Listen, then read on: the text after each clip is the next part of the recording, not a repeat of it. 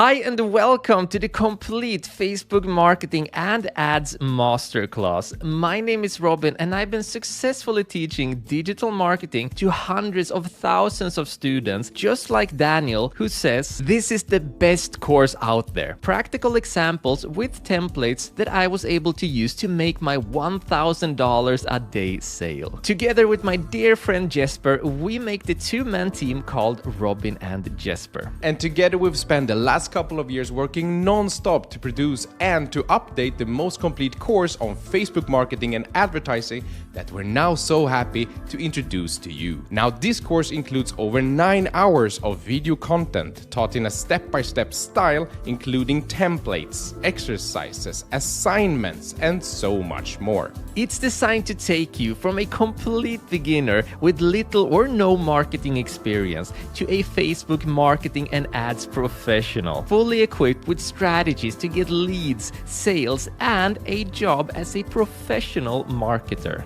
You will learn how to spend 75% less time on your Facebook ads, but triple your results by properly using Facebook's algorithm that has trillions of data points on billions of people by using dynamic creative testing. You will learn what data columns to look for to find profitable ads, how to scale them, and how to automatically test them against new ads to find even more profitable ads and continue scaling. You will also get 10 different ad creative strategies with examples such as the them versus us strategy, testimonial strategy, features point out strategy, 3 reasons why strategy, etc. that you can start implementing right away. And you will even get in-depth knowledge on organic Facebook marketing, where you will learn how to build a community of high-quality leads, 10 posting strategies to increase engagement, and 6 strategies specifically designed to reach even more people. Now this is the only course that you need to become a professional Facebook marketer, and we got thousands of happy students with the results to prove it. Now just take a look at Lorraine, for example, who says, I've taken a few Facebook ads courses on Udemy, but this was far the best. Robin takes the time to explain each and every aspect of creating and optimizing Facebook ads so thoroughly. Or Nechama, who says, this course is giving everything. Everything is clearly explained and to the point step by step. If you want to know how to make good and profitable Facebook ads for your business, you should take this course. This course is 100% beginner friendly. You don't need any experience with marketing on Facebook to get started. We'll teach you everything you need to know, step by step, from a complete beginner all the way to becoming a professional. So instead of spending thousands of dollars on smaller and more expensive Facebook courses, or taking in-person training or expensive degrees where you will have to take time off of work, with this course you get instant access to over 9 hours of video material that has years of collected knowledge behind it and thousands of happy students to prove it. But that's not all. When you enroll in this course, you'll get all future updates included for free, so you'll always stay on top professionally with the latest updates. Or like Sanjay says, this is the most practical course over here, and the best thing is that they are regularly updates the content, unlike other courses where they still have 2015's content, which is completely outdated. Apart from that, Robin and Jesper are very proactive if you ask any questions or having any doubts. I have asked many times about my queries and they always answers the best solutions. I would definitely recommend this to anyone who wants to be the master of Facebook ads. It will give you everything that you want to learn, and the best thing is that they share amazing strategies. Great work, guys. And remember that you have a 30-day money-back guarantee and you'll get premium support on all your questions within 24 hours, Mondays through Fridays. So if you are ready to get your business or someone else's business to the next level with Facebook marketing, we'll see you inside the course. Actually, advertising on Facebook is incredibly easy. But what is the secret to success? There are 2 things you need to have in order to succeed with your ads. 1, a winning offer. That is, a product or service that there's actually a demand for. And 2, a winning ad creative.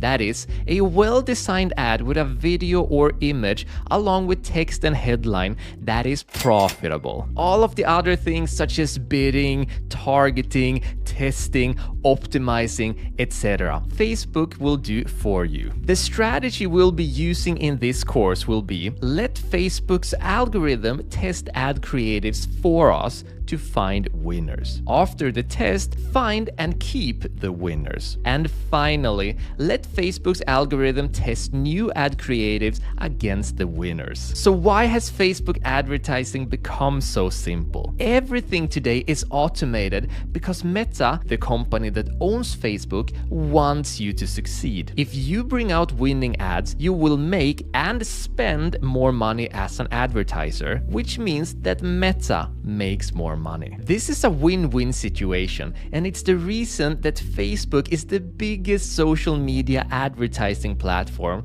in the world. So if you're ready to get started and learn this strategy step by step to start succeeding with your Facebook ads, we'll see you in the next lecture.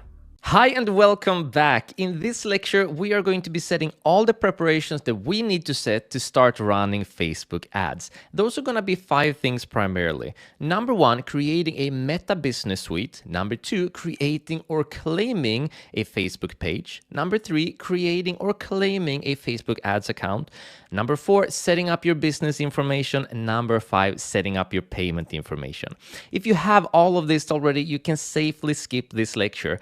But if you're missing even just one ingredient here, you're gonna need to go through this lecture with me, and we're gonna do it together step by step. So just follow what I do on screen, okay? So let's get started with number 1, creating our Meta Business Suites. So we're gonna start off by going to business.facebook.com. It's gonna be in the resources as well. You're gonna get a screen that looks like this. It might be a little bit different for you because they change this all the time. Now, if you don't have one, you're gonna click on create an account. And if you're not already logged into your Facebook account, they're gonna ask you to log in with your personal account. Just do that and then write in business.facebook.com. Again, you'll end up here and you'll be able to create your own Meta Business Suite. So you have a couple of options. You're gonna need to set up your business name here. So that's simply gonna be the name of your business. If you're a personal brand, that's gonna be your name. Then write in what your actual name is and then your business email, and then click on submit. Now you're only allowed to have a certain amount of Meta Business Suites here. So I'm not able to create a new one. What I'm gonna do is click down here where it says go to Meta Business Suite and log in. Once you've logged in, you should end up on a page that looks like this. Now remember, if you created a new account, go to your email and verify your account right away. It's very important to get all of the functionality of Meta Business Suite. And if you don't end up in this place, simply write in business.facebook.com once again, and then you're gonna end up here. So while we're not gonna use these functions in this course, here's a quick rundown of the different functions in the Meta Business Suite. Now you're gonna get all of the notifications of everything that's happening in your Facebook and Instagram account, because remember, Meta owns both here. Here's an inbox for all of your DMs, for all of the messages, everything. So you get one central. Meta Business Suite is just one big central where you can manage everything for all of the Meta businesses, that is Facebook and Instagram. Here you can watch all of your posts and stories and see their data all collected in one place. Commerce, you can add in all of your products in here. Now we don't even need to use that for our ads though, but you can do it. You have your planner if you want to schedule future posts. This didn't used to exist. You used to have to pay for this service. You can see all of your ads in here on both platforms, and you can get all of the insights and data in here. So that's just a quick rundown of all the things you can do. Now what we're gonna do is add in our Facebook page so that it's an asset to this specific Meta Business Suite. We're gonna go down here and click on settings, and then we're gonna get a couple of options. So we're gonna move up first where it says business assets. And since this isn't a brand new account, this is an old account, we already have a couple of assets, and you don't need to worry about any of these. We're gonna fill these up with things such as the Meta Pixel as we go. Your screen is of course going to be blank. Now what we're gonna want to do is add an asset, and the first asset we want to add is our Facebook page. So we're gonna go up here where it says add asset. Then we're gonna click on Facebook page. Now you have 3 different options. You can create a brand new one, you can claim an existing one, and then you can request to share a Facebook page. If you're an agency, you're gonna want to share someone else's Facebook page, meaning that you can use that in the ads, but you don't own that page. If you do own a page already, like for example, we have a page, it looks like this, and it's under the name of Robin and Jesper, we can simply search for this and add it in. It looks like this. We click on claim an existing Facebook page, and then I would just search for, now I just needed to write Robin and we end up here. Otherwise I could just write Robin and Jesper, just like this, click here, and then I would claim it. Now, if you don't have a Facebook page, I'm gonna show you how to set that up very quickly. We're gonna click on add asset, once again, Facebook page, and then click here where it says create a new Facebook page. The page name is going to be Robin and Jesper Business, just to get a different name for us because we already have a Robin and Jesper. Now you're just gonna want to write your business name in here. It's not any more difficult than that. And then the category, I'm gonna write marketing. Let's see, advertising, marketing, and I'm just gonna leave it like that because this isn't important. And then bio, I'm just gonna write courses to change your life. Now these don't really matter. What's really important is going to be your page name, because your page name is going to show up when you do the ads. And we're gonna start off with a completely fresh Facebook page here. So this is really where you want to make a good decision and actually use your business name.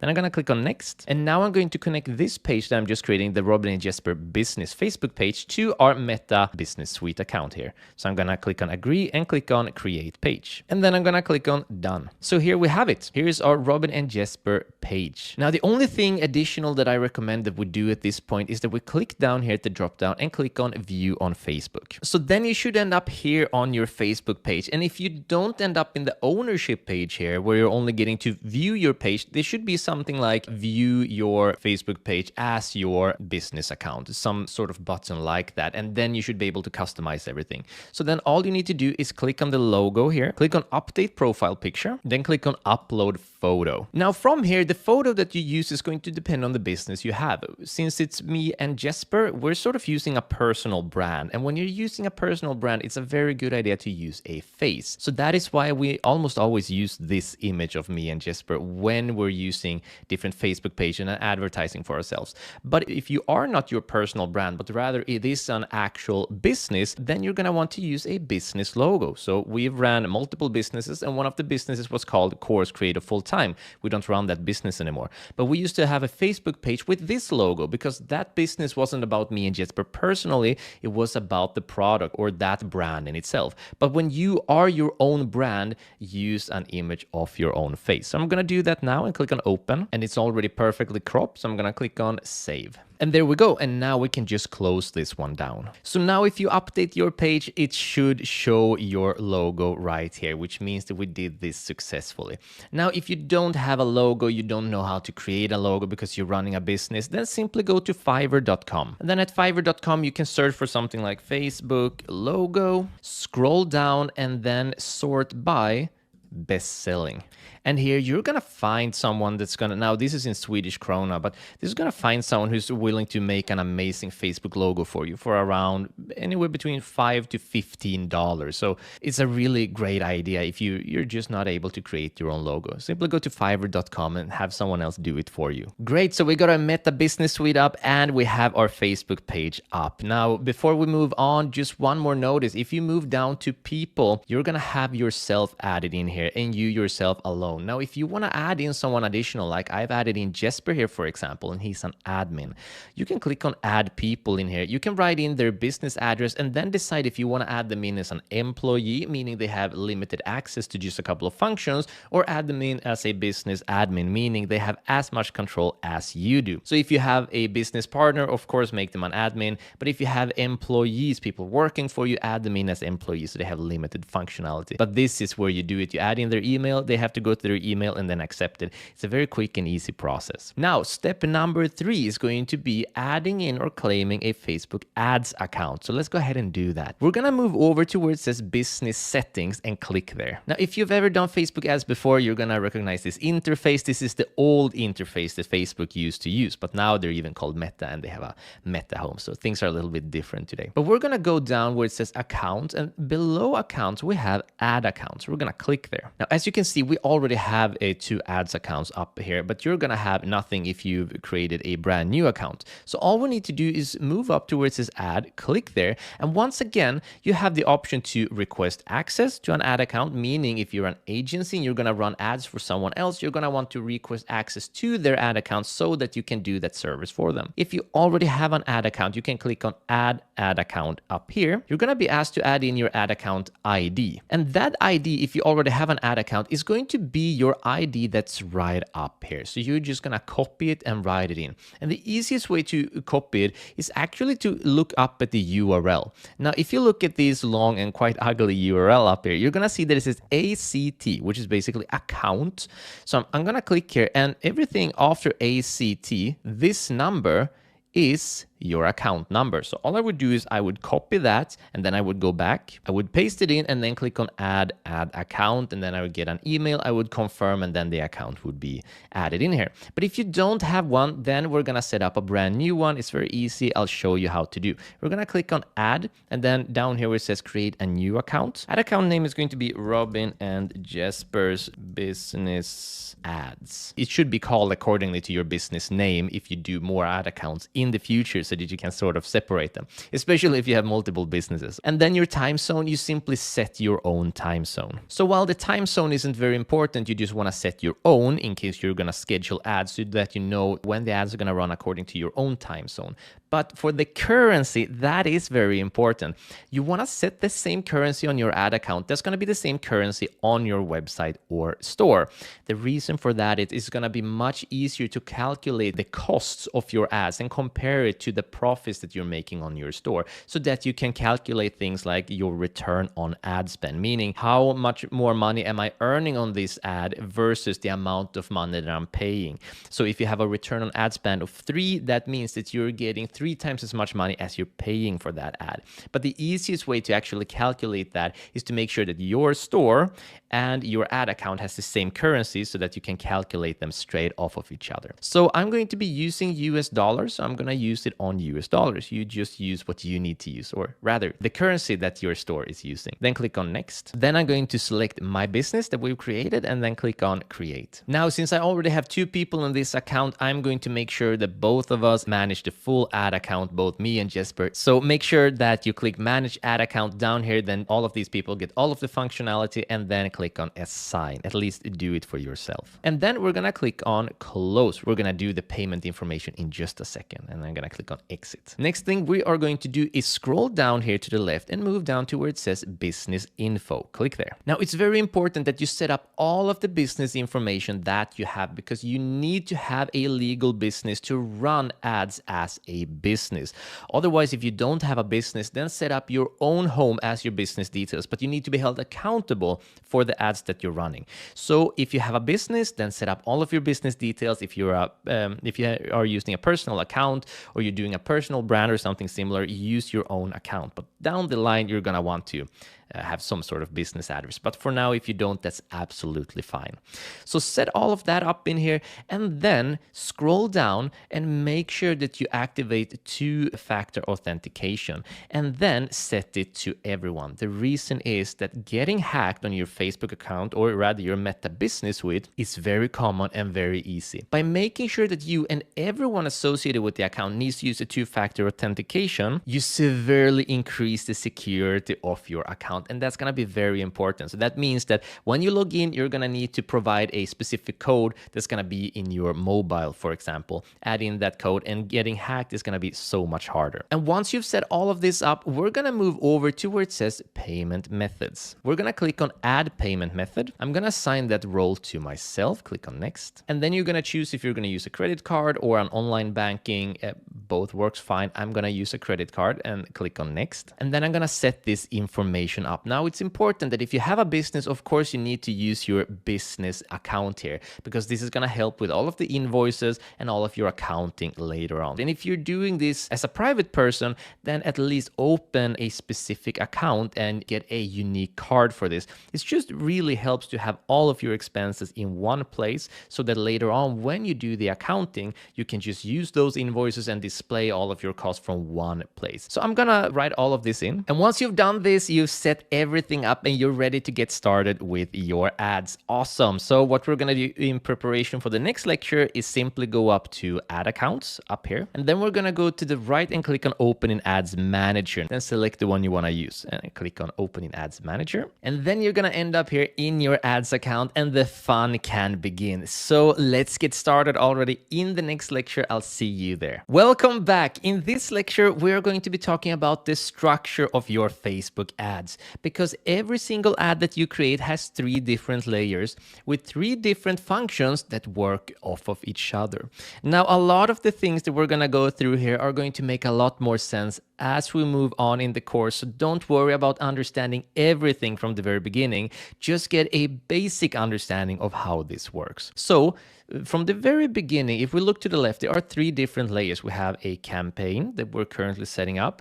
We have an ad set, and then we have an ad, or also known as an ad creative. Let's take it from the very beginning. Now, the ad campaign is going to decide 2 things primarily. Number 1, what is the goal of your ad? And number 2, what is the budget of your ad? When you've decided on those 2, and we already decided on one, we're going to have a direct to offer, and it's going to be for a digital marketing course. Next up, we're going to be setting up our budget a little bit later on in the course. And once we've set that budget, that is going to affect all of your ad sets and all of your ad creatives.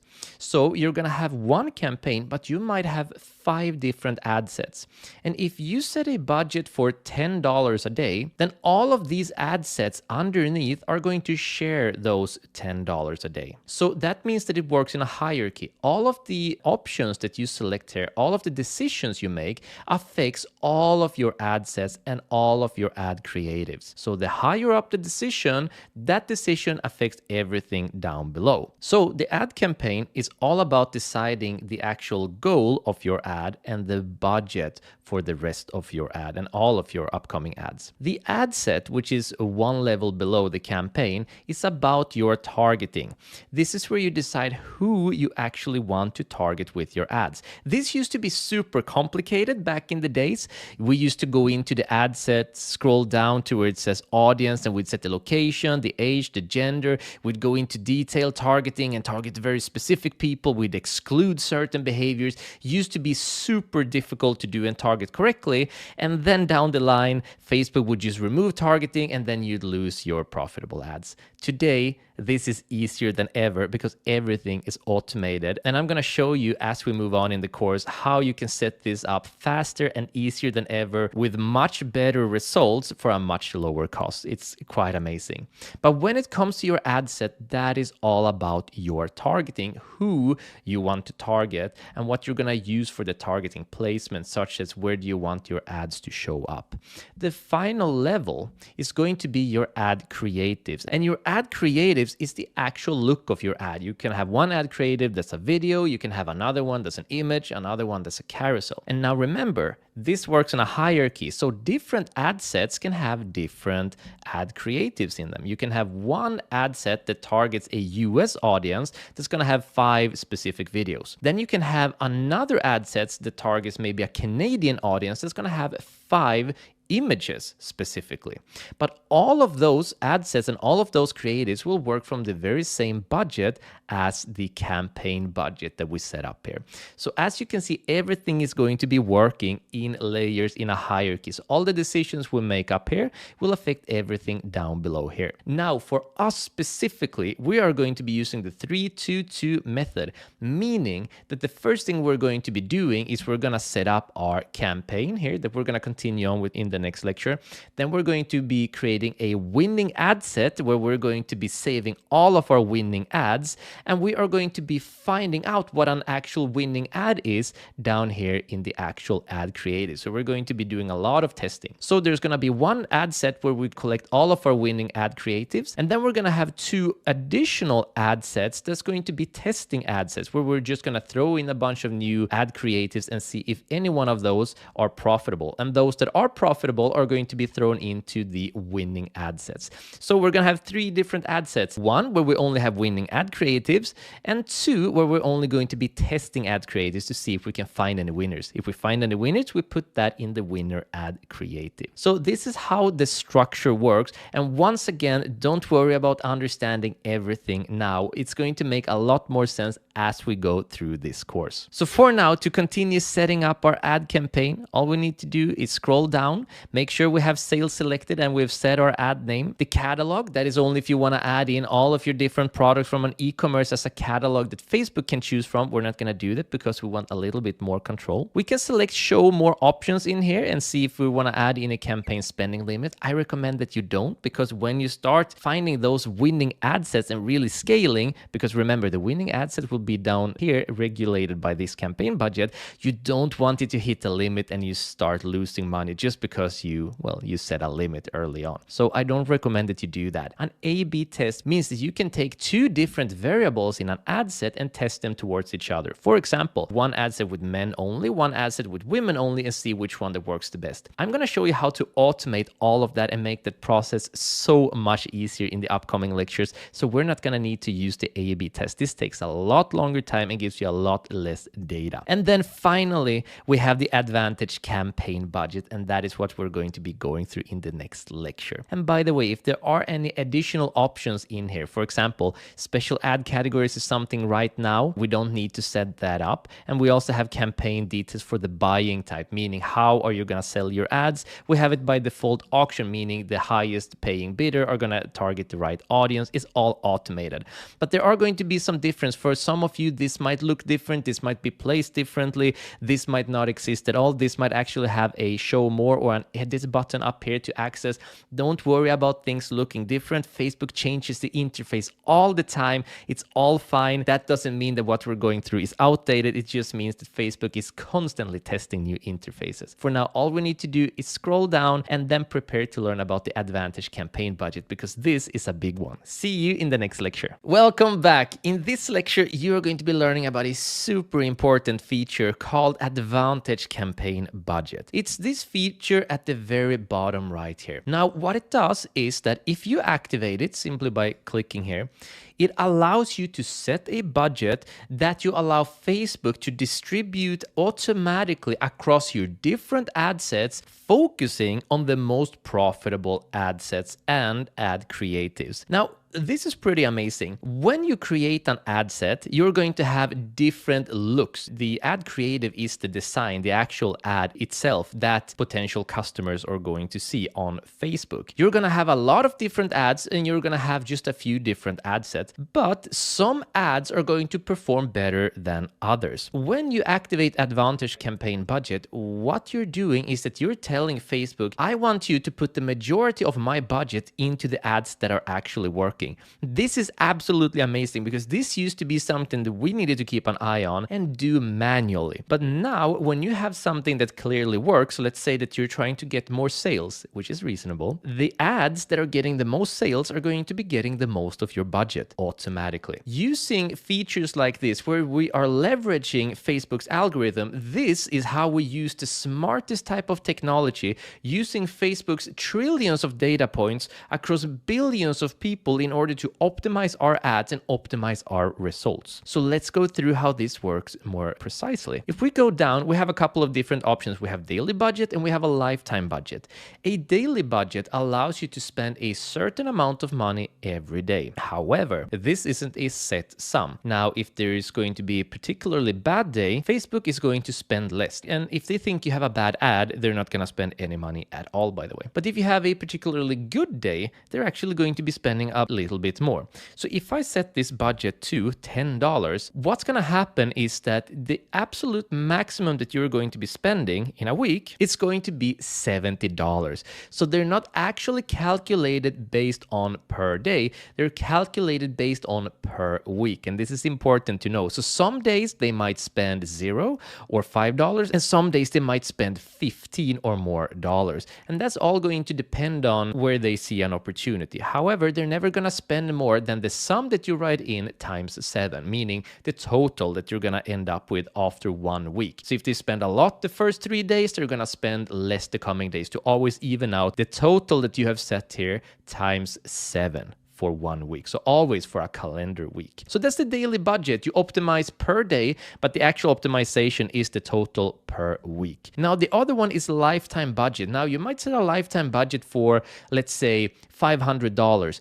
The problem with that is that if Facebook sees an opportunity, it's going to spend all of your budget right away. And that's going to be a bit of a pity, because that's not really going to allow you to optimize the algorithm over time, because the more you use the so-called metapixel, which we're going to talk more about later, the smarter the algorithm is going to get and the better results you're going to get. So what you're going to want to do, and I strongly recommend, is that you don't take this risk where you might blow your entire big budget in just a day or two or maybe a week. What you do instead is that you even it out with a daily budget. And this is going to be a lot smarter. So naturally, your question is, how much should your daily budget be? Well, the primary idea here is that it needs to be a sum that you can afford to lose. That's going to be very important, because ads take a little while to work up towards, and you can't expect a profit from the very get-go. You have to understand that ads get smarter and smarter the more you run them, but you're gonna have to run them and experiment a bit. So only set a sum that you can lose. For a minimum budget, I recommend 5.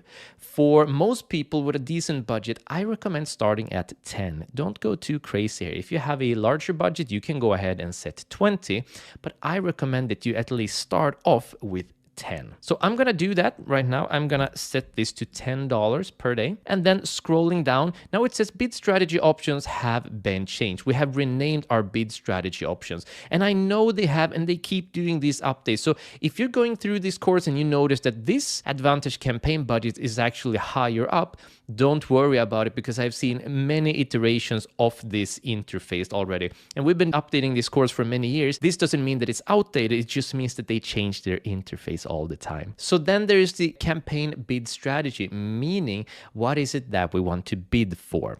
Now we have a couple of options. If we click on edit over here, we could bid for the highest volume, meaning we want to get the most results for our budget, getting as much sales as possible for our budget. We can also have cost per result goal, which could be handy if you, for example, know that one lead for you is worth $8. So then you don't want to spend any more than $8. So you can have a cost per result goal of a maximum of $8. So maybe even put it a little lower so you can actually be profitable with your ads, but a maximum of 8. Then you can have a return on ad spend, so that you know that you need to have a certain return to be profitable. And then you can also have a cap. You're not willing to pay more than a certain amount of cents or a certain amount of dollars for a specific goal. Now, what I strongly recommend for all of you, and that I personally also always use, is going to be highest volume. Again, we want to leverage the smartness of the Facebook algorithm. They have trillions of data points on billions of people. They are going to be smarter than we are. If we tell the algorithm to optimize for getting the most sales for the budget we're setting, then that is what the algorithm is going to focus on, and that is what we want, right? We want as much results as possible for the budget that we have set. So we're going to go ahead and set highest volume here. And once again, they're renaming this. I believe I've seen an iteration called maximize results was one of these. So it might go under different name, but highest volume, maximum results, etc. This is what we want to aim for, as much results as possible for our budget. And then scrolling down, we also have show more options, and this is for ad scheduling. Now we're not able to do that or change that, as you can see, because ad scheduling is only going to be available for a lifetime budget, meaning you can show your ads on a specific day, time of day, or at night, etc., where you know that the cost might be lower at night because there might be less advertisers, etc. But this is just completely unnecessary complications. This isn't where you move the needle and get the actual long-term results. This is just minors. So we're not going to stress about this at all. We're going to have it run all the time.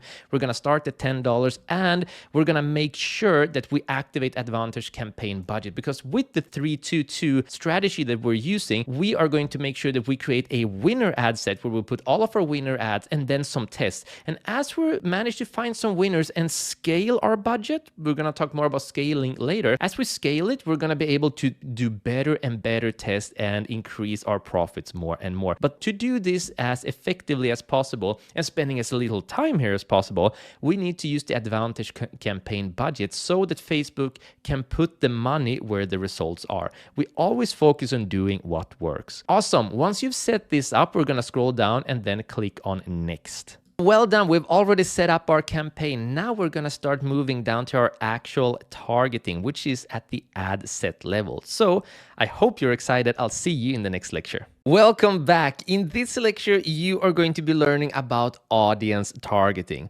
Now, remember, the primary function of the ad set is who are you looking to target? Now, previously, we've set up that we're targeting people who are interested in purchases on our website. Okay. And we've optimized everything. So a conversion means a purchase. We've optimized the ad delivery for purchase. And that means that right now we're targeting between 1 to 1.2 million people. But that is because there are some default settings in here already, and it's currently targeting a Cyprus.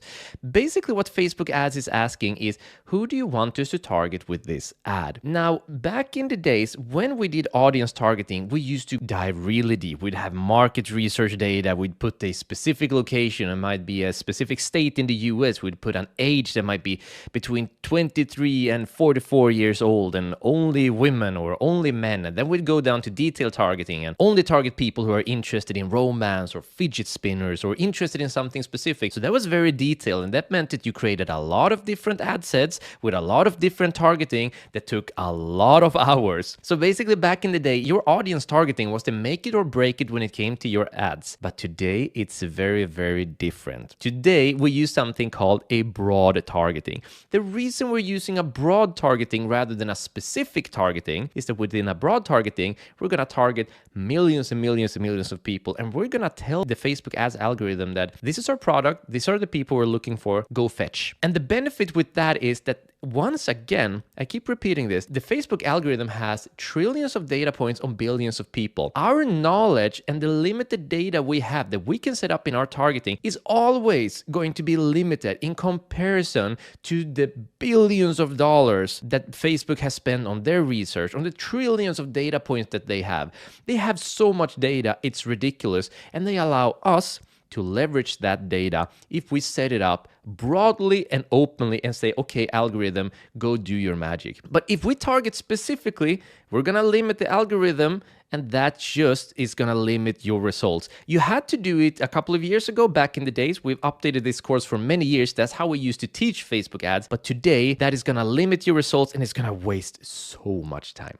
So let's go through all of these different options, and I'll teach you what they are and what's recommended today. Now, the first thing is that the audience is, who are you looking to target? You can create a new audience or use the saved audience. We're not going to play with this. We don't have an existing audience. Later on in the course, I'm going to show you how you can create different audiences and use them. But once again, those are old strategies. But I still want you to know where they are and how they function. So should they become available in the future, you can access them. But for now, we don't have them. We're going to go through them later. You can also exclude audiences. I'm going to show you how to do that as well. Now, the first thing we want to target in on is the location. Currently for me, it says Cyprus because that's where I spend most of my time. But that's not where I want to target my ads. Now, since I'm selling a digital product, the location isn't very important. So I'm going to be targeting the most consumer-friendly English-speaking countries, and we call them the Great Six. And those are the 6 English-speaking countries like the US, the UK, Canada, Ireland, Australia, and New Zealand. So those are the ones that we're going to be targeting. So I'm going to move over to the right, click on Edit here, and then I'm going to remove this, and then I'm going to leave this on people living or recently in this location. That doesn't matter. That really won't change the outcome much. And then I'm going to click on Search for Location and write in United States. I'm gonna target all of the United States, and then United Kingdom, target all of the United Kingdom, Canada, Ireland,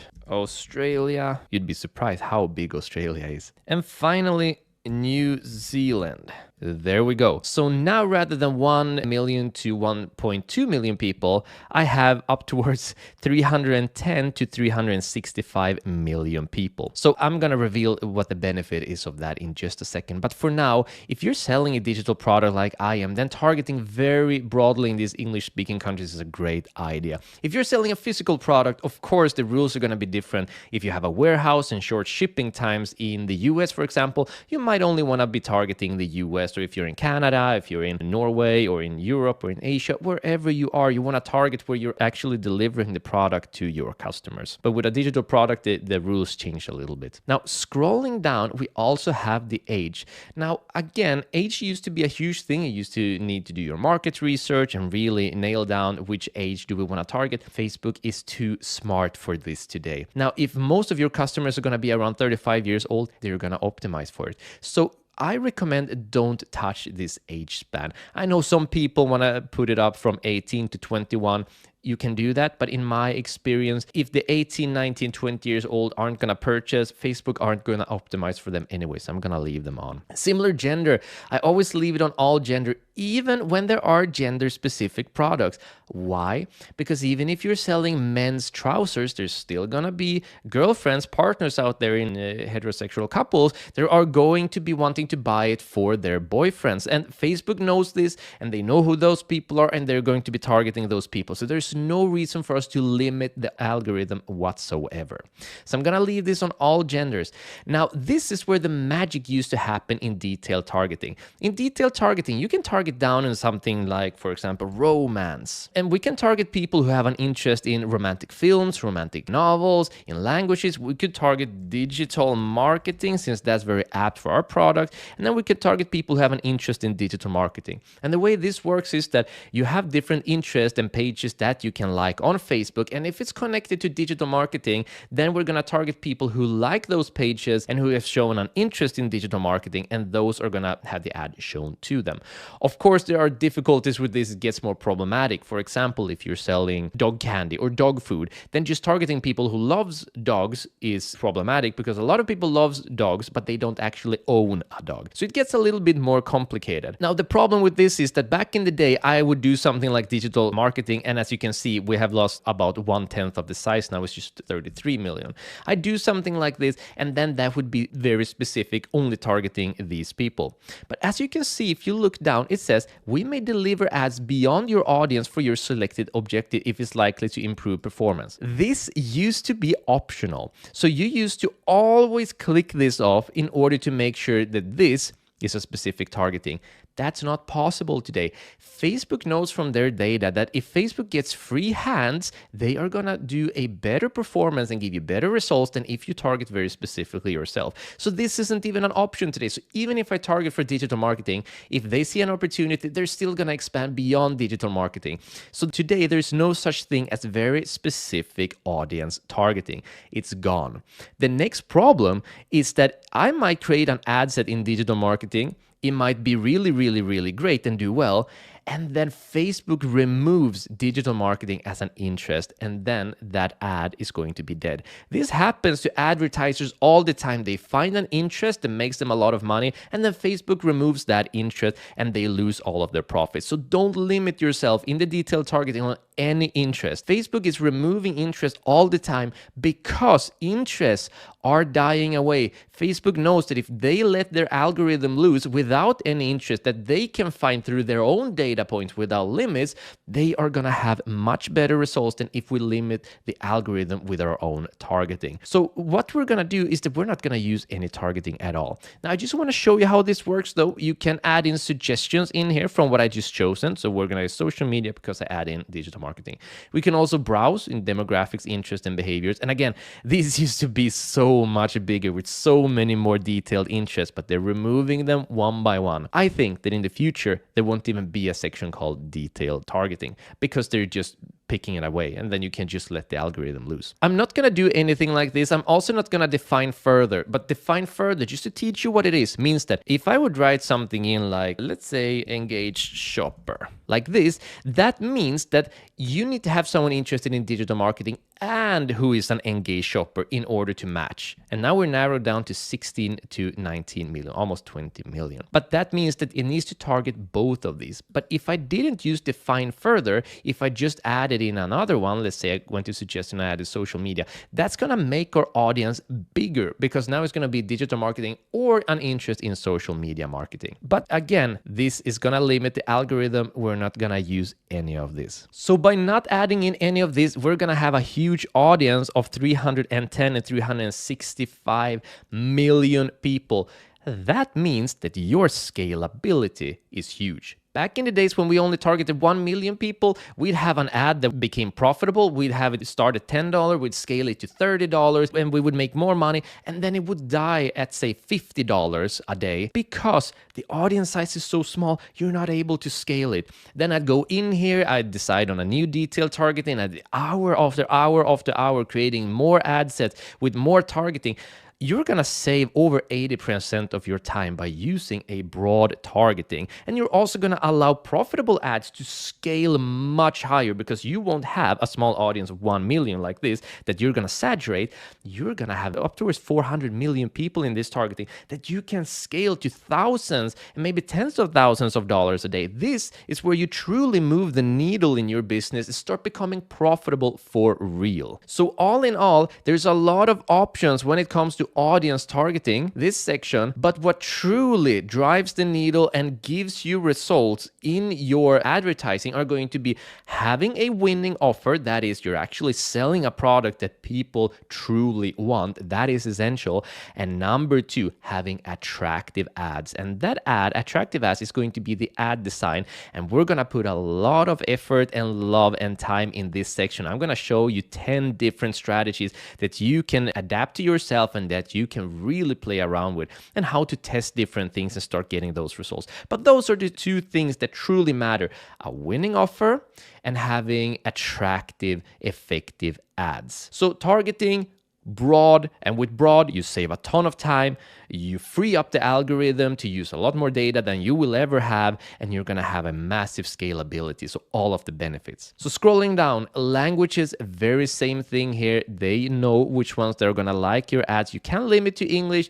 There is no need to whatsoever. And scrolling down, it says show more options, but it's actually currently not showing anything, and chances are that maybe they're updating or adding or removing something in. It doesn't matter. There's nothing more that we want to set up here anyway. So if you have something additional here, it won't matter. Scrolling down, the next thing is placement. And that is also something that we want to go through more in depth. And we are going to do that in the next lecture. So I'll see you in the next lecture. Welcome back. So in this lecture, we are going to be talking about placements, and placements meaning where do you want your ads to be showing up? Now, remember, Meta owns Facebook and Meta owns Instagram, and there's a lot of different places where they can show up. They can show up as an Instagram story, in the messages section, on the news feed, on the sidebar on Facebook. There's so many different places where your ads can be shown. If we scroll all the way to the bottom, we have the section here called placements. And there are two different options in here. The first one is Advantage Plus placements.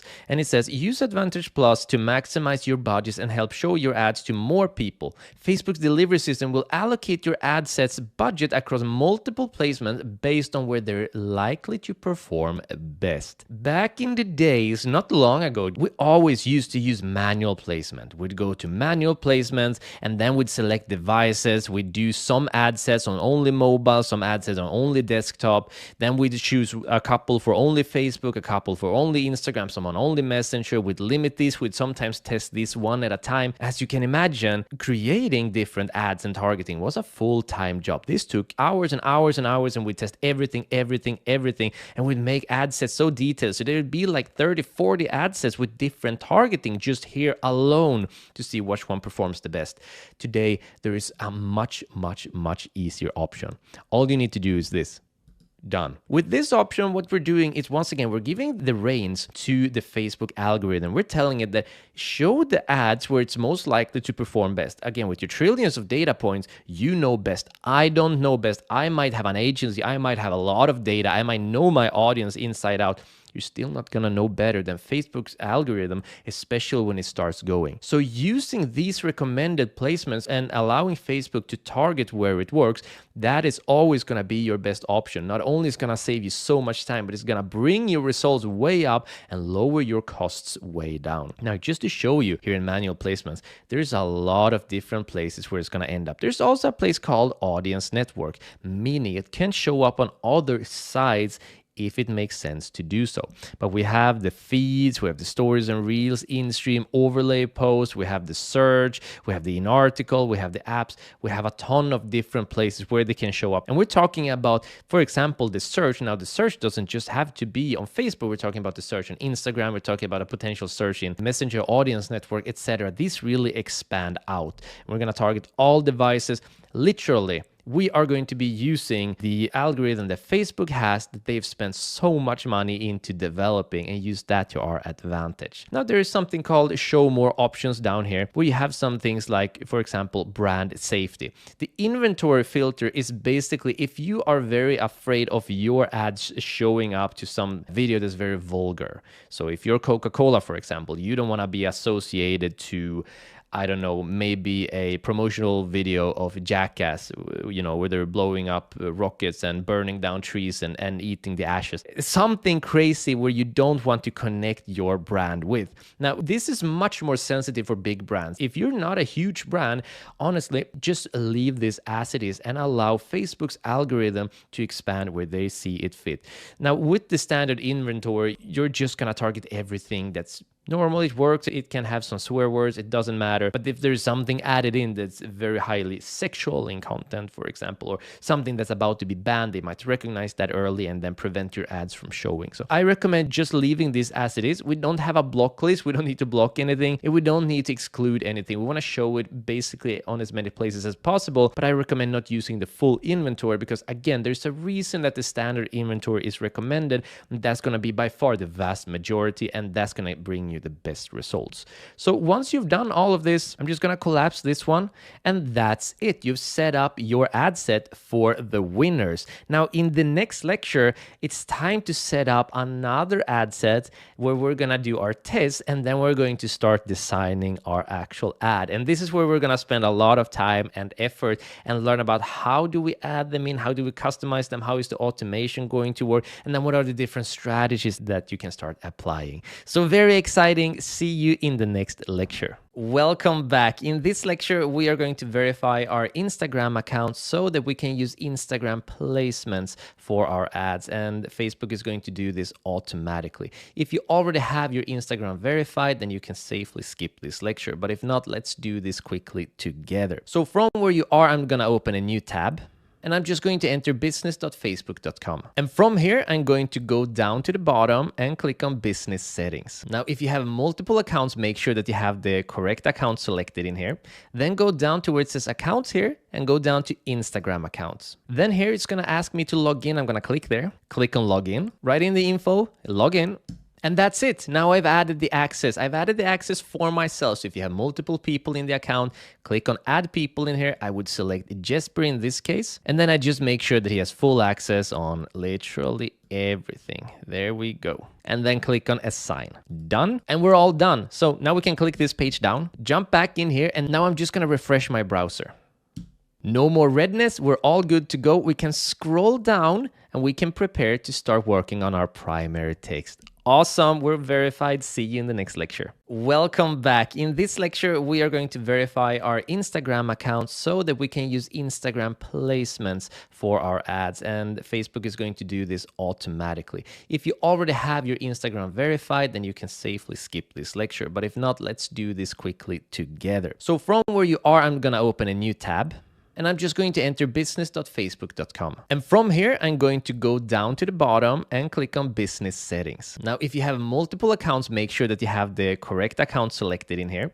Then go down to where it says accounts here and go down to Instagram accounts. Then here, it's going to ask me to log in. I'm going to click there, click on login, write in the info, log in. And that's it. Now I've added the access. I've added the access for myself. So if you have multiple people in the account, click on add people in here. I would select Jesper in this case. And then I just make sure that he has full access on literally everything. There we go. And then click on assign. Done. And we're all done. So now we can click this page down, jump back in here. And now I'm just going to refresh my browser.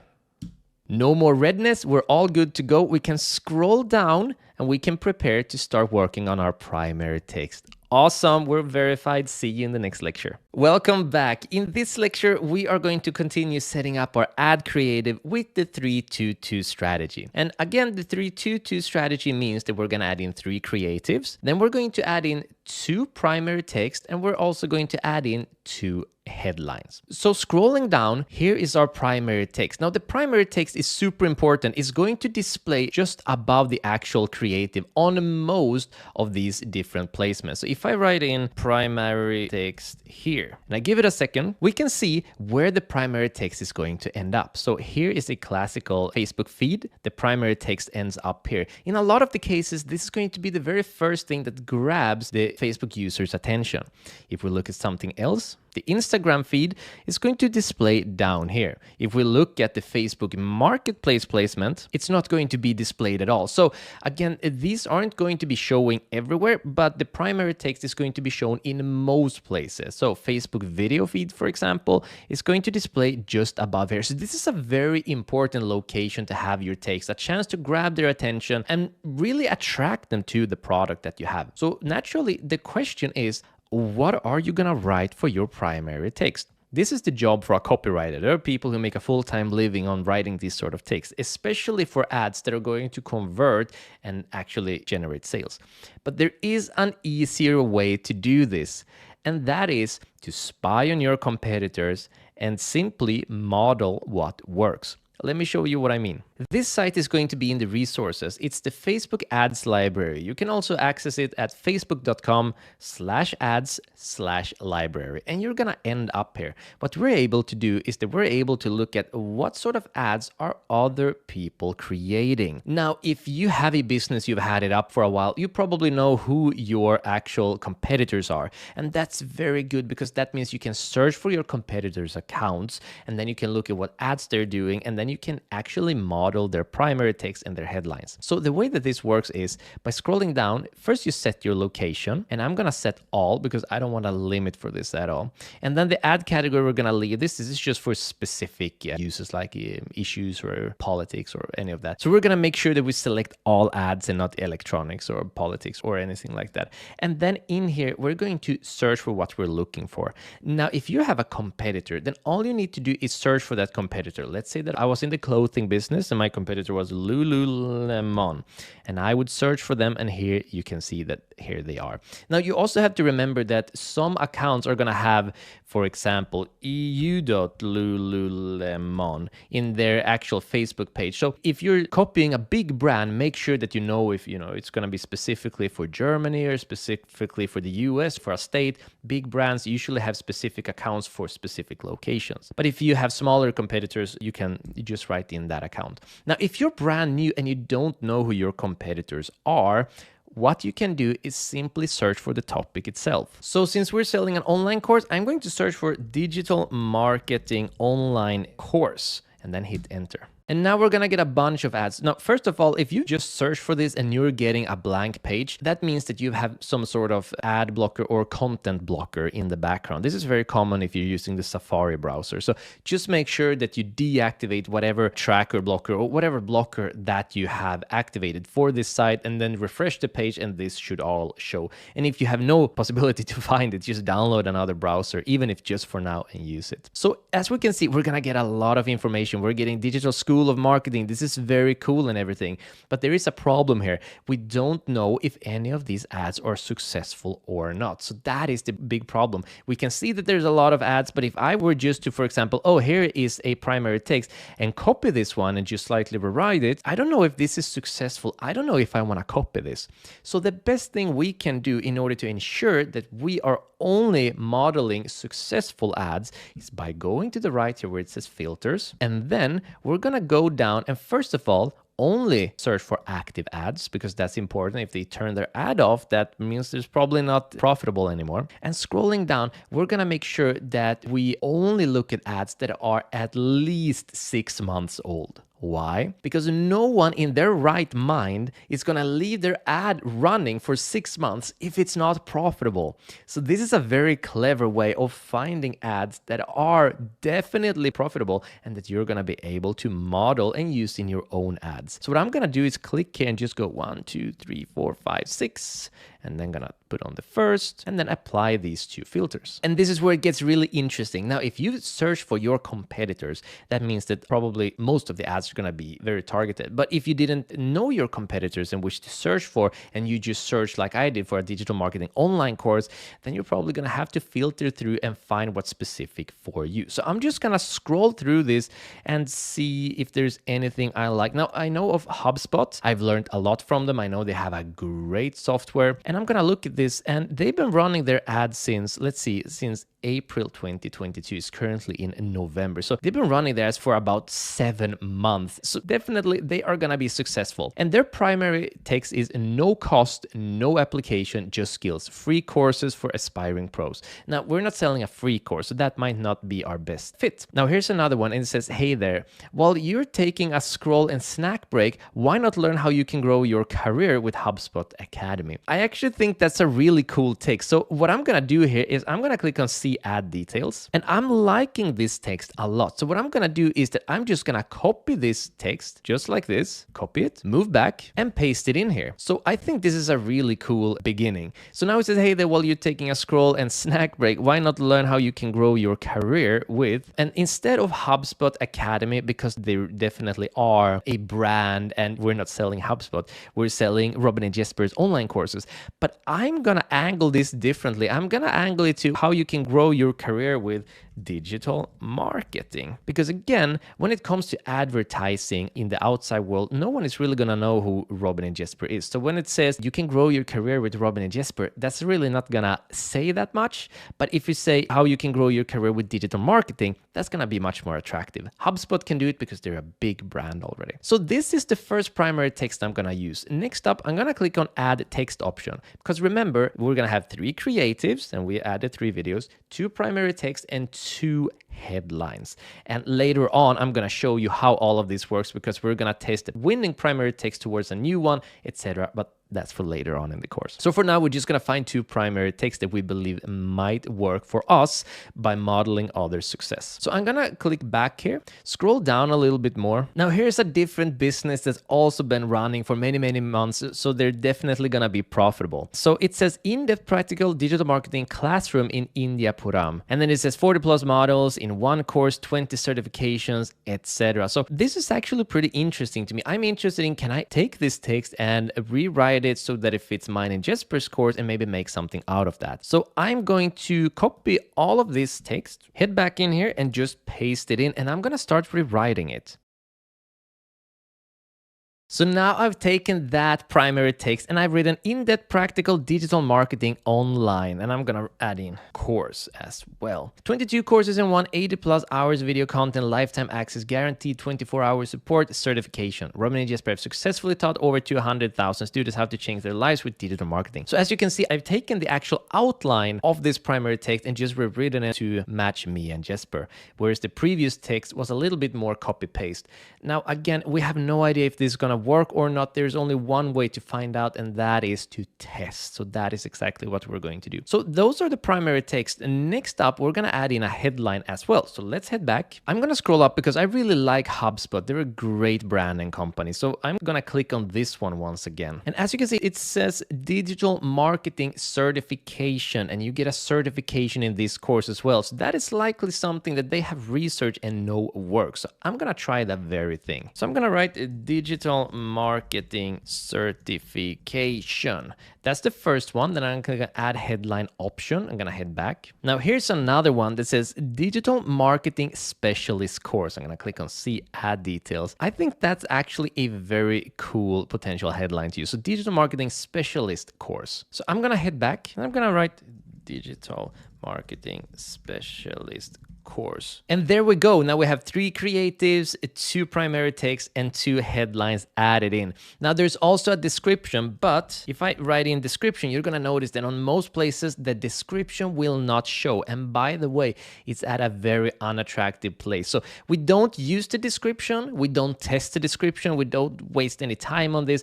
Most of the places where we look at the description is not going to show. So it really won't matter if if we use it or not. And besides, in my opinion, it sort of clouds it a little bit. Giving people too much options and making it more difficult to read is not going to help. This, just saying digital marketing certification, that is a great way to approach it. Adding more text down below here isn't going to add more value. It's probably going to make it harder to read. So we are going to leave the description completely blank. There are a couple of more options. We're going to look through them. Then we're going to preview what these will look like, and then we're actually going to publish it. So I'll see you in the next lecture. Welcome back. So in this lecture, you're going to learn how to extract a winning ad into your winner's ad set from the test into an actual winner ad set. Now, first of all, what makes a winner into a winner? If you're selling a product, it's very simple. It's either breaking even or it's making you profitable. When it comes to leads, it's a little bit more difficult. You want to make sure that the leads you're getting are actually converting, or at the very least that you're getting in the beginning a big amount of leads. So the average cost for a lead is going to be anywhere between $3 all the way up to $30. It depends on what you're selling. If it's some expensive service, or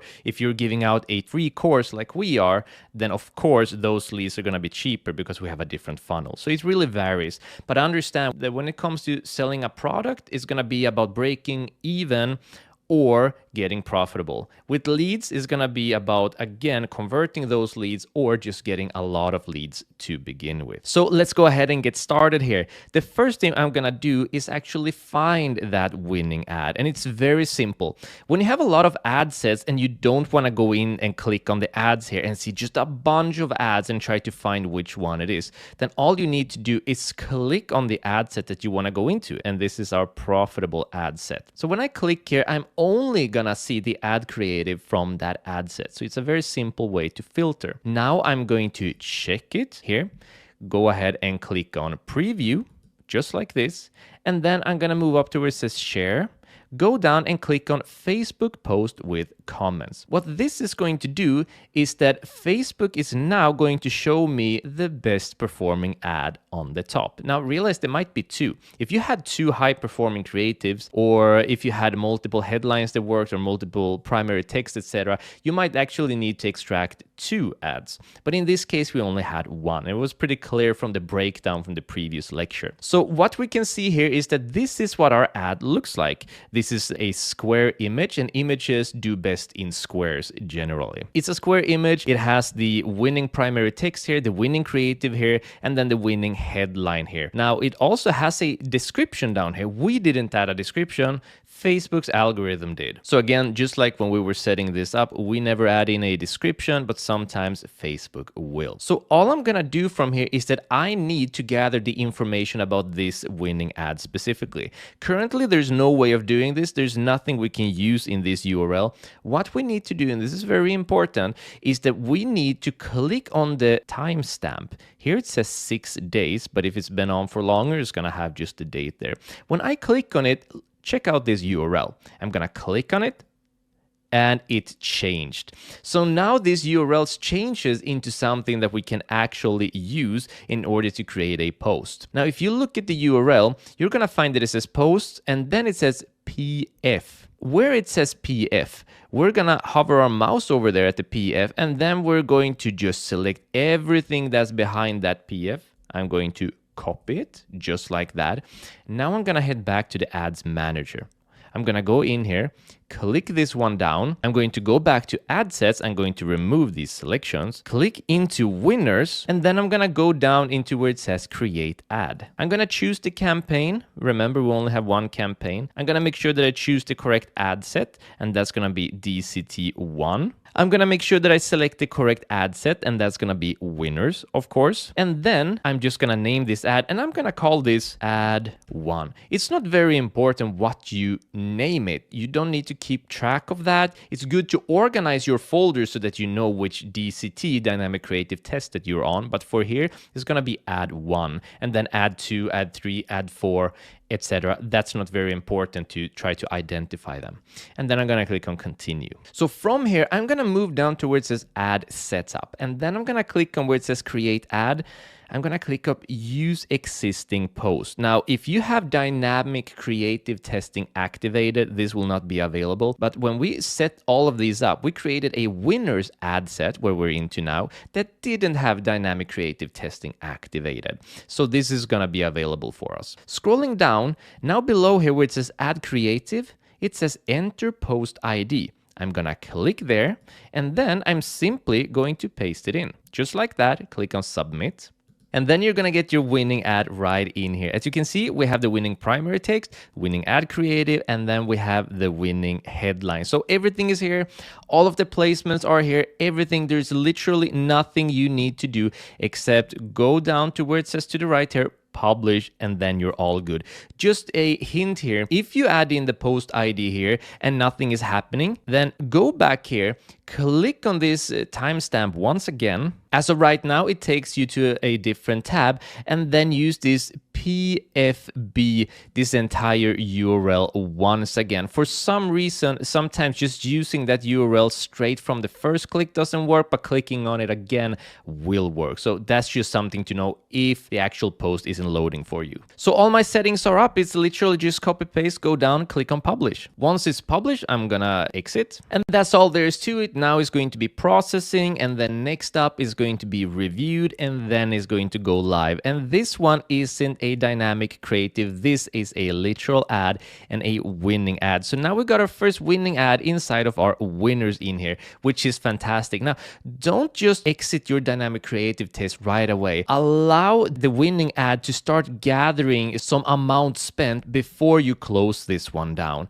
And once you have some spent in here, it might take 1 or 2 days, then you can close this one down. And then if you're profitable for scaling, all you need to do is go back to campaigns and consider increasing the budget by about 20%, and then just see where the results are from there. And in order to increase the budget, is very simple. You go to campaigns, you go down, click on edit, scroll down, and then where it says campaign budget, you just set the number that you want to set here. Let's say that we would increase it to 25. I'd write 25 and then just go down and publish. I'm not going to do that at this point. I'm just going to leave it at 20, but that's how you scale. And if it stays profitable, then give it a couple of days, say 4 to 7 days. And if it stays profitable, you can scale it with 20% again. And then remember to create another dynamic creative test, so you keep on testing. Now, when it comes to your dynamic creative test, remember, if you're going to have two, have one with only images and one with only videos. Never mix them. Or you can have two with images or two with videos, whatever flows your boat.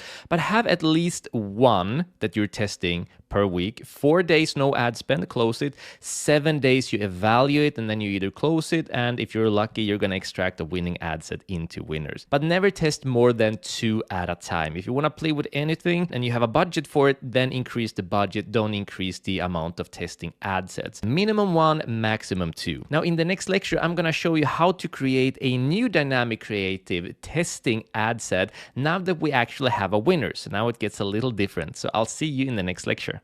Welcome back. So in this lecture, you're going to learn how to create a new dynamic creative test now that you have a winning ad. Now, you might not have a winning ad yet. Don't worry, because I kind of jumped forward in the process. But once you have a winning ad, you want to make a new test, and you want to ask the Facebook algorithm, is this new test going to be better, worse, or equal to the winning ad set that I have? By constantly testing and constantly challenging your winners, you're constantly going to be scaling up your ads to making them more and more profitable, having more and more ad spend. Now, remember, a big part of this game is also to have ads that can spend a lot of money. By going broad, the ads can spend a lot of money. You don't have to be super profitable. You don't need to have a return on ad spend that's going to be 3, 4, 5, or 6, meaning if you put in $1, you would get $6 back on a return on ad spend at 6. What's important is that you are profitable and you can have a big spend. You're going to make a lot more money if you can spend, say, $2,000 per day on a return on ad spend that's 1.5. Compare that to if you have a return on ad spend that's at 5, but you're only able to spend $30 per day. So you really want to find those ads that's going to scale high for you and stay profitable. And the best way to do that is to find better and better winners. Looking at our current winning ad, we are going to be testing 3 new creatives to see is there any other creative that's actually better than this. We are going to test 1 new primary text. So that means we're going to take this primary text that we have right here, add it into the new test, and then also add another one, because then we can see side by side which one is performing the best. Is this one a real keeper, or is there one that's actually better? The only way to find out is to run the tests. And then we have our headline, and once again we're gonna use this headline, and then we're also gonna use 1 new headline so we can compare them side by side after 4 or 7 days and see which one is performing the best. So once again, when you have a winning ad set, 3 new creatives, 1 new primary text, 1 new headline. And let me show you how to do just this. First of all, you're going to want to have prepared 3 new creatives. And the way I do it and the way I stay organized is by keeping them in folders. So this is straight from mine and Jesper's Google Drive. And what I have here is 1 folder with images and 1 folder with videos. And remember, this is a newly started project for us, so there's going to be a lot of folders in here soon. Now, going into images, I have the Dynamic Creative Test 1, and that's going to be the one that I just ran with these 3 creatives. And by keeping them named like this as well, both by the folder name and the creative names, it's very easy to find which one you've used, which ones that are profitable, which are the successful ones, etc. And then I also have the other one with videos, the Dynamic Creative Test 2. Now in images, this is going to be the new test that we're going to be making. And it has 3 new creatives, and that's exactly what you need. Now you also need 1 new primary text and 1 new headline. And the way I prefer to stay organized is by using a note-taking app. Now, this note-taking app is called Bear. You can use Notes if you're using Apple. You can use Evernote if you're using any form of Android or Apple too. Any form of note-taking app is absolutely fine. So what I do is simple. I just write in the headline up here, and then I have 1 primary text that we can see. And this is a new one that I found by scurrying through the ads library. And this is the old one. Remember, this one is the one that's in the winning ad set. It's this very winning primary text. So again, we're testing this winning primary text towards another one to see which one performs the best. And then we also have a new headline. And this is going to be our new headline.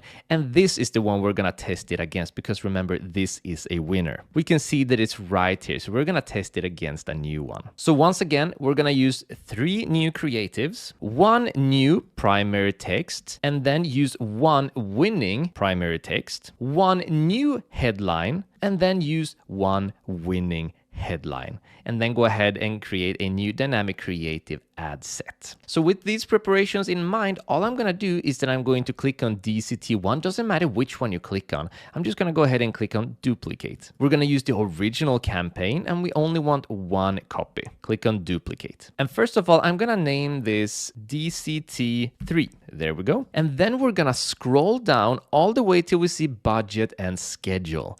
I'm going to click on show more options, and it says ad spend limits. I'm going to click on edit, ad set spend limits, and then I'm going to set a daily minimum spend. And the reason for this is when you have a winning ad set, especially when you have a lot of winning ad set and you start getting a really big budget, maybe you're running for $500-$600 per day and you're staying profitable there, then the algorithm isn't necessarily going to be very keen on testing your new ads. So in the beginning, now that we're running $20 per day on our ads, that's our total budget, I'm going to set a daily minimum ad spend on 5. When your budget starts getting bigger, I recommend that when you create your new test, you set a daily minimum ad spend on your new test for 10. This is going to make sure that they have a chance to get some of that spending and start gathering results. Because if the algorithm sees that, hey, this is working out well, it's going to get more spend and you're going to be able to find your winner. But if you don't set this,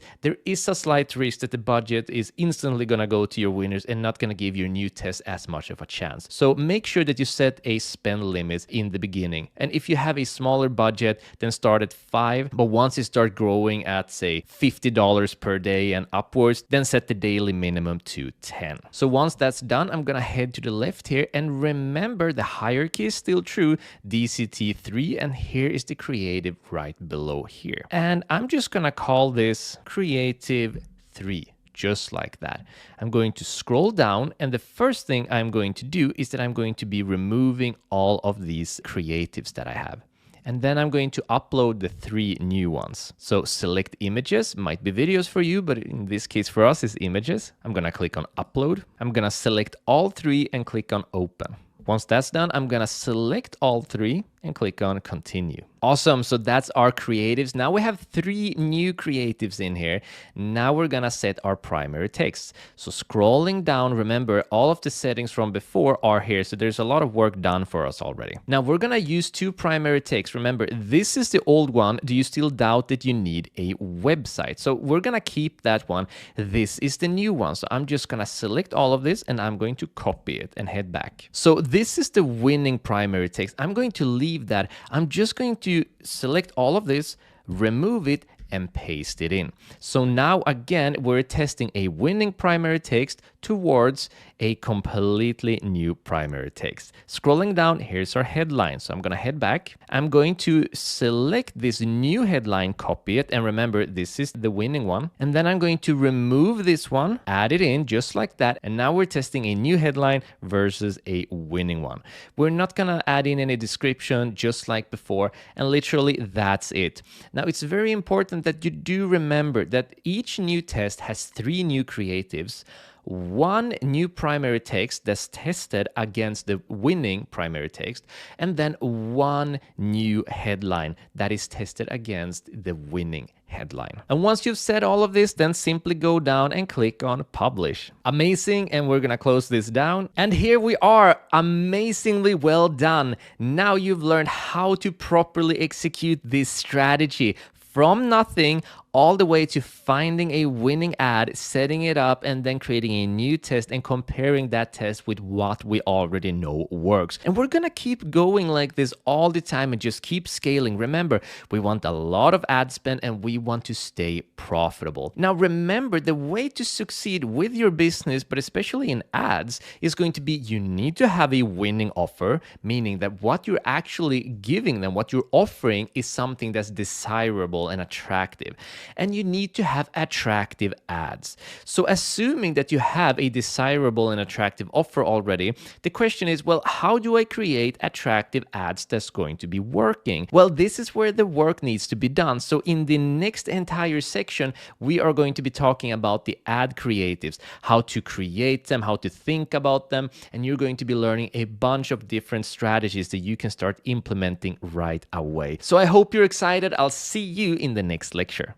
Welcome back. So the first strategy we're going to be looking at is called problem and solution. And this is really a classic, a true and tried. Problem and solution recognizes what the problem is and then instantly offers a solution to it. While a lot of different strategies today, especially modern strategies, are very focused on storytelling, problem and solution is usually very straightforward. It allows you to show your audience exactly how you will be able to help them. Now let's look at a great example from an advertiser called Dealer Pro. Now the first thing we're gonna look at is the creative itself, because it's always the creative that catches your attention. So see if you can sort of notice the problem and solution theme when you look at the creative itself. So here is the creative, and it says, make your cars become hotcakes. Now there's a saying that goes, it sells like hotcakes, meaning there's something that sells very well. And the saying here is, make your cars become hotcakes, meaning make your cars sell very well. So that's sort of a suggestion that this is someone that's gonna help their audience sell their cars better. So it's a very niched ad that we're looking at. Now looking at the primary text, it says, lots of leads coming in, but no sales. Now that is a problem, and in this primary text, they are addressing the problem heads on. Lots of leads coming in, but no sales.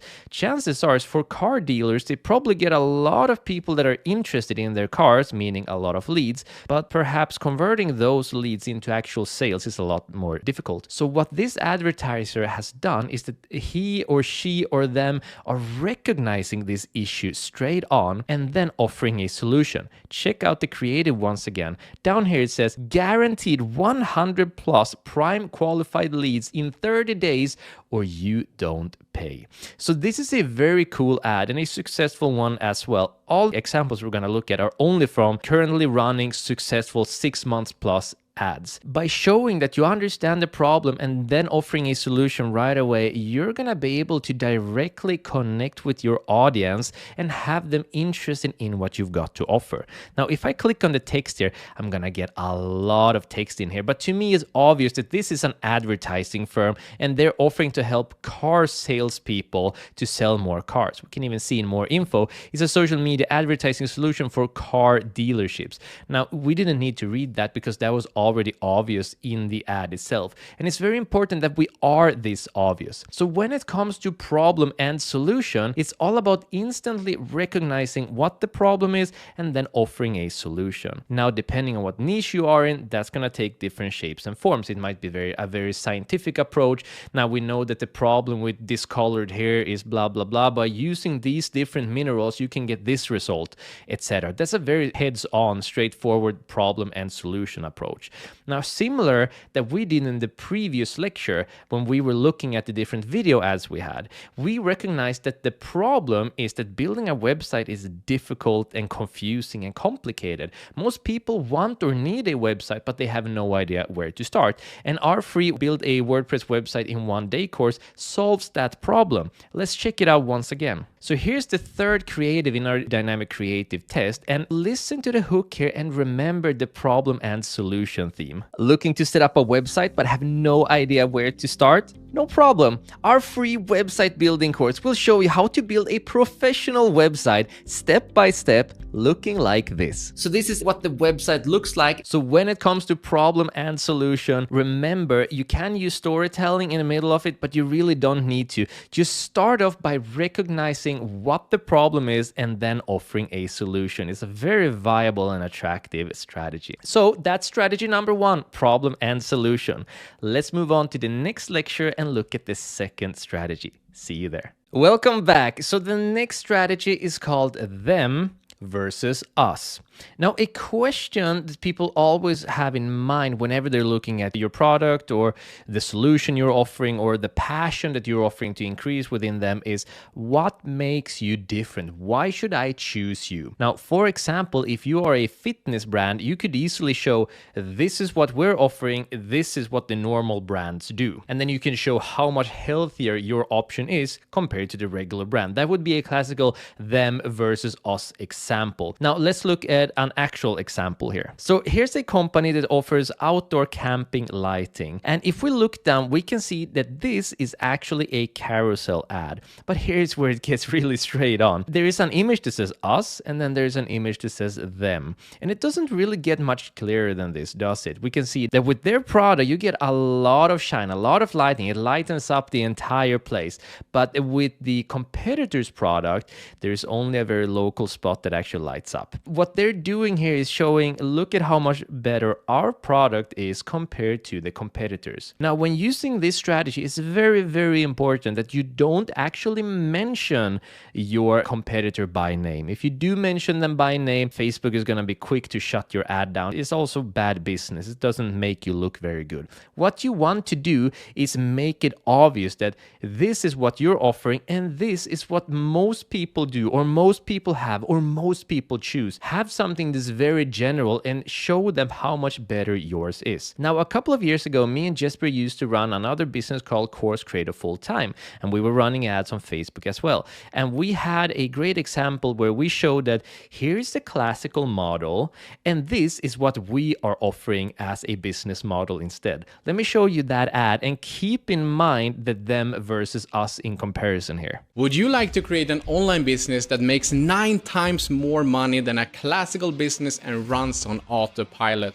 that will allow you to have control of your time to grow your business and spend more time with your loved ones. If this sounds good to you, I invite you to join me in the 45-minute free training. Now, to join me in the free training, just click in the upper right corner if you're on a mobile device and in the lower left corner if you're on your computer, and you'll get direct access to the entire 10-step system. See you inside.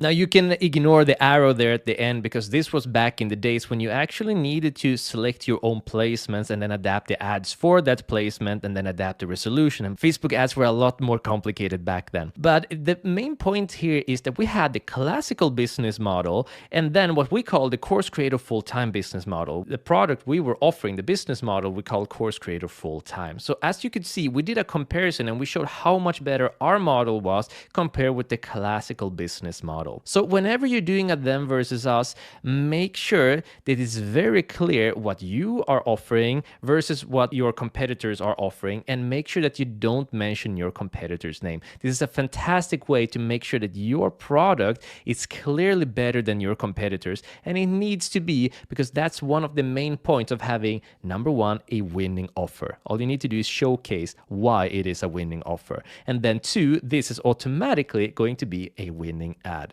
Awesome. See you in the next lecture with the next strategy.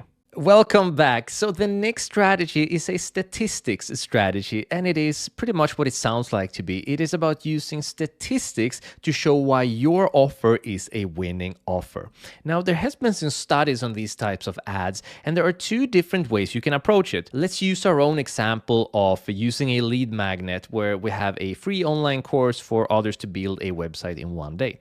Now, you could use a statistics strategy to say something like 90% of people don't know how to get their first website started. And that would be catering to the problem. And the sort of ads that are using statistics to cater to the viewer's problems have shown not to be very effective. So instead of using statistics to showcase a problem, use statistics to showcase a solution. So for example, we might use something like 90% of everyone taking this course will have a website up and running within one day. Now, that would be using statistics to show a benefit, to show a solution, to show that we're actually giving the viewers something that they want. So the studies seem to show that this is a much more effective approach. With that said, let's look at a practical example. So here's a digital marketing agency that's using a carousel with a bunch of statistics to showcase the knowledge and giving some free value to the viewer. So the first thing we can see, because we always look at the creative first, is 7 sales stats every real estate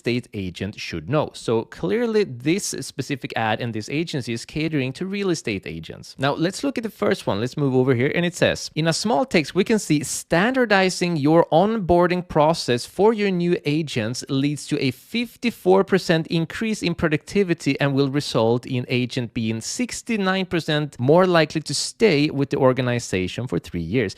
Again, there's positive reinforcement here. He's using statistics to showcase the benefit of doing these things or having these things. And of course, the sort of tongue-in-cheek here is that this is exactly the sort of results that this agency can offer. It's not clearly said yet, but that is what's being hinted at here.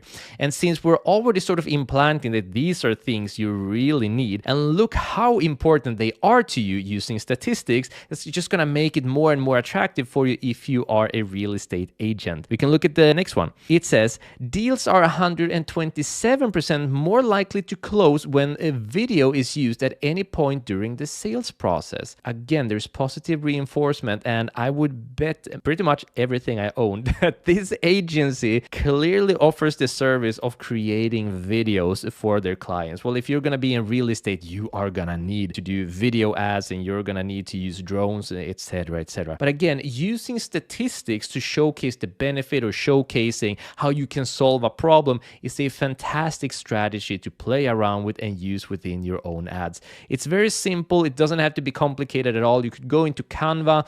You could write something like 80% will have the benefit of, and then the benefit by using our, and then your product. So there's a lot of different ways you can approach this. When you're using the statistic strategy, make sure that the statistics that you're using is being used as a positive reinforcement and not as a negative reinforcement. All right, well done. Let's move on to the next lecture and the next strategy. Welcome back. So the next strategy is going to be testimonials. And testimonials are incredibly powerful because 92% of all consumers say that they read testimonials and reviews before they make a purchase.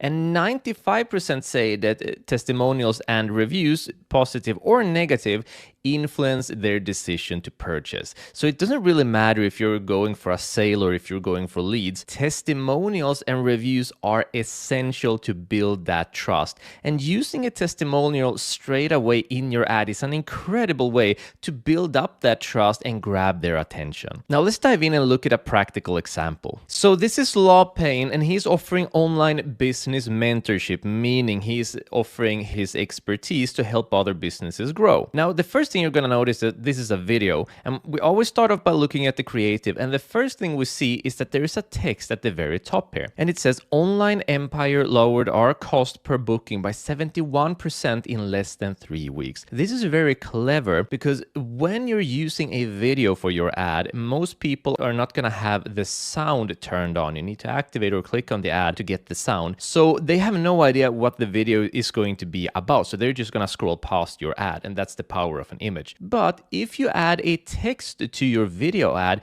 and just leave that text there, that's going to grab their attention and give them a reason to actually get into the video. And if you can grab people's attention and have them watch your video ad, that's really going to up your engagement. So this is a short video ad. It's just 1 minute. Let's have a look at it. And remember, as with all video ads, the hook, meaning the first about 3 to 5 seconds, are the most important of the entire ad. So let's listen extra carefully to what's being said in the first seconds. Some of the changes and some of the things that Brett and I chatted about yesterday, upping the ad spend, things like that. We got our first application with kind of our second application with kind of the new system that Law implemented for us. We got it for $35, so that's pretty damn legit. That's awesome. Our lead cost right now is sitting at around like $2.50. So my phone is blowing the hell up today. So that's awesome. We're pretty excited. It was, I don't know. It's just been like a switch here over the last 48 hours. And I guess the ads are hitting right and everything's going really, really well. So I just wanted to hop in here and just let Brett know, because I know there was kind of like 2 or 3 days where there wasn't really too much happening. So I just wanted to let you guys know that shit is popping and it looks like we're starting to move in a really, really good direction. So that's what we want to hear. We're happy. We're super happy as well. I mean, now I think it's just going to be a question of kind of slowly scaling and keeping things going. So a very clever marketing strategy, starting off by mentioning the changes that was made by this online mentor. And if you've read this text up here, you know that there are results in here. So when he opens with a hook that talks about changes, it makes you want to stay and listen. And then he goes into the changes that has been made and the results that he's getting. So very clever marketing. And also notice that the quality of the video isn't very high and even the sound is slightly lagging. But despite that, this is a very successful ad, because what the viewers are interested in here are going to be the testimonial itself. Let me know that there is value in this service that is being offered. So once again, testimonials, super powerful. Even with such a low production quality and slightly lagging sound, you can still get some super high quality. Now, testimonials can of course be made in image form as well, and we are currently running one with our dynamic creative testing number 3 that we've earlier set up, and one of our ad creatives look like this. So this is also a testimonial ad, and it says, I haven't even finished this course and I have signed up my first client, building them a site for $850 $50. So this is a really powerful testimonial. Now there's going to be some pros and cons here. With a video is going to be more powerful because there's an actual person in there. There's someone talking. There's someone you can connect to. Here we don't actually have a face of the person, which would be preferable, but we don't have contact with this specific student. It's just a review that we've gotten. But the power of using an image like this is that first of all, it's going to grab the attention a little bit easier. You're going to see free course, build a WordPress website. If that's interesting to you, you're going to read the rest of it. So if you see this testimonial, it's probably going to be enough for people to click on that link, enter the website, the landing page, and then there's going to be additional information, testimonials, going to show the modules, everything that's in the course that's going to have them want to sign up, and then we are going to get a lead. So there's a lot of different ways to approach this, and the best way is to try 3 images and then also have another dynamic creative test with 3 videos and see which one that's going to work out the best. Maybe there's a winning ad set in both of them. We never know. With that said, you can do a single testimonial like in the video we just saw and like we're doing with the image here, but you can string together a bunch of different testimonials and reviews to really showcase the power. Try them out and see which one works for you, but this is a very, very powerful strategy.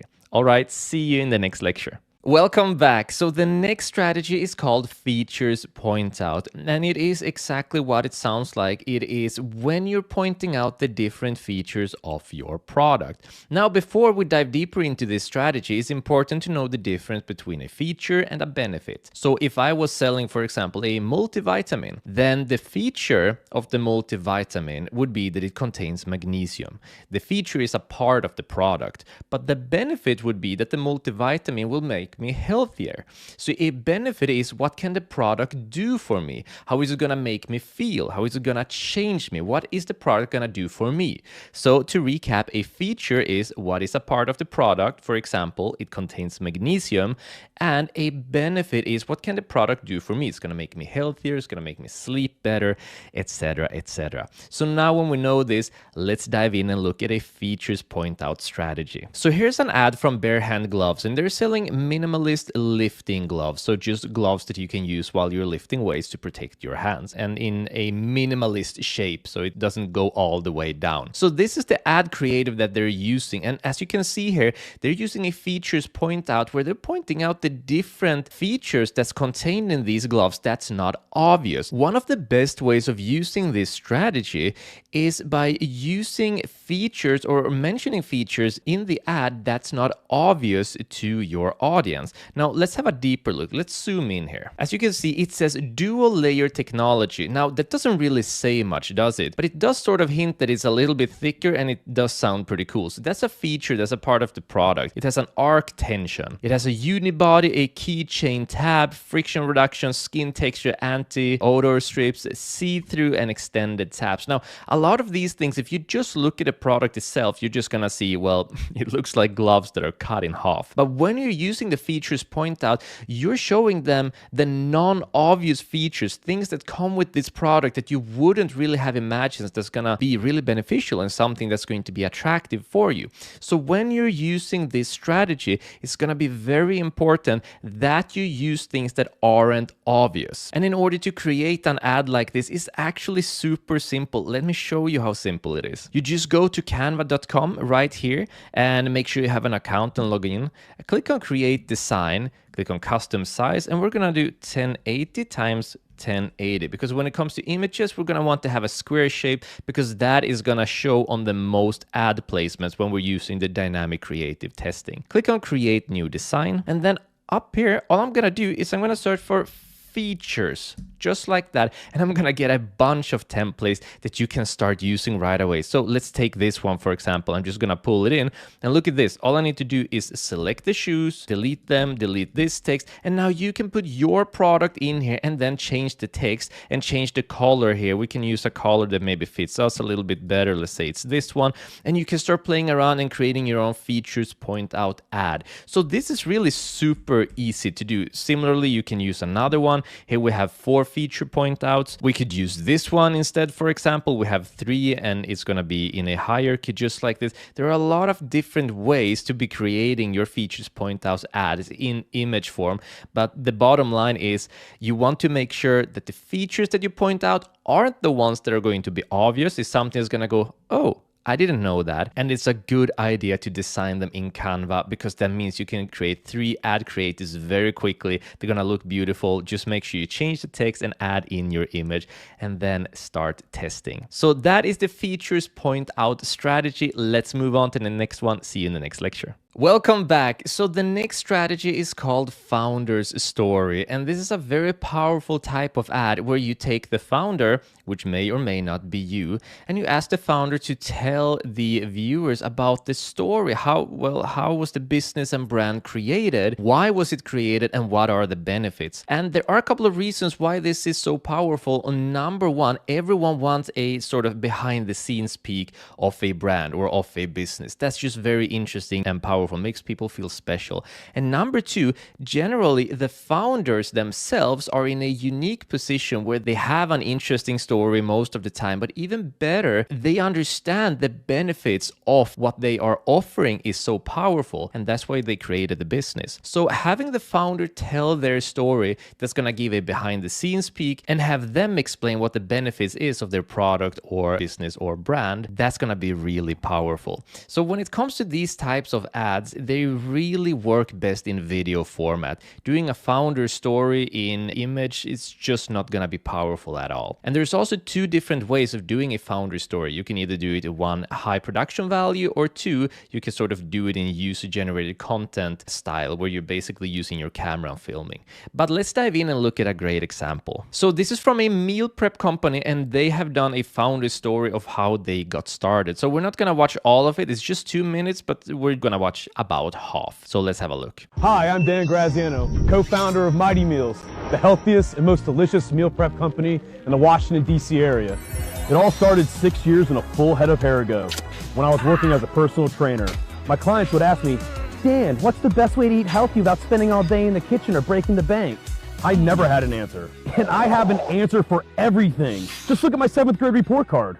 But I knew that frozen meals, protein bars, and meal replacement gimmicks were not the answer. I was tired of getting the same question. So one day I decided I'll just do it myself. So I enlisted the help of Alex, another personal trainer. So we got to work figuring out how to make nutritious meals perfect for those seeking a healthy lifestyle. The only problem was we absolutely stunk at cooking. So we brought on Stefano, a chef working at his dad's restaurant, to help make it delicious. When his family's restaurant would close, we'd go in and spend the entire night making meals for our clients. This is the story of why this brand and this service was created, and it's basically taking the problem-solving approach all the time. How do I make sure that I eat healthy? Well, you need to have your meals prepared, but I'm not able to cook. Well, that's why we hired a chef. So it's constantly having this problem-solving. Here's the problem, well, we found a solution. And taking it from the beginning, that's where we built this service, and now we're offering this service to you. So it's very powerful. Also notice that the production quality is quite high here. It's a great images. They have a lot of humor. They have a great brand image where you sort of connect, and they're quite funny. And however, still, the audio quality is really low. So you can tell that he's been using maybe a phone camera or just some cheap microphone and recorded this, and that really brings the quality of the ad down. But despite that, this ad still works. But it's worth mentioning, if you're gonna do a high quality production like this, use a proper microphone. So with that said, the founder story is very powerful, and if you want to watch this entire ad, I'm gonna put it in the resources. You can click on it and watch it yourself. Now, if you're looking to create this strategy yourself, I recommend that you try 2 approaches. Number 1 is gonna be the user-generated content approach, meaning you're gonna film yourself telling the story from your phone and just do it very simple like that. And number 2, try using a high production value. And the way to do that is quite simple. You go to Fiverr.com, and then you search for video ad and hit search. And then we're gonna move to the right where it says sort by relevance, and we're gonna move to best selling. And from here, you can just start choosing. Now, let's say that you were doing dropshipping video ads. Well, this looks very attractive, and it's starting at just $25. So I'm gonna click here, and now I can just check out his work. I can move through these different images and videos he has. Let's check out this one, for example, just to see a sample of his work. Freunde, hören auf zu scrollen. Wenn Ihr Mädchen Periodenkrämpfe bekommt, schenken Sie ihr Sophia. Now, I have no idea what they're saying because I think that's probably German, but you can tell that the video editing is quite nice and you can use his service as well. It starts at $25 and you have free revisions. You would go continue and then you would buy the service. So it's very simple to get a higher production quality. Now, remember, you of course want the recordings themselves to be of high value as well, but if you have even just a decent smartphone and you have a good lighting where you are, then you're gonna get a great quality on your videos. Then you just need someone that edits the video in as high of a quality as well, and then you're gonna have your high production video ad that you can try out in your dynamic creative test. So try out the simple version and try out the high-end version and see which one, if any, that's gonna work out for you. But this is a very powerful strategy and I recommend that you try it out. See you in the next lecture and the next strategy. Welcome back. Now the next strategy is an unboxing strategy, and this is a huge one as well. If you go to YouTube or somewhere and you search for unboxing, you're gonna see that there are entire YouTube channels dedicated to just unboxing other businesses' products. The reason why this works so well is because receiving a product is very exciting, and seeing what that unboxing experience is like is something that really triggers the curiosity of customers. They're asking, what is it like to buy from this company or from this brand? So unboxing, needless to say, works best when it comes to physical products, and also when you're creating unboxing ads, they work best in a user-generated content style, meaning when you're filming it yourself in a simplistic style from your smartphone, so not trying to make any fancy production or anything. And if you've never heard of unboxing before, it's literally when you get the box of the product that you've ordered and then you film yourself or someone else opening it up. Let's have a look. So this is from a business called Holy Hydrogen, and they're selling a hydrogen generator, which is basically when you charge up your water with high levels of hydrogen, which has proclaimed health benefits. We're gonna look at their type of unboxing ad and what the reaction to that is. This ad has been up for over 1 year. That's pretty incredible. So we know it's been profitable for over 1 year. Definitely a winner. Let's have a look. This is an unboxing video for Holy Hydrogen's Lourdes Hydrofix. We'll show you what most of our customers order and what you can expect when it shows up at your door. All right, the first things we have are a handful of these H2 bags. We have the tubes for the hydrogen inhalation. And now we have the Lourdes. We have the warranty card and owner's manual right there. And here's the device. Everything is bubble wrapped for safety as it ships to your house.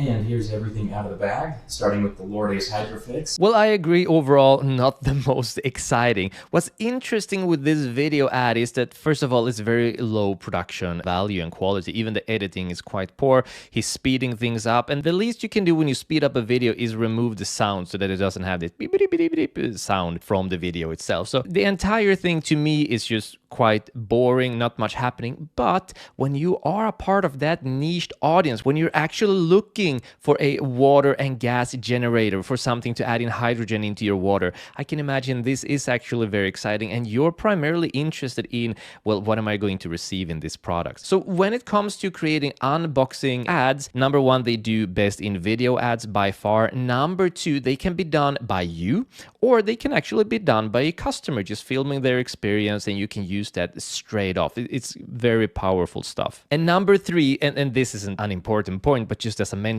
if you put any form of love into your packaging, if you have any private labeling, you know that you spent a little bit of time on the actual packaging of your product, then this is really an opportunity to showcase that, because that is a big deal to a lot of customers.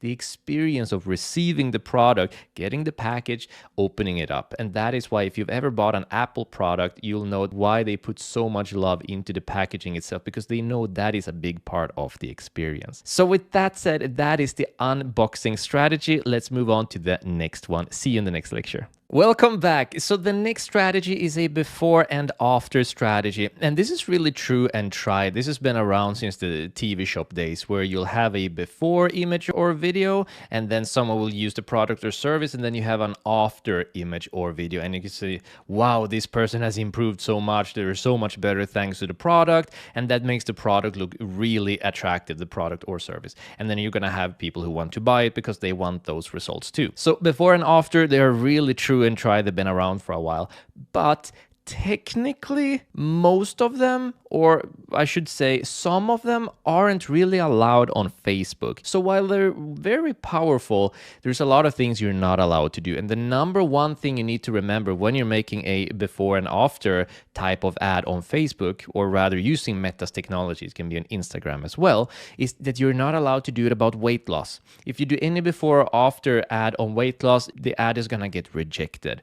You're not allowed to do any form of before and after and speak directly to the customer, because then it's gonna get rejected as well. So let's have a look at an actual example here of how a successful before and after ad can look like. So here's one from an esthetician, someone who's into beauty. And as you can see here, there's a before and after on their cosmetic tattooing. So you can see that the eyebrows here are a little bit thinner, the eyebrows here are a little bit thicker. I mean, it's very clear. It's a classical split screen. When you have a before, you have an after. It could also be split on the middle here, where you have a before to the left and an after to the right. It really doesn't matter. It's a beautiful display on what this person can do with their service. It could also have been a product, of course. But what's important here is, if we look at the primary text, it says, check out this beautiful micro shading power brows. This was done in 2 sessions with our amazing cosmetic tattoo artist and esthetician. And I can click on this and expand it, and there's some information here.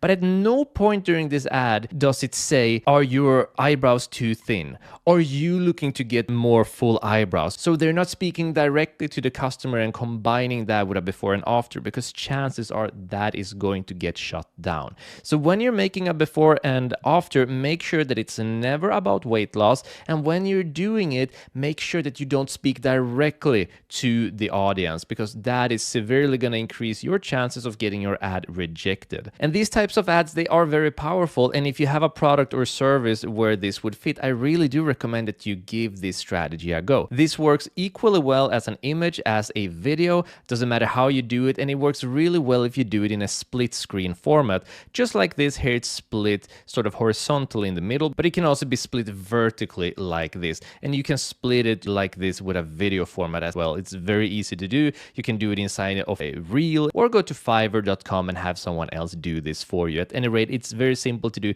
and it can be very powerful. Just be careful how you approach the before and after strategy. Powerful, but with a caveat. Just remember that. Be careful with it. See you in the next lecture and next strategy. Welcome back. The next strategy is called 3 Reasons Why. And I love this type of strategy because it's so simple to do, and it can give such good results and really high engagement rates. And it works equally well for images as videos. Let's have a look right away. Now, normally when we look at an ad, we want the actual strategy to be implemented in the creative. Voxer, on the other hand, they just have a product image, and then they have used this strategy in their primary text instead. And it says, there's a reason why we keep selling out Voxer, which is a company for women's underwear. Very clever. Actually, there's 3 reasons or more. Feel free to comment your own reasons below. Engagement. Number 1, no more wedgies. Number 2, body positive. Number 3, sustainable. So the 3 reasons why is basically, why should you get this product or service? It's very powerful because it's almost like very direct selling without the selling itself. You're just giving them the 3 biggest benefits with your product or service. Now, when you do this in an image form, it's a good idea to just put down the 3 things. Of course, always 3 things. That's a part of this strategy. The 3 reasons why they should get your product or service.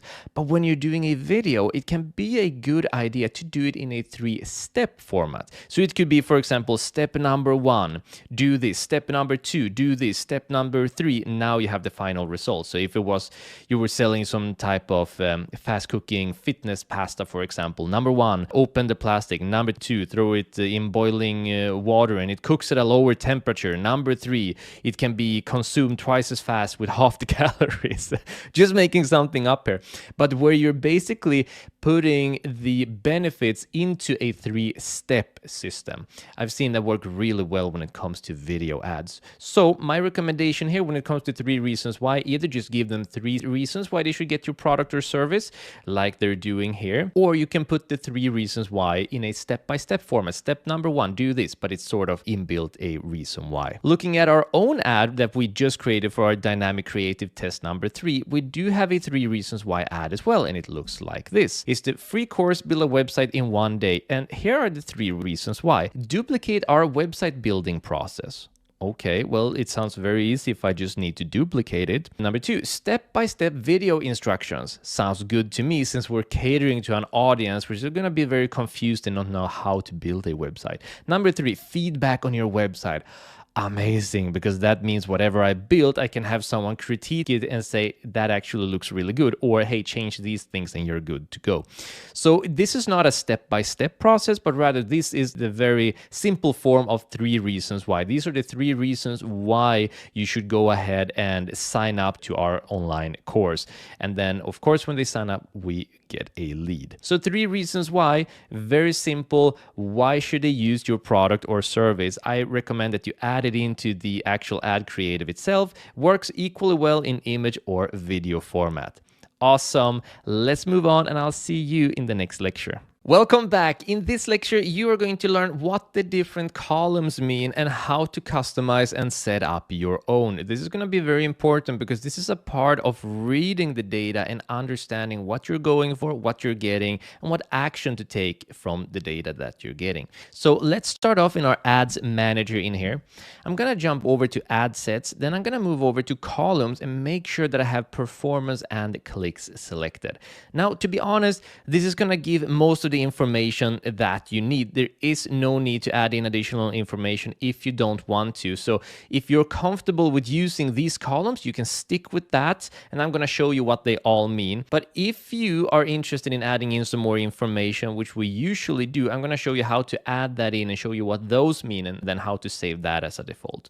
So starting from the very beginning, we're going to start in ad sets, performance and clicks, and we're going to move to the left. On, off, this isn't brain surgery if your ad set is going to be on or off. And remember, this works in a hierarchy, so you can turn off ad set, but your campaign is on. But all of your ads within that ad set will get turned off when you turn off that specific ad set. So all decisions here affect these ones, all decisions here affect these ones, etc. You probably know this already. Now, moving on, we have the ad set itself. We can change the name up here. We can view the chart, which has no data anymore thanks to iOS 14. We can edit, we can duplicate, and we can pin. Now, I do like to take my winners and I do like to pin them like this. I'm gonna pin that one to the top for now, easier to navigate. Then we have the delivery, meaning is it off? Is it processing? Is it under review? Is it active, which is of course what you're going for, or is it learning? Now, the learning you're only going to be getting when you're adding in your winning ad creatives into the winners ad sets. So meaning in this specific ad set, Facebook is no longer using dynamic creative tests. We're using our winner in here, our very specific winning ad creative. But that also means that in order for them to know how to optimize that, now that they don't have the tests anymore, they call this a learning phase. And in that learning phase, when it comes to leads, they're going to need at least 50 leads to get a better targeting. So basically what that means is that you can expect this targeting to get better and better, which is going to mean lower costs and the more leads over time. And they recommend at least 50. The same is true if you have a purchase conversion that you're optimizing for. Then they're going to need a specific amount of purchases before they say that they are properly optimized. So this is just a learning phase where they are saying that it's going to get better than what it is. Stick with it. So moving on from delivery to attribution, this is pretty much useless. We don't need to look at this data, but it says that if someone clicks on your ad within 7 days and then clicks on your link, it's going to be attributed to this specific ad creative or this specific ad set or this specific campaign. Or it has a 1 day view, meaning if someone viewed your ad within that day and then went to your website, that's going to give an attribution. So 7-day click or 1 day view. This is the gold standard, nothing we need to play around with. Then we have the results, and the results is going to be what we're optimizing for. It might be purchases, it might be website leads, and to be honest, that should be those two. Or it might be app installs, but landing pages, clicks, all of that goes away. And we spoke about this before. The results you're optimizing for, we're gonna see those here. So that's very important data to have.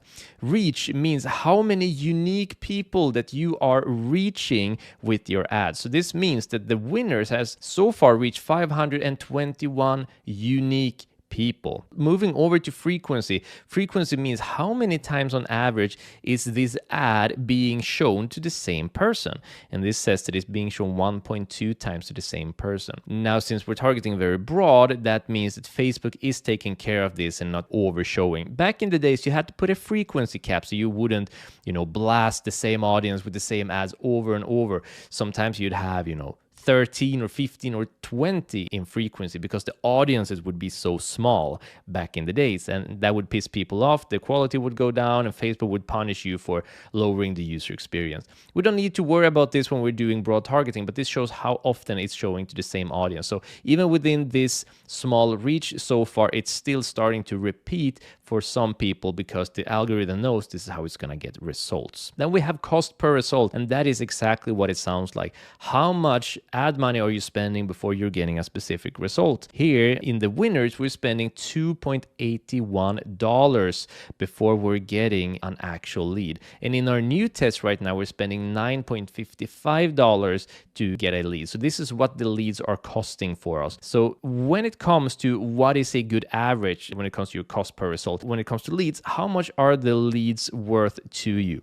If you're selling, let's say real estate and you're selling in hundreds of thousands, then clearly these leads are going to be worth perhaps hundreds or thousands of dollars. But if you're selling an online course for say $20, these leads are probably only going to be worth cents, meaning that say that you get 100 leads and only one of those leads actually buy what you have to offer. You have a conversion rate on 1%. Then you can see that if that one person buys from you and it's worth $20, then you can take 20 and divide that in 100, meaning the cost divided in 100 leads to get one sale for that cost. And the result is going to be 0.2, meaning that each lead then is going to be worth 20 cents. And these are for leads. When it comes to sales, it's a little bit simpler.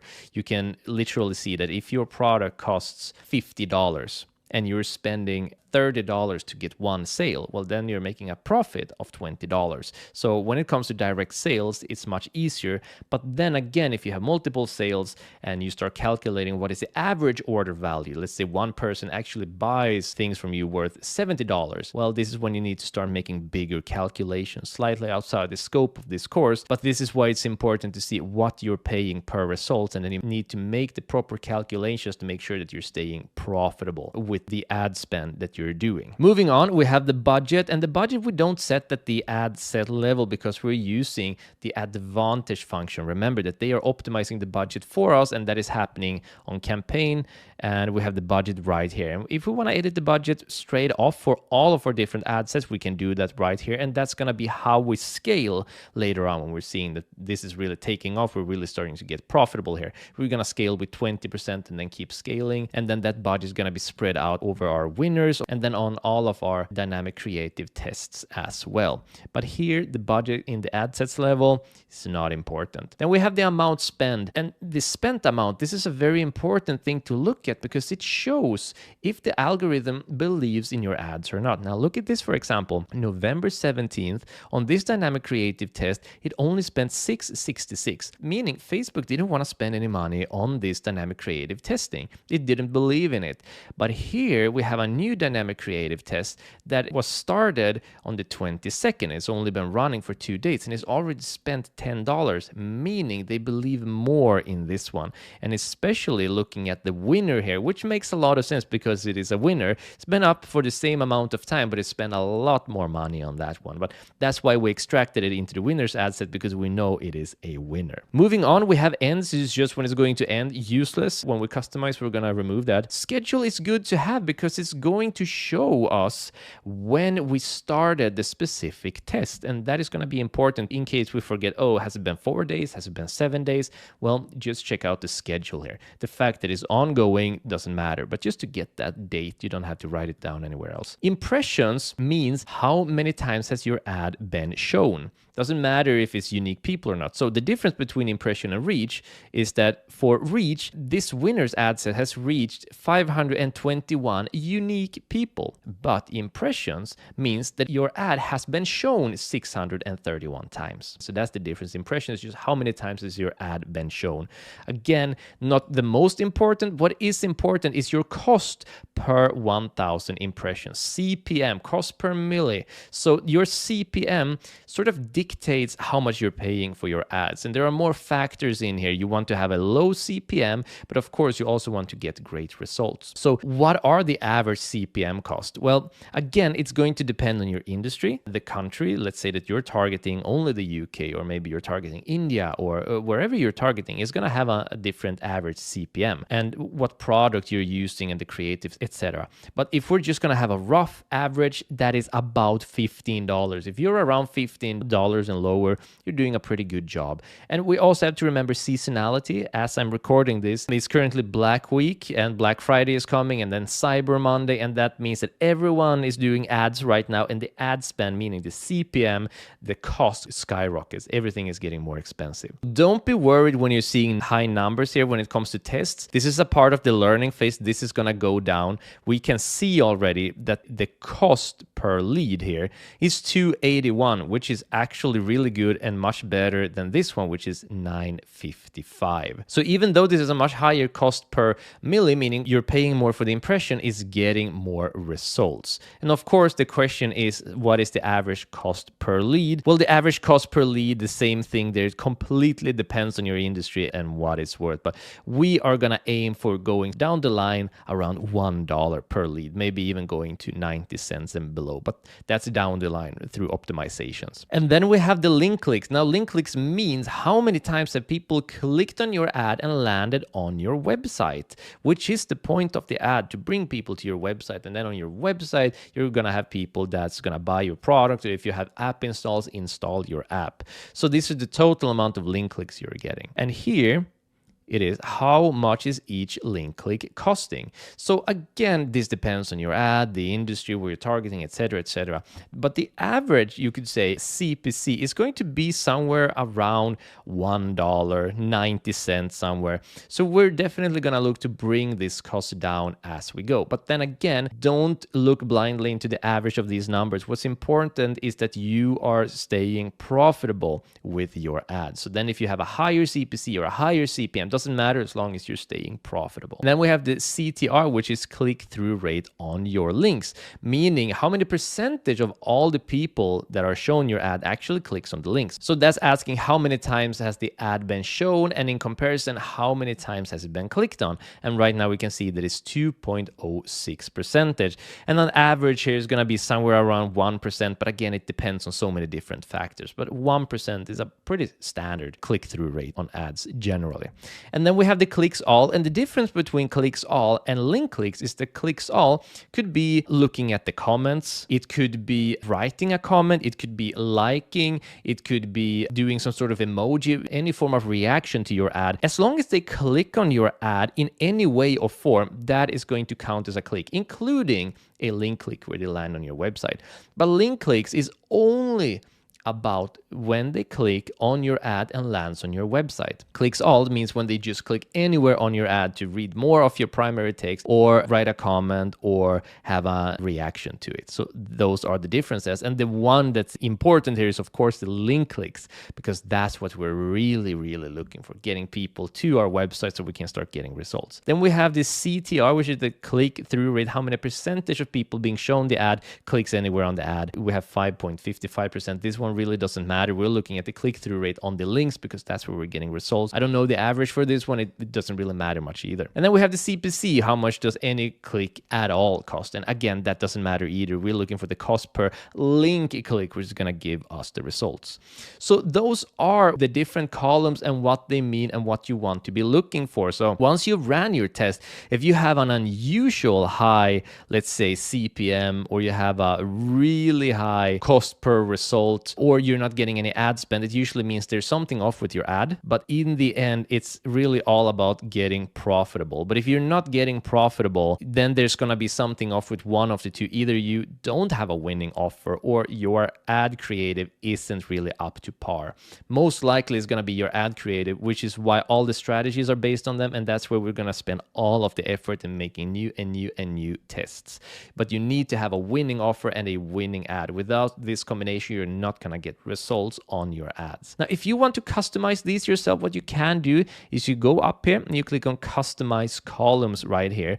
And then we're going to have a bunch of different things in here. And there are going to be some here that you might not recognize because there are going to be different ones in the ad creative. There are going to be different ones in the campaigns. But let's start from the beginning, and you can just follow me if you want to have the same setup as I'm using. So we want to keep delivery so we can see what stage it's in, if it's active or off for learning. Attribution, we don't need to see the attribution. We're always going to use the standard. We want to see the results we're getting. We want to see the reach. We want to see the frequency, the cost we're paying per result. We want to keep the budget so that we can see the budget when we go to campaign level, and we can just customize that right away. We want to see how much amount spent, super important. We don't need to have ends because it's just going to say ongoing because we're not going to set up a time frame. So I'm going to remove that one as well. Schedule, we're going to keep so we can see when we created the dynamic creative test. Quality ranking doesn't give much information anymore. It used to say how your comparison to others, but again, that was based on understanding people landing on your website. But because of iOS 14, we're getting limited data on that. So I'm going to remove that as well. Engagement rate ranking, don't need that. Conversion rate ranking, all this is just ranking compared to others. But Facebook isn't getting good data anymore because of iOS 14. So these don't really make much of a difference anymore. And all these that I just removed, you can only see them at the ad creative level, but I don't use them. I don't recommend them. I want to see the impressions. We want to see the cost per 1,000 impressions, how much we're paying for that. I want to see the link clicks. I want to see the CPC, cost per link click. I want to see the click-through rate, meaning click-through rate on the ones who clicked on the link. I don't need to see all of the clicks. I don't need to see all of the click-through rate, and I don't need to see all of the cost per click, meaning on all of the clicks. Those aren't going to be important at all. So now realize you might have a couple of different columns than I do because different accounts sometimes get a different standard. And if you're running a sales campaign, you're going to have a couple of different columns being given to you. But a couple of ones that you're going to want to add are going to be add to cart. If you're running a sales campaign, you want to know how many people that actually click on add to cart on your product and don't check out. Because when you add this, and we're always going to use the total amount of people who do.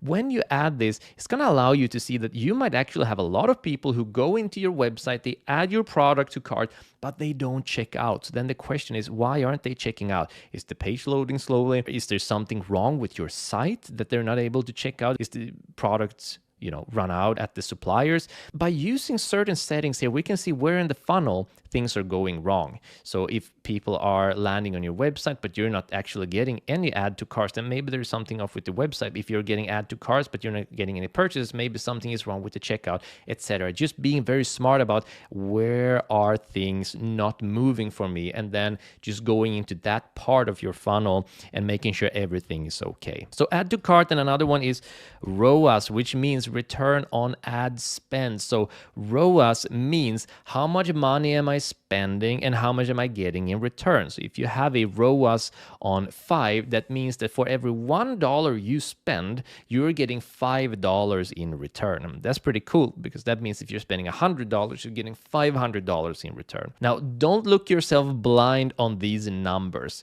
because you're not just looking for a high ROAS, even though the gold standard is somewhere around 3.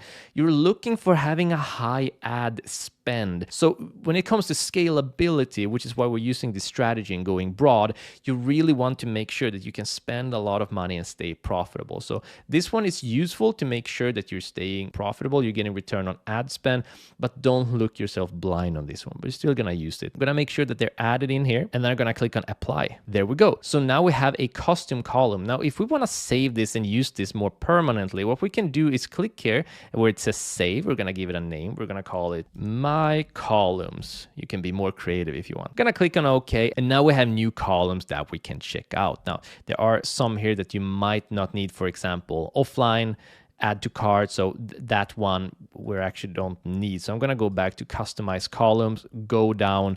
I'm going to see offline adds to cart, gonna check that away. Going to make sure that we only keep for now the website adds to cart. If you use the meta adds to cart is if you're running a different shop. For example, you have a shop on Instagram, you want to see them add to cart, but for now I'm not going to use that. And then the website purchase return on ad spend. We're only running a website. So I'm going to apply that, just a couple of small changes. And now we have a much cleaner look here. And of course, these aren't going to apply to me because I'm doing leads, I'm not doing sales. But this is how you can customize your columns. Now it's actually called My Columns again, so I'm gonna remove that one. Click on save, have a new one called My Columns. Okay. And there we go. So well done making it this far. Now you have some proper control over your ads and customizing your ads and finding and seeing the data and reading the data. Awesome job. See you in the next lecture. Welcome back. In this lecture, you are going to be learning about audiences. Now, this used to be one of the most important functions of running successful Facebook ads, finding an audience that likes your product, saving it down, expanding it, segregating it, targeting it even more detail, etc. None of that is used today because the strategy we're using with Facebook algorithm being as smart as it is and leveraging it is much more effective. However, understanding audiences is still important so that you're comfortable within the Facebook Ads Manager, and we still need to learn how to exclude certain audiences so we're not showing our ad for people who have already purchased our product, because that's just a waste of money. So in order to do that, we need to understand how to save down that specific audience. So let's have a deeper look. Now, from our Ads Manager in here, I'm gonna go into the hamburger bar up here, and then I'm gonna move down to where it says audiences. It should be, there we go, audiences, just below Ads Manager here. So there are 3 different things you can do in here, and we're gonna go through them all so that you understand them. The first one is to create a saved audience, and creating a saved audience is literally doing the targeting section of your ad. It's just that you're doing it in here and you're saving it down so that you can reapply it to the next ad you create. Completely useless for us because we're running the dynamic creative tests and we're just gonna duplicate the ad set and only change the ad creatives. So this kind of work used to be very time consuming and take a lot of time, and you'd find a successful audience, you would save it down, and you would test it against another ad creative and maybe a different product. You'd test it for leads. Just a lot of work, a lot of specific targeting, but none of these are very effective today. Facebook ads is a completely different beast today. It's much simpler. But that's how you can create an audience from scratch here and save it down and then just instantly apply it when you're creating new ad sets. So I'm gonna click this one down. The next one is a lookalike audience. Now, a lookalike audience used to be something very exciting and a feature that really made Facebook ads stand out from a lot of competitors.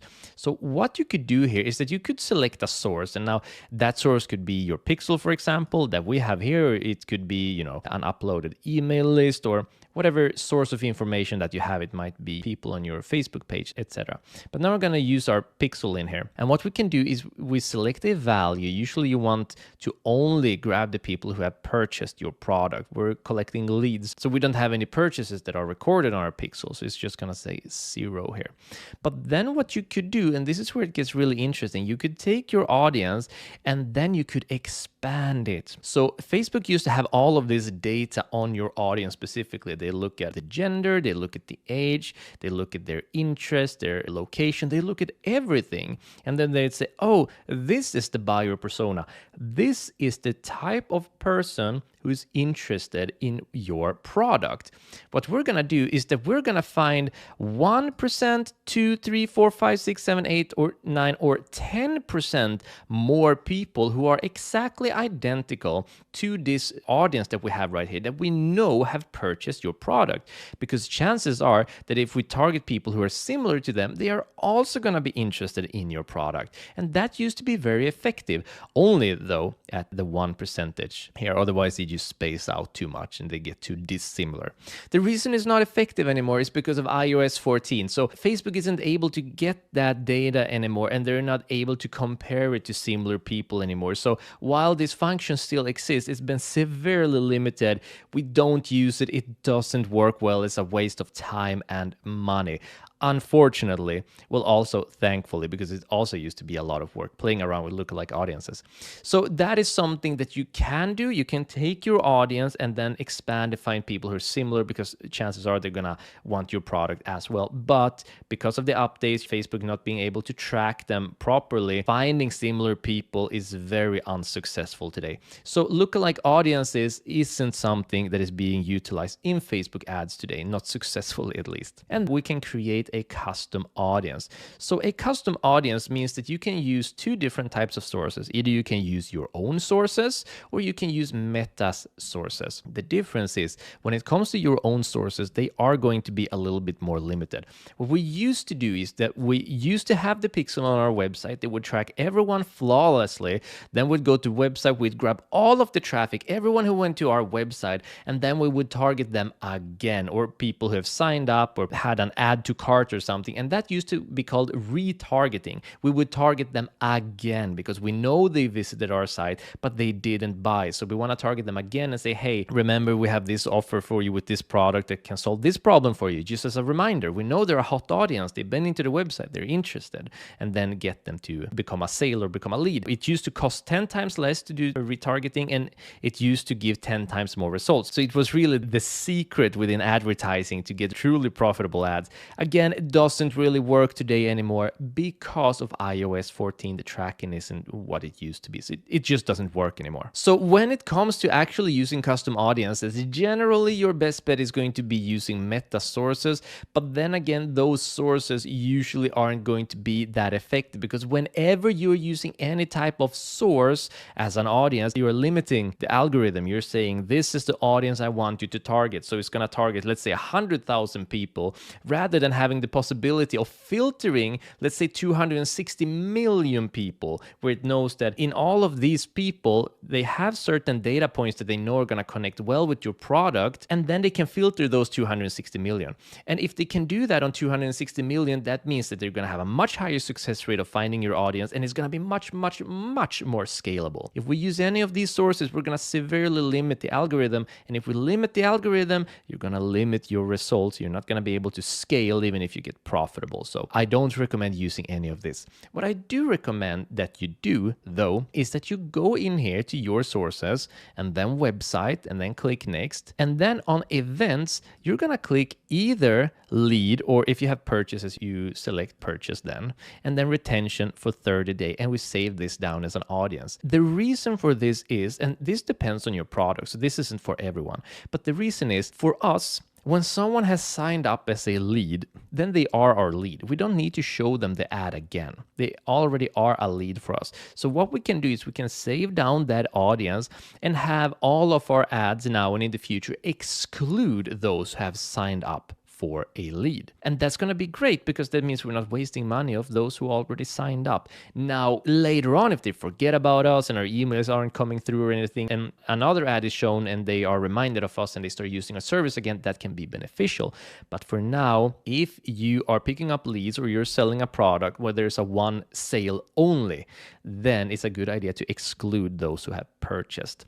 If you are an e-commerce and you're selling, let's say, print on demand, you're selling a bunch of different t-shirts, then of course you want to show your ads over and over again. But if you're a real estate agent, then if someone bought a house from you, you don't need to show them that again. They're probably not going to want to buy another house. So then you want to exclude them. So that depends on what it is that you're trying to get from your audience, specific leads and specific sales. So this is going to be up to you if you decide to apply it or not. But I'm going to show you how. So include people who meet any of the following criteria. They're going to be from our pixel, the event is going to be leads, and we're going to keep it at 30 days. This is a good number. So that means that all of our new tests are going to exclude them. But then when there's enough time, especially for our winners, that means that our ads might show again as a reminder. So this is just a good way to limit that frequency a little bit as well. We don't need to refine by, we don't need to include or exclude anything. We're going to call this website leads. And then I'm going to click on create audience. So here's our audience. It's going to take a little time before we get the proper data on how big this is going to be. And it's not going to be very big because I think we have like 35, 37 leads or something. But then what we're going to do is that we're going to head back. I'm just going to click on the sandwich here and click on Ads Manager. I'm going to go into Ad Sets.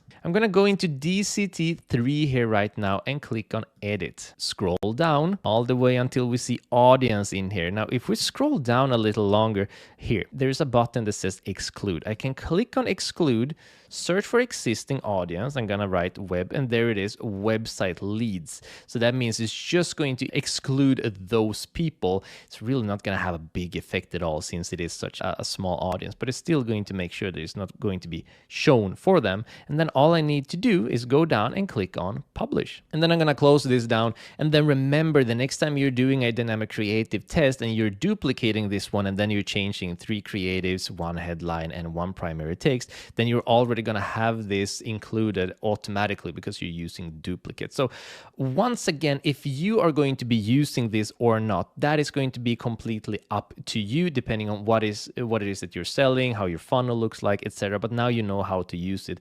Also be aware that when you do use it, it's going to go through another processing and review. But usually when it's such a small change like this, it tends to be really, really quick. And then you're going to have it from the start from there on.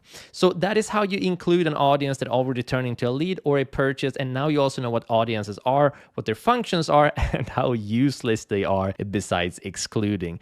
Well done. In the next lecture, we're going to talk about what happens if you get banned, how to reinstate your account when you get banned or ads rejected. And then I'm going to show you the things you need to consider to make sure that you don't get banned again. See you in the next lecture.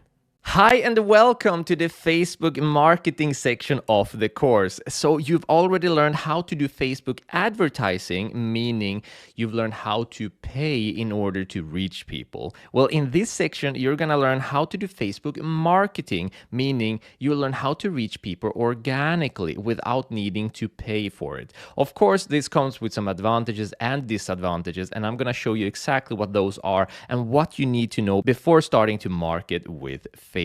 Now, first of all, there are 2 main reasons why you would want to do Facebook marketing, and you should check off one of these 2 boxes. The number 1 reason is to build a community. Facebook is where people go to talk with their friends, to share memories, to put up pictures of themselves and tell other people about their day. It's a very personal platform that's been around for a long time, and this is amazing because that means that if you can succeed in marketing on Facebook and get in contact with these people, you're going to have a more personal connection with them and allow you and them to build a deeper relationship. And this is perfect for building a community. A community allows you to take all of your most dedicated customers or soon to be customers and put them in a Facebook group and build deeper and deeper relationships, give them more and more value, and turn them from a single potential customers who buys from you once into a lifetime customer who's gonna love your brand and buy from you again and again. We're gonna talk more about the power of building a community with groups, why you should do it, exactly how to do it in a couple of lectures. But that is one of the 2 reasons why you should be using Facebook marketing, to build a community.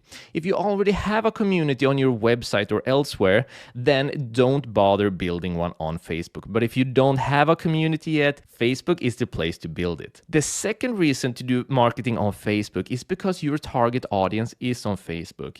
If you've done your market research and you know that the people you're trying to target are actually here, then it makes a lot of sense to be marketing on Facebook. Now, if you already have a community elsewhere and you know that your target audience isn't specifically on Facebook, they might be on other platforms or they might be spread out a little bit everywhere, then I would recommend that you skip marketing on Facebook, and here's why. The truth is, Facebook is the most difficult platform to do organic marketing on. Almost everything they do on Facebook is to prevent you from pulling people away from their platform and reaching new followers. Pretty much the exact thing that we're trying to do as marketers. When you make a post on Facebook, it's not going to reach new people. It is only going to reach your followers, those who have liked your Facebook page specifically. And even for those who have liked your Facebook page specifically, your post will only reach about 2 to 6% of those people, which is a minuscule. So even if you have hundreds of thousands of people, you're only going to reach a few thousand people. And because Facebook wants to keep people on Facebook, for all of the reasons we've spoken about before regarding advertising and Facebook users being the product, Facebook will prevent you from pulling people away from their platform and to your website. So if you make a Facebook post and you include a link to another website in that Facebook post, they will limit your reach even more. So that means that you can have hundreds of thousands of people following your page, make a post about a blog article, a new product that you have, etc., onto your Facebook to your followers, but it's only going to reach maybe a few hundred. And that means that marketing on Facebook is extremely difficult and extremely limited. So unless you're one, looking to build a community, and or two, know that you have your target audience specifically here, I strongly recommend that you skip doing Facebook organic marketing altogether. But if you fill one of these two criteria, in the upcoming lectures, I'm going to show you how to build an amazing dedicated community and how to severely improve your marketing by using that community. And two, I'm going to show you 6 different strategies how to improve the reach on all of your posts so you never get stuck with that 2 to 6% or lower percentage of reach to your followers. I'm going to show you the best strategies to increase it, to make sure you get new followers, and I'm even going to show you strategies for reaching people who aren't yet following you so that you can get even more followers and an even bigger community. So if you're here to either build a community or because you know that your target audience is here specifically, then follow me to the upcoming lectures where I'm going to show you how we can take a difficult marketing platform like Facebook and do amazing marketing that's going to give you far above average results. I hope you're excited. See you in the next lecture. Welcome back. In this lecture, you're gonna learn the differences between a Facebook profile and a Facebook page from the point of view of a marketer. So first of all, let's look at their differences. So this is my Facebook profile. This is where I update things about me personally. I add in my own information. I'm only allowed to have one profile as per their terms and agreements on Facebook. And I have friends in here. A funny thing to say. But this is different from a Facebook page. So this is mine and Jesper's Facebook page. This is where we have our business and brand. This is where people go to learn more about us. And here we don't have friends. Instead, we have followers. And this makes quite a difference in Facebook's algorithm. Now, because Facebook is designed to be a personal platform where people meet, talk, and bond and stay on their platform, it's designed for profiles to have a much better reach. So all of the posts that I make with my Facebook profile is going to reach more people. Reach is defined in how many people you're going to be able to reach. Now, with only 266 friends on my Facebook profile, if I make a post in here, I'm going to be able to reach most of them. This is very different from our Facebook page because out of all of these followers, if we make a post in here, we're not going to be able to reach most of these followers because Facebook isn't designed for businesses to reach other people with their marketing. Facebook is designed for people to reach other people with their conversations and with their topics and with their discussions and making sure that they stay on Facebook. So for this reason, a lot of people decide to use their Facebook profile to do all of their marketing on Facebook. And it has some advantages. You get a much better reach, meaning that your marketing will be more effective. And also because you'll be using your personal profile, it's easier to actually connect with people because people connect better with people than they do with a business generally. When you're a business, you have to prove yourself more, but when you're a person, it's much easier to connect and build that trust. However, there are 4 very strong reasons why I recommend that you don't do your marketing with your Facebook profile and instead do it with your Facebook page. Reason number 1, You're already running Facebook ads through your Facebook page. By doing this, you're building up exposure to your brand and you're getting people who's going to come to your page and potentially follow you. You are proving that your business and brand is legitimate.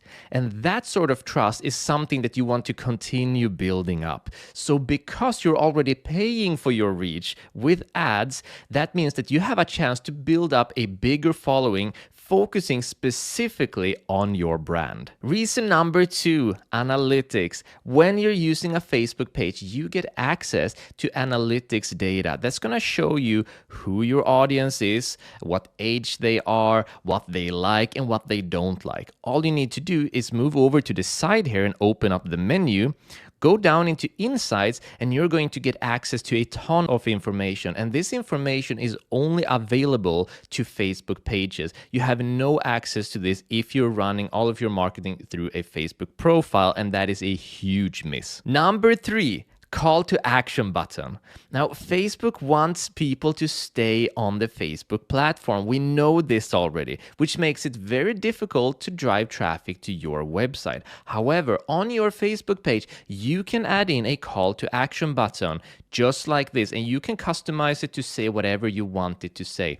This allows you to drive traffic to your website or wherever you want to drive it without Facebook punishing you for it in any way. And this is something that is not available in a Facebook profile. And finally, number 4, you are not allowed to do marketing with your Facebook profile. If you read their terms and service contract, you're gonna see that Facebook actually forbids you to do business marketing through a Facebook profile. Now, of course, you talking about your interest isn't necessarily something that needs to be considered marketing. But the problem with this is you're putting your business in a gray zone area that is at the risk of shutting down your account and shutting down your marketing opportunities. So if you build up a following and you build up a good marketing strategy with your Facebook profile and they shut you down, your business is going to suffer immensely. So it's much better to focus on doing your marketing with a Facebook page where it is allowed. And then I'm going to show you the different strategies to increase your reach to make this a good opportunity for you rather than taking a risk with Facebook profiles. Awesome. Now, I hope you're convinced to be marketing with your Facebook page. In the next lecture, we're going to go ahead and make sure that we optimize our entire Facebook page so that it is attractive and we can do proper marketing with it and through it. See you in the next lecture. Welcome back. In this lecture, you are going to learn how to optimize your Facebook page. And this is very important because you're going to be marketing through this page. So it needs to be properly optimized for people to see who you are, what you have to offer, and why should they follow you and be a part of your community. All of this should be very clear and transparent. So let's start from the very beginning. In order to access your Facebook page, then just go into the Facebook page you've created. And if you don't have the editing options in here, all you need to do is move to the upper right corner here and make sure that you switch from your personal profile into your Facebook page. And then you're going to end up right here. Now, the first thing we need to make sure that we have is going to be a cover and a logo. This is going to show who you are. If you are a brand specifically and you have a lot of employees, you're probably going to want your logo in here. Now, if you are a more personal brand like me and Jesper are, you're probably going to want to use your face in here. The more personal you can be, the more beneficial that's going to be. But the Facebook cover is your billboard. It's the first thing that people are going to see when they enter your Facebook page, and it should be very clear who you are and what you're about. So we're going to go ahead and create one. And there are 2 ways to create one. Number 1 is to create one ourselves in Canva, which is super easy and super fast. The other way, if you're not comfortable with that, is simply to go to Fiverr and have someone else do it for you. All you need to do is go to fiverr.com and search for Facebook cover. Hit search, move over to the right where it says sort by relevance, change it to best selling. And here you have people with great ratings who's going to create fantastic Facebook covers for you for just $10, some as low as $5. So $5-10 to get your covers. Most of these should have revisions, so it's a very quick and easy way to do it. But if you want to do it yourself, even if you have the most basic of design skills, like me, very, very basic design skills, you can still get a great looking covers using templates. So all we're going to do is move over to canva.com, and then I'm going to search for Facebook cover. And then I'm going to click on Facebook cover over here. Then I'm going to scroll down to the left, and then where it says price, I'm going to check in free. And then now is where you can start customize what sort of color theme you would like to have. By selecting a color here, you're only going to get covers with a specific color theme. You can select the specific theme you're looking for and or the style that you might prefer. So you have a lot of customization options here. Now I'm going to go down to theme and I'm going to click on marketing. Now I'm just going to choose one here that I think looks good. Now there are two things that you need to remember. The first thing is all of these covers are actually outdated. They are a slightly too big because Facebook often changes the resolution of their images, especially when it comes to their cover section. You're going to notice that a lot of Facebook pages and a lot of people too have their cover that's just a little, well, oversized because they've changed the resolution. Well, all of these are slightly oversized too. So what you need to keep in mind is that taking an option such as this one, that means you're probably going to lose out on some of the text down here and some of the text up here. So we're going to want to look for a template that is more focused in the middle, because not only is this going to be too big for the actual cover section, but also too, we need to make sure that it's adapted for mobile users. Over 80% of all Facebook users are on their phone, meaning that your cover needs to be adapted for people's phones. Again, over 80%, that's huge. So we're looking for a very simple and minimalistic cover that has a focus in the middle, such as this one, for example. I think this is a really great example. But here's also one that's really attracting my attention. This one, Morgan Maxwell. So I'm just gonna click on it, and now I'm gonna start editing it. And it's very simple to do. The first thing I'm gonna do is I'm going to remove this. I don't want someone else to take credit for me and Jesper, right? I'm going to remove it, just hit delete, it's gone. I'm going to go to uploads. Now, we already have an image of ourselves and we're keeping this simple. We're going to use our logo, but we could use any other image that's available. So we already have it uploaded. If you don't have it uploaded, click here on upload files and just upload it. It's very simple. I'm gonna click on it and drag it in, and it's gonna fit right there in the middle. Perfect, easy. Now I'm gonna change these text. I'm just gonna double click on it and I'm gonna write Robin and Jesper. Very easy. Now I'm gonna change this down below here too. Now remember, we're presenting ourselves. This is our billboard. They need to know that they're entering Robin and Jesper. We need to be personal, let them get to know us better, but also what are we offering? So I'm gonna write down here, digital marketing made easy, because that's what we focus on. We teach people how to do digital marketing. So that is the reason for people to come to our page, to read our content, to join our community, because people who want to learn digital marketing are going to have a good time with us. So it's very important that you're clear about what it is that you're offering and try to use some brevity with it. In other words, try to be short about it. Try to get as much information in as few words as possible. This is a pretty good example. Digital marketing made easy. We teach digital marketing, and that will become abundantly clear on the page as well. Now remember, this is a bit oversized, so we're gonna miss some on the top here and on the bottom and on the sides, and we're gonna miss even more on the sides on the phones and even more on the bottoms. So the only way to be 100% sure that this fits is going to be to try it out. So make sure that you're happy with the design that you have and that you've picked a design that has its focus in the middle. I want to make one change actually. I'm gonna click on this one, move over to colors, and I'm just gonna change that color so it's slightly more gray. Minor difference, but still makes a nice difference. And then I'm just gonna download it and upload it and then see what it looks like. I'm gonna move to the upper right corner where it says share, download. And now this is going to be the name. I haven't changed the name. Of course you can, but I haven't. Download. I'm gonna move back here, click on add cover photo. I'm gonna upload photo. Here it is. Open. And now I need to position it, and the only reason I need to position it is because it is too big. So I'm gonna put it somewhere in the middle like this. I think this looks really nice. It's abundantly clear who we are, what it is about. As you can see, there's quite a lot missing on the sides, top and bottom. Now I'm gonna put this in the middle right here, and I'm gonna click on save changes, and this is gonna be our cover photo. But you also need to make sure that this fits on your mobile as well. So what I would do next, I would go on my phone, I would check out the page and see, does this fit our cell phone view? If something is missing on the text, then simply go back to Canva here, click on this in the middle and make it smaller. Drag it into the middle like this. Click here, just make it smaller. pull it into the middle. They're going to guide you where the middle is. Same thing here. Make it smaller like this. Pull it into the middle. There we go. Maybe a little higher. Yep, there we go.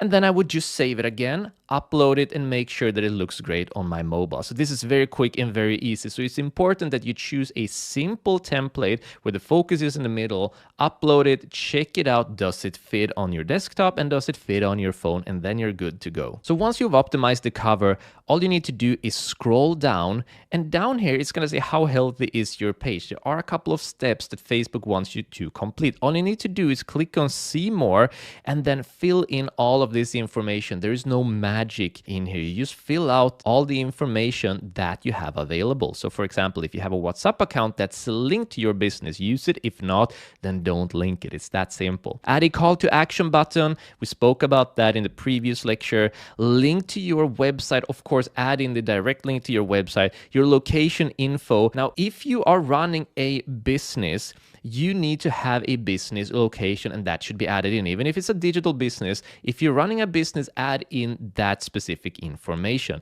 just for legal reasons. If you're a private person and you're running a business and you don't have an official location set up, you could either choose to write in your personal location, or you could choose to not write this in at all. It's not a deal breaker. Now, business hours, if you're running a business that's not a local or rather a physical brick and mortar business, you can go to the right, more. This doesn't apply to my page, and click there because you're not going to want to have any specific business hours. Same might be with the phone number. And then we have invite friends to like your page. That's going to be very useful for you to get things moving. And you can write a well-composed, useful as well. Once you've done all this, go back and then move to about. Now, all of this is very basic as well. Fill in all of the information that is useful, such as your contact information, your website and social link. All of this needs to be filled in to the best of your abilities. But here's where you might raise your eyebrows a little bit. At the privacy and legal information, first, add privacy policy link. If you have a website, then your privacy policy link should be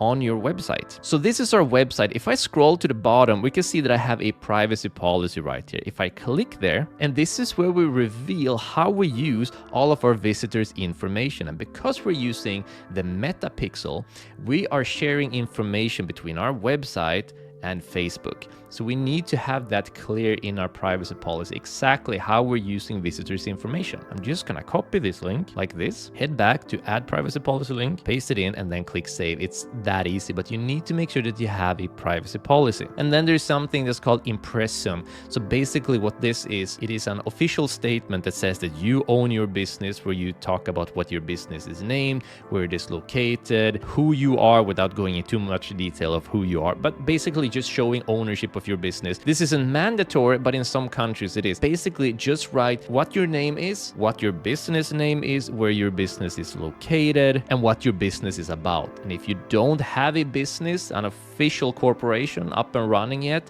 then you can just skip this section. And then for the rest of the information, go through these sections, fill in the information that you can fill in, and the ones that you can't, leave them. This is not a deal breaker. You just give as much information as you have available to you. In the next lecture, you're gonna learn how to build a community using Facebook groups on Facebook. This is one of the biggest reasons to even do Facebook marketing to begin with. So it's gonna be a big one. See you in the next lecture. Welcome back. In this lecture, you are gonna learn how to build a community using Facebook groups. Well, first of all, why on earth should you bother to build a Facebook group and build a community of people? Well, there are two main reasons. Number one, it is the best way to find your most dedicated customer or potential customers and building a deeper relationship with them, turning them into a once-in-a-lifetime purchase to a lifetime purchaser, meaning someone who loves your brand so much that they want to rave about it to other people and do marketing for you.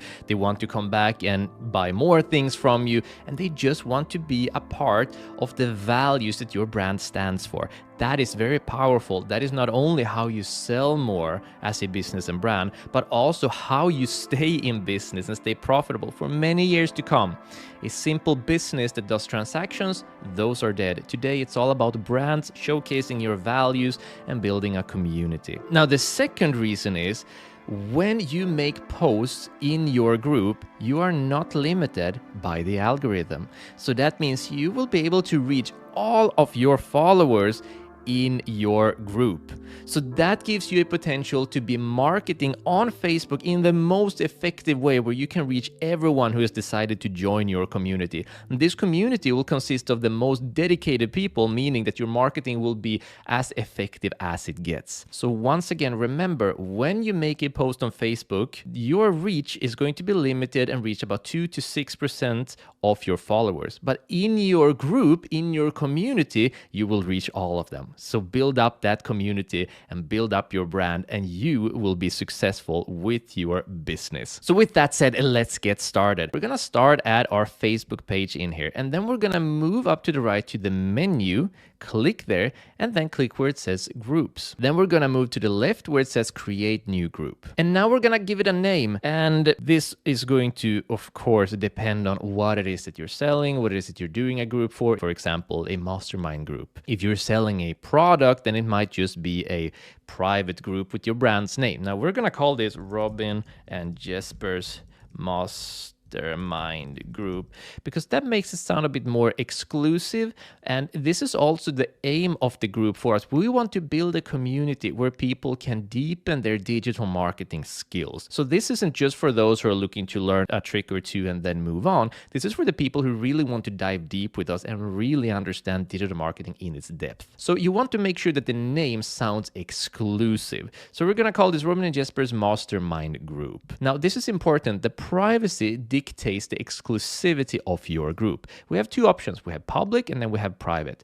With public, you are going to get more people to join your group. This also means that you're going to grow your group much faster. However, those people that join your group are not going to be as dedicated as those who join if it is private. Now, when we're building a community, we're looking for qualified leads, people who are really interested in you and what you have to offer, not just those who are curious, but those who are really interested and want to take it further. So by choosing private, you're going to make sure that everyone who gets into your community are the most dedicated people who are interested in getting more. That also means that the atmosphere in the group is going to be much better because these are the most dedicated form of people. Now, you should also know that if you choose to go public, you can later on make the group private. But if you make the group private, you can never make it public. And of course, public means that anyone can go in and simply join and then they're in the group. And private means that you either need to have a password to get in or you need to request getting in. So basically people can request to join and then you can either approve or deny people. I strongly recommend that we go with private because again, we're looking to have exclusive members in this group, the most dedicated people only, and that is how we build deeper relationships. This is just going to get anyone in and it's going to be much harder to regulate the atmosphere and build that good dedicated learning community. So I'm going to choose private and then choose if you want people to be able to find your group. It's going to be visible or hidden. Now, generally, I like to keep it on visible just so people know that it exists and that's something that they can explore. Well, then how do I get in? And they can apply to get in and then they'll have to prove themselves that they really are dedicated to your products or to your brand. And then you can let them in and then you can regulate to make sure that you build a nice community. Just make sure that when you choose private, that there is a customer journey planned. You're not going to get people in here at random. You need to dedicate a marketing strategy to get people in. Maybe people who buy your product will get free access to your group, or maybe you will make content on other platforms and drive people into this group. They're all valid ways to bring people into the group, but you need to plan it to make sure that you get people in here. Once you've done this and chosen, we're going to go down and click on create. So a Facebook group, which is your community, isn't too different from a page. It's just more exclusive and closed in, basically putting walls around your page,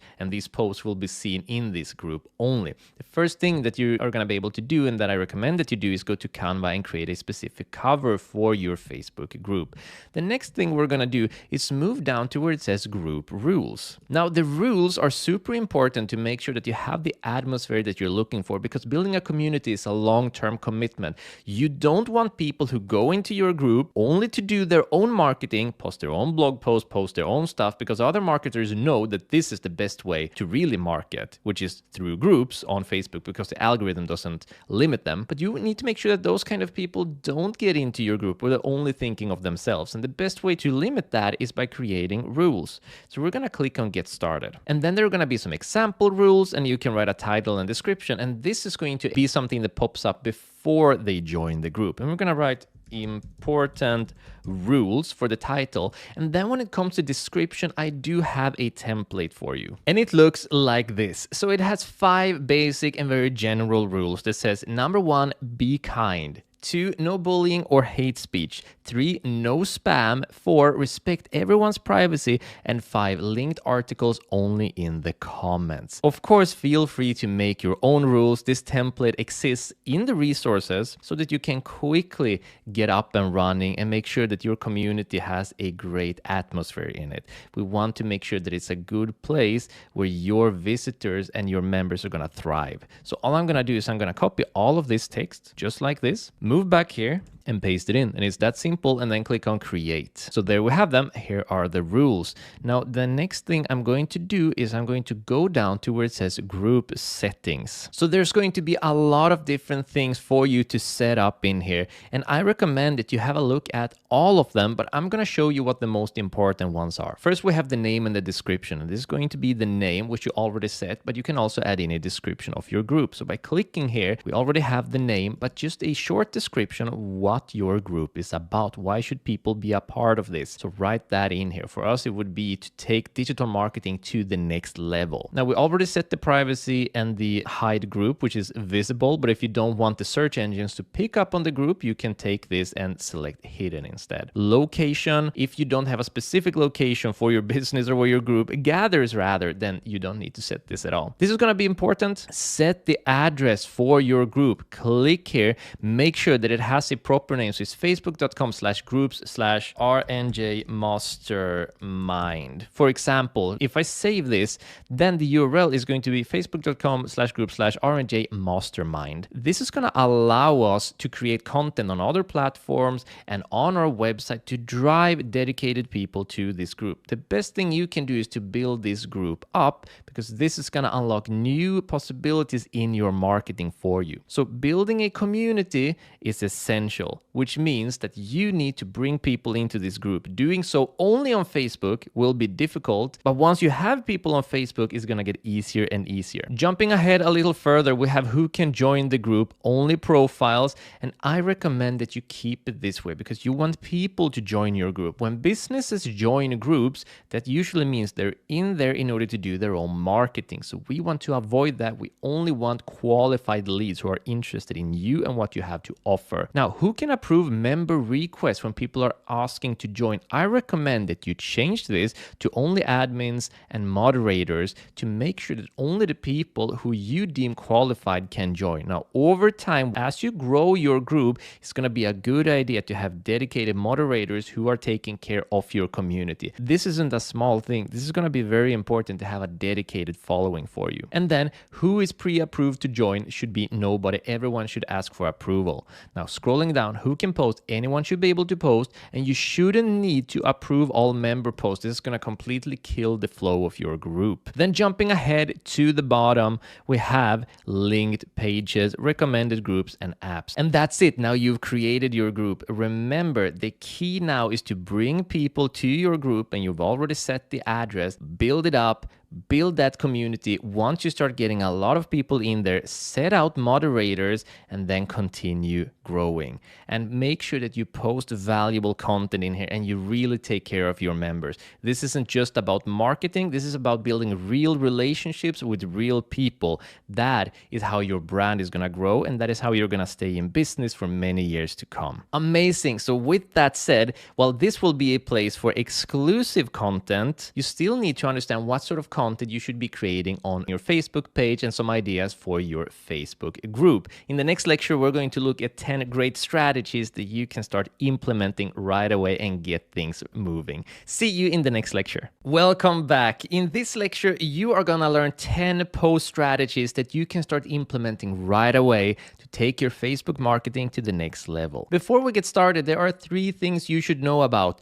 Number 1, Important to know, Facebook marketing is all about bringing value and not selling. Now, this is true on all platforms, but it is especially true on Facebook, because if you try to sell things on here, you will get punished with your reach. It won't reach as many people. Number 2, the goal of all of your posts is to make it so value-filled that people want to share it. When people share it, it's going to reach more people. You're going to get more people to your page. You're going to get more people to your Facebook group. You're going to build that community. And finally, 3, the Facebook algorithm prefers videos. So to the best of your ability, try to make a lot of video content. You're going to reach more people. You're going to have more engagement from people, and you're just going to get better results overall. So with that said, let's get started. Strategy number 1, this or that. So this or that is very simple. And here we have Bon Marche, who is a clothing brand, who is asking, do you prefer this outfit or that outfit?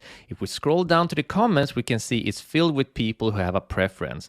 Now, caveat here, once again, if you look at this brand, they have almost 100,000 people following them. But still, if you look at the reach, they have 14 thumbs up and 13 comments. Why? Because they put a link in here. Whenever you put a link in here, you're severely going to limit your reach. So we have to remember that when it comes to Facebook marketing, we focus on keeping people on the Facebook platform. That way we reach a lot more people. We need to be smarter. But that is strategy number 1, this or that. Post content, and it can be, do you prefer this or that strategy, this or that outfit, this or that product? Give them a choice and ask them to comment what they picked. Strategy number 2, testimonials. Everyone loves a testimonial, especially one that shows that whatever you're dedicating yourself to is actually working and changing people's lives. So here we have Sharon Kempton, and she focuses on coaching, and she has shared a testimonial here where basically a person has written to her and said that thanks to you, I got an amazing result. And she has replied, that's absolutely wonderful. Congratulations. Thank you for sharing. Now, the important part with a testimonial is to make sure that it's not salesy. It's not about showcasing how good your product is or service for the sake of selling. It is to inspire, and she's succeeding with that. Her text says, early this morning I woke up to this message. I was so thrilled that I had already made a difference in someone's life. So she's excited about this, and the comments reflect this. Wonderful. I love the enthusiasm. What a wonderful, inspiring share, etc. So when using testimonials, make sure that it's not clearly just for you to sell more. It's really about inspiring and sharing success with other people, not just, again, to sell more, but to inspire other people to be in the presence of someone who has succeeded, so that you build a deeper community. That's strategy number 2, testimonials. Strategy number 3, statistics. Using statistics to showcase why something is a good option for your viewers is an amazing way to share value. Now, this is Wix, and if you don't know Wix, it's an alternative to Squarespace. It's basically a built website for you, which has a lot of simplified features. They are more expensive though. And here they have a piece of content that says stores that use pop-ups can increase their subscribers by up to 35%. That's very exciting, because most of the people seeing and reading this is probably already going to be following their page. They're going to bring value in this. They're going to get more engagement on their actual software. Here's their mistake. They write learn how, and then they've added in a link instead of making this into a video to show people how, and remove the link. That would have a lot bigger reach. So even though Wix has 4.5 million thumbs up, if we look at this, it's only getting 13 comments, and that is because the Facebook algorithm has so severely limited the reach of this post because of this link in here. So make sure that you're smart about your content. Use statistics to convince your audience that this is a good idea to do, but then also show them how through a video format. That is going to bring the most value to them, and that is also going to bring you the most reach. But using statistics to showcase a point, very powerful strategy. Strategy number 4, FAQ. Now, FAQ stands for frequently asked questions, and answering your audience questions is an amazing strategy to bring in engagement and get shares, especially for those who are interested in the same niche. Now, Mary Kay, who is a beauty brand, has done this in a really clever way. Now, they write, Mary Kay FAQ, how do I layer my nighttime skincare routine with Mary Kay Clinical Solutions, retinol 0.5 and facial milk? Now, Now, I'm not that deep into skincare products. I don't fully understand what it means, but they have answered this question with a video. And we can already see that the results of videos are a little bit improved compared to what we've seen before, but they still limit it with this link. So let's have a look at this video, and remember, this is going to bring value even though you're not listening with sound. But let's just see how they've answered.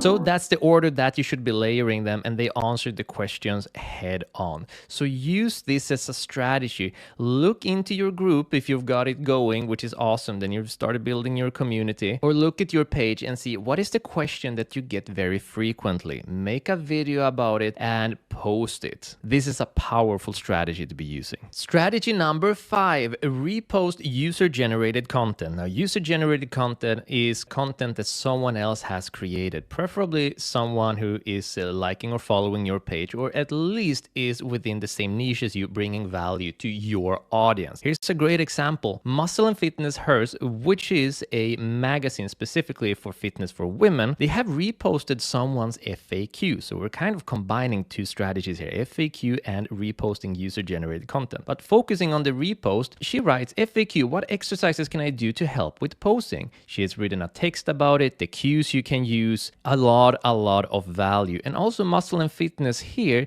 they have written repost from and then at the actual original creator. This is very valuable for the creator itself, which would be this lady. So she's going to appreciate it, and they're going to appreciate just getting to post some content without having to create it themselves. And if we look at this video, it's very simple and straightforward. It is an actual tutorial where she's answering the question both in the text form in the description, but also in the video. All they've done is reposted it because they know this is valuable to their audience. So that's one of the quickest strategies you can implement here, which is the number 5, repost user-generated content. Strategy number 6, trend updates. Now, if you can stay on top of the news within your niche and then share those news and then add in your own knowledge onto those news, then your page or your group, depending on where you're putting this content, is going to be a source of very important and interesting information for your audience and for your community. So staying on top of trends, an amazing strategy. So here's Bon Appetit magazine, and they have an article here that says what you need to know about dietary microplastics, including foodborne sources. So basically, if you're eating fish, how much potential mercury and plastics are you getting inside of your body? This is very relevant and important knowledge, especially when you're in the food industry. They also had a different article on artificial flavors. So when it comes to trend updates, make sure that it's updated and relevant to your niche, because this is really valuable content for your audience. Strategy number 7, tutorials. Now, tutorials never get old. If you can show your audience how to do something that they need to know how to do, then that is always going to be considered valuable. Now, this is HubSpot, and HubSpot offers a software for marketers to gather everything in one place and make their marketing easier. So they have a post here that's called How to Optimize Your Google My Business Account. And this is very clever because they are aimed towards businesses, and every business needs to have their business on Google for the reviews to show that they're legitimate, etc. So let's check out their tutorial. Looking to optimize your Google My Business account? Here are some tips. First, make sure you've claimed and verified your business. Next, choose a relevant business category. Then, create an optimized introduction. And make sure you're actually responding to reviews. And lastly, don't forget to include photos. That's really the best part.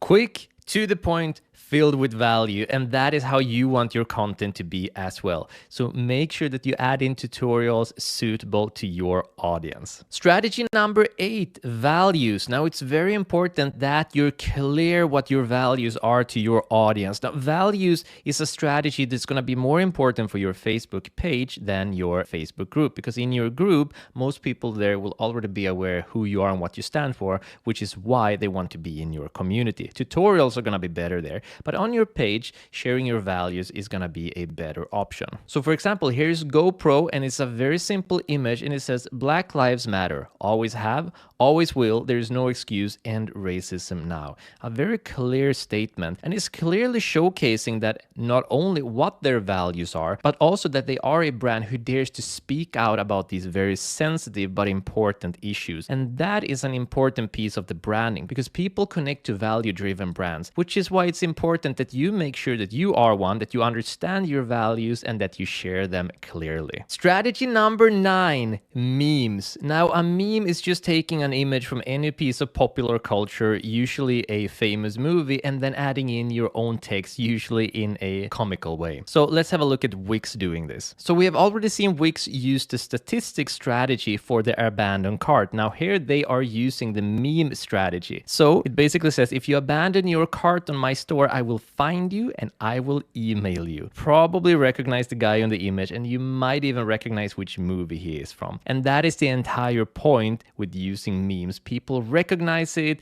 they think it's funny, they sympathize with it, which makes it very share friendly, which makes it into a great strategy. So just stay on top of what's popular and use that to your advantage. But remember, value, value, value. And finally, strategy number 10, if this is you strategy. Now, if this is you, is basically just creating a video or creating an image, whatever it might be, and asking, is this you? And here is Ben & Jerry's using this strategy. So it's a simple image. It says cookie lovers, me in the middle, and then ice cream lovers, and showing that you love both cookies, you love both ice cream, meaning you're gonna love this cookie ice cream. So it's a very funny and clever way, and it's very share friendly. And if you were doing any form of beauty products, you could make a hilarious video of someone putting things on in the wrong way, or making a mess everywhere when they're trying to add in their beauty routine, or maybe someone who's always late because they're taking care of their face, but your product they know is much quicker to apply. So the idea with this strategy is really to create a piece of content where people recognize themselves in it, because identity is an extremely powerful way of marketing. If people recognize themselves in your piece of content, they're much more likely to share it, where they're gonna say, hey everyone, this is me. And that's what you want. That's what gets shared. And if they share it, it's gonna show for their friends, it's gonna reach more people, you're gonna get more exposure on your Facebook page, more people are gonna see your content, and some are gonna like it so much that they're gonna end up in your community, and that's how you grow your business and brand. Well done. So now you have 10 great posting strategies that you can start using right away. And remember, don't stay limited to this. Your imagination is gonna be your key to keep on posting, but let these be a great start. And remember, value, value, value. In the next lecture, you're gonna learn how to increase your reach on Facebook, because that's the #1 marketing problem when it comes to Facebook marketing. See you in the next lecture. In this video, guys, we're gonna keep moving with the sales psychology, and we are going to talk about curiosity. How can we create curiosity in our potential customers to click our ads, click our blog posts, and also keep reading whatever we are having to say? That's what we're gonna cover inside of this video. So let's dive into it. We would like our potential customers to become as curious as a cat. Yeah, cats are super curious, right? So like an itch you need to scratch. If you've ever been bitten by a mosquito, you know how that feels, and you also know that you have to scratch that, right? So how can we create this curiosity in our customers? Well, by creating a knowledge gap. What I mean with a knowledge gap is you are telling, for example, in your headline, in your blog post, in your ads, or in your content online in the social media platforms, you are creating a headline that is telling them something, but not everything. Maybe not why or how or when. So we're creating this urge to click that ad or that blog post or that content. So here are some examples on how to do this. So, what the amazing dead kid left behind? Well, this is pretty dramatic, but anyways, would you like to click this? What the amazing dead kid left behind? I would definitely like to know this. It doesn't matter how tragic it is, I would like to click this one. And then we're having 31 animals you won't believe actually existed. I definitely would like to click this as well. Keep moving. Don't eat these things in an airplane. I'm curious, right? It's like itching right now. And then why some people are getting richer, real study. I also would like to know this because, hey, all of us out there would like to get rich, don't we? And then which country is the worst to travel alone?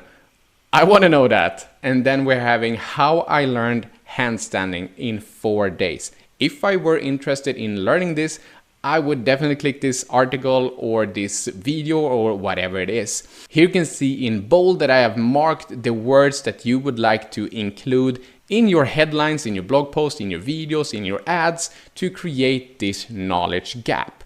So what, won't, these, why, which, and how. I will have it in the resources so you can just download this little file with these words as well. But it's good to know to create some curiosity. Because why? We would like to keep the attention of the reader or the watcher.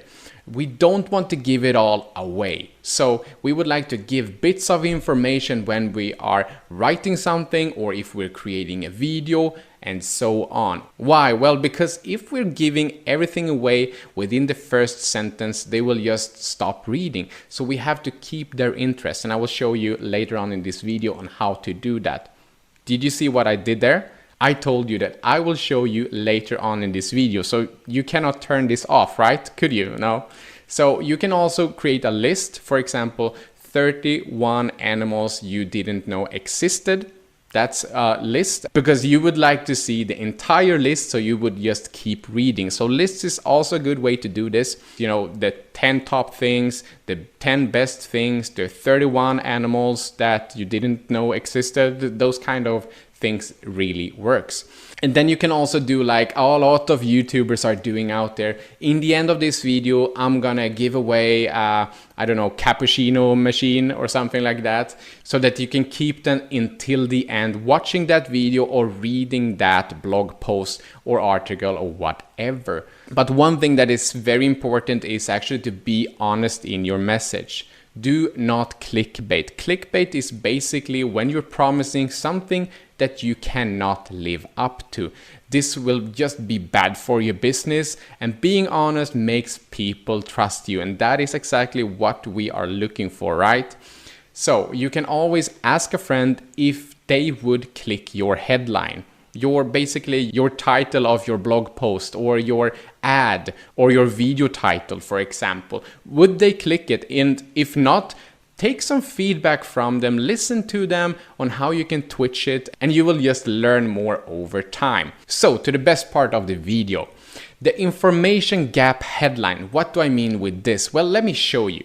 So this could be a great headline to write. I made $12,343 on my first agency client. This is how.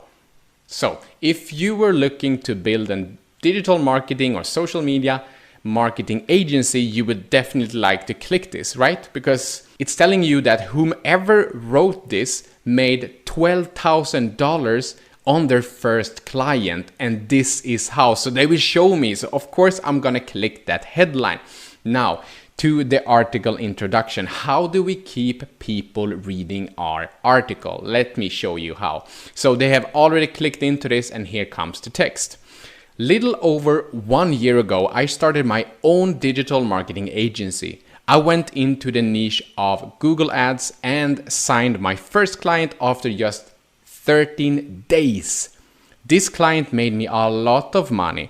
I'll tell you more about that in a second. Having my own marketing agency is a dream come true. Did you see what I did here? Why do you want to keep reading this? How do I keep your attention? Well, have a look at this. I'll tell you more about that in a second. So I am already dropping some knowledge here. I'm already dropping some information in this. If you were having a closer look at this text, you can see that I'm already telling you about my niche. So I'm already telling you that we went into Google Ads. So that is information. And I also told you that it just took me 13 days. So by dropping a little information, little by little, I'm keeping your attention, and I'm also definitely keeping your attention if I'm telling you that I'll tell you more about that in a second.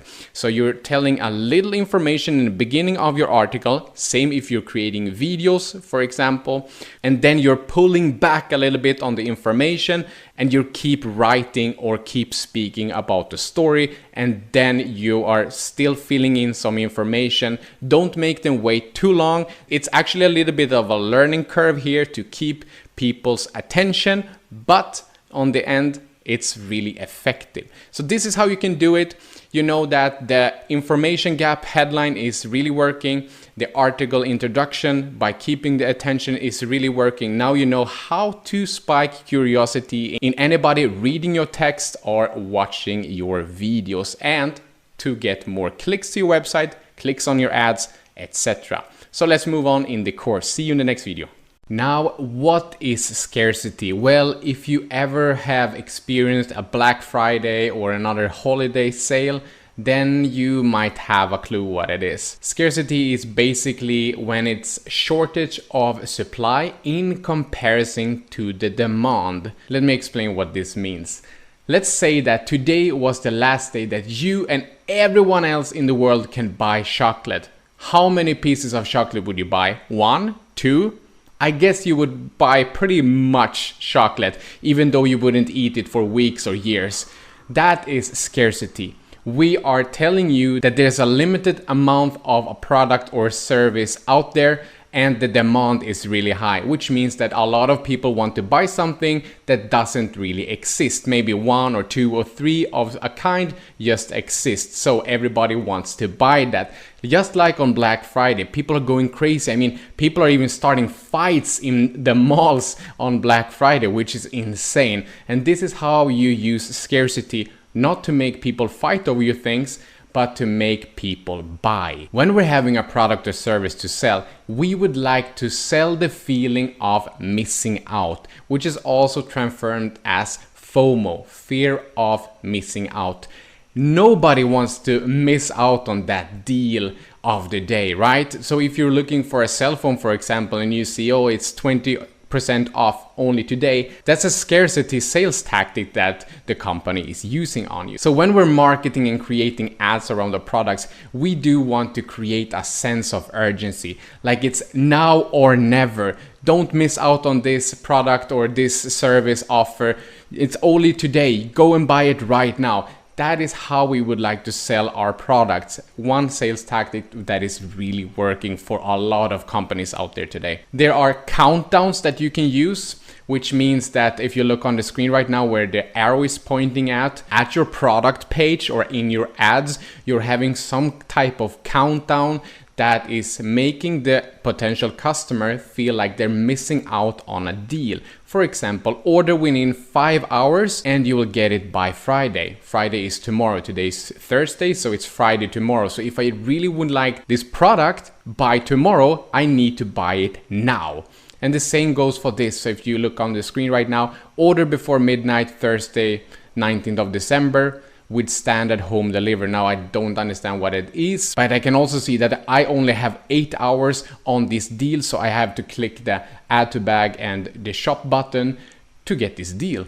And then we're having an ad, for example, on Facebook ad, as you can see, 4-hour flash sale. So I only have 4 hours to get 25% off, as you can see on this ad. And if I were looking for a Groupon deal, I would definitely click in and I would buy this at a 25% off. So this is how you can use countdown scarcity. By telling your potential customers in your ads or in your content or on your website that it's a limited time. You have to buy this now with a little countdown clock, or in your ad like this, 4 hours left on this flash sale. So that is one tactic. You can also do the limited stock scarcity. Look on the screen right now. Hurry, only one left in stock. Now, if you're selling something and you don't have a lot in stock, which means you don't have a large number of that product, you can use this on your website as well. Like Booking.com is doing on me right now. I'm sitting here, I'm looking for an accommodation, and I can see only one left like this on our site. And if I'm looking for an accommodation, I see they have good ratings, etc. And then I definitely would like to book this, but because I don't want to miss out on this deal. And it's the same for every people in the world, because we as human beings hate missing out. That is one thing that we're really scared of. That is why this tactic is called scarcity. We're adding some scarcity for people, potential customers, to miss out on a good deal. And then we're having limited time access. Now, this is perfect if you're selling a course or if you're doing a webinar, for example. If you look on the screen, sign up for the Biohacking Your Sleep webinar. And you can also see where the arrow is pointing at now. Closes in 19 minutes. So we are adding unlimited time access, which means that this offer is going to close within a limited time. So you can use the countdown on your website if you're running a Shopify store, if you're selling on Amazon, or if you're creating ads on Facebook, for example. You can use the countdown tactics. And then if you're soon to be out of stock with your products, you can use the limited stock offer. And then you're having the limited time access if you're having, for example, a webinar or something that is closing very soon, maybe an online course. But only use the scarcity and urgency tactics like this if you're really having a limited offer, because always stay honest with your customers. That is the rule to stay in business for the long run. Okay guys, so good luck with your scarcity techniques, and I'll see you in the next video. Welcome back to the course. In this video, we're going to talk about social proof and how we can use it in order to increase our sales. Let's dive into it. Well, what is social proof really? Well, it is when we're inspiring people to take actions. We do want to inspire people to buy our products and services, right? So the fact is that we trust what others do and think. What do I mean with that? Well, let's say that you go to a bookstore. You go to the bookstore, maybe you go to Amazon.com and you are looking to buy a Kindle book, and book that you can just scroll through in your mobile phone and read. How do you know that this book is any good? Tell me that. How do you know this by the cover? You see that it says Think and Grow Rich. Doesn't tell me too much.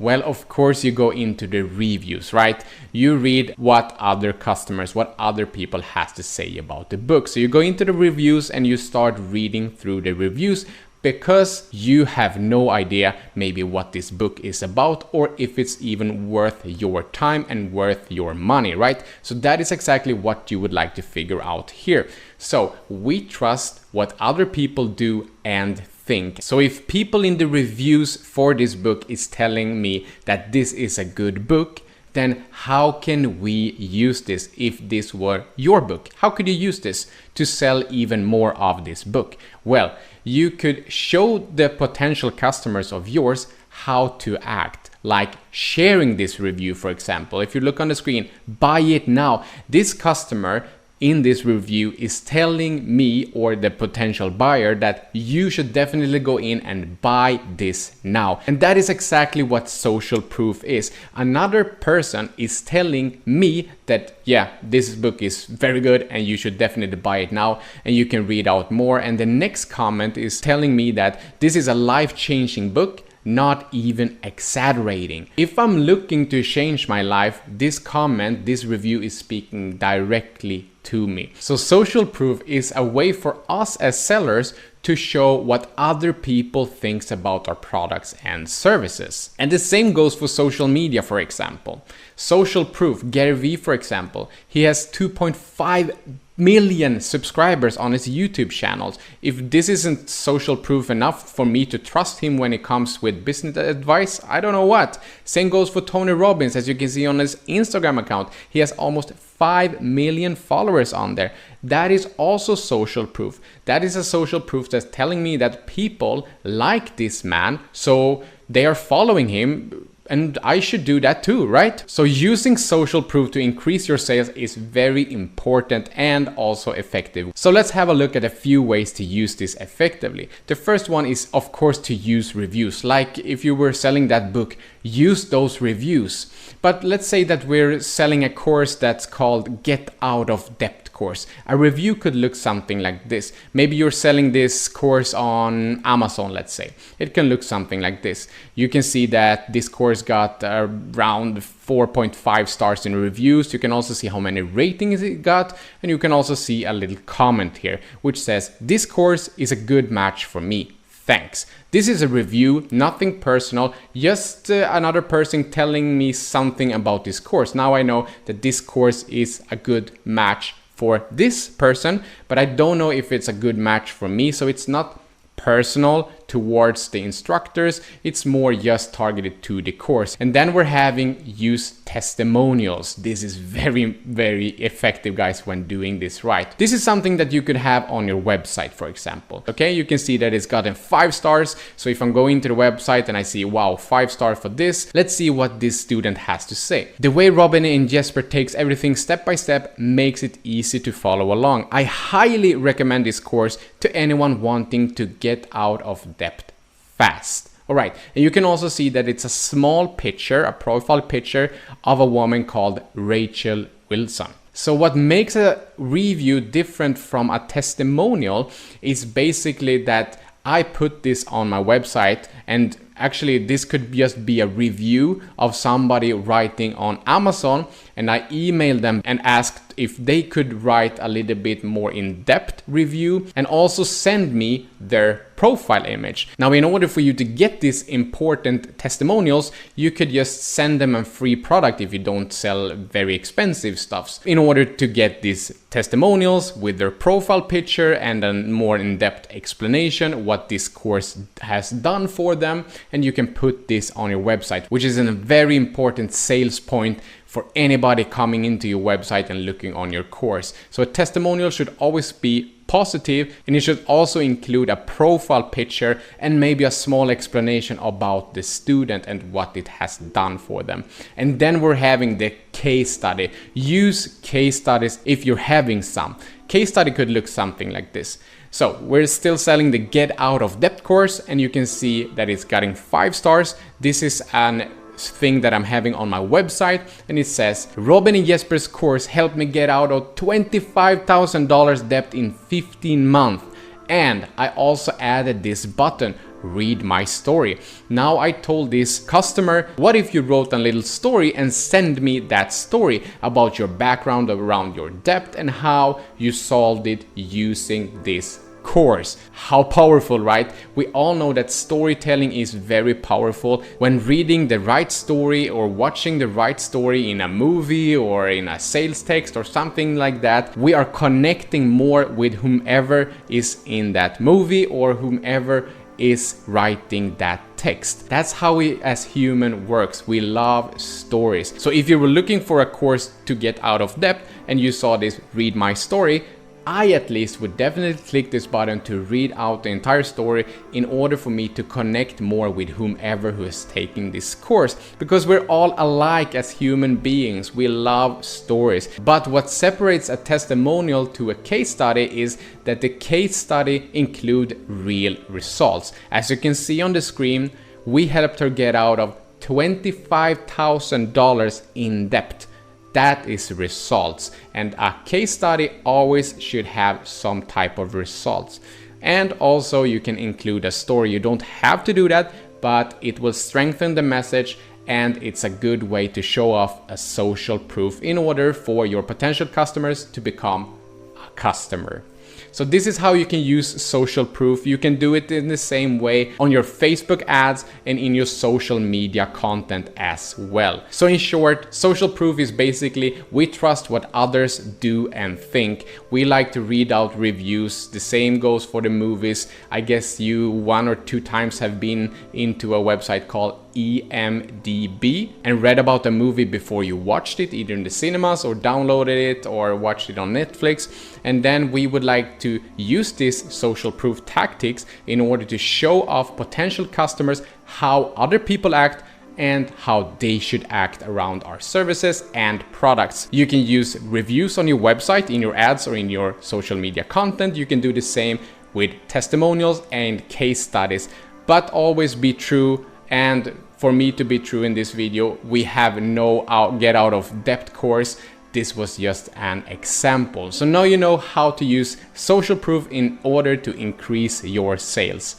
See you in the next video, guys. Welcome back to the course, guys. In this video, we're going to have a look at a sales tactic which called the 3 boxes, which a lot of successful companies are using around the world to increase their sales. So let's dive into it. The 3 boxes is a sales technique that Apple is using to sell more cell phones. Poof! I'm gonna teach you that inside of this video. So let's have a look at the core of the 3 boxes. So the entire goal with this technique is to have a person go from yes or no, I don't know if I want to buy this, to which one should I choose? So let's have a look at a real example of yes and no.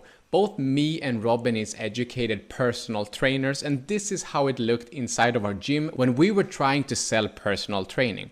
We had personal training packages. So the first one would be this, for example. We have the starter package. We're selling 10 of our hours for $6.99, that would be.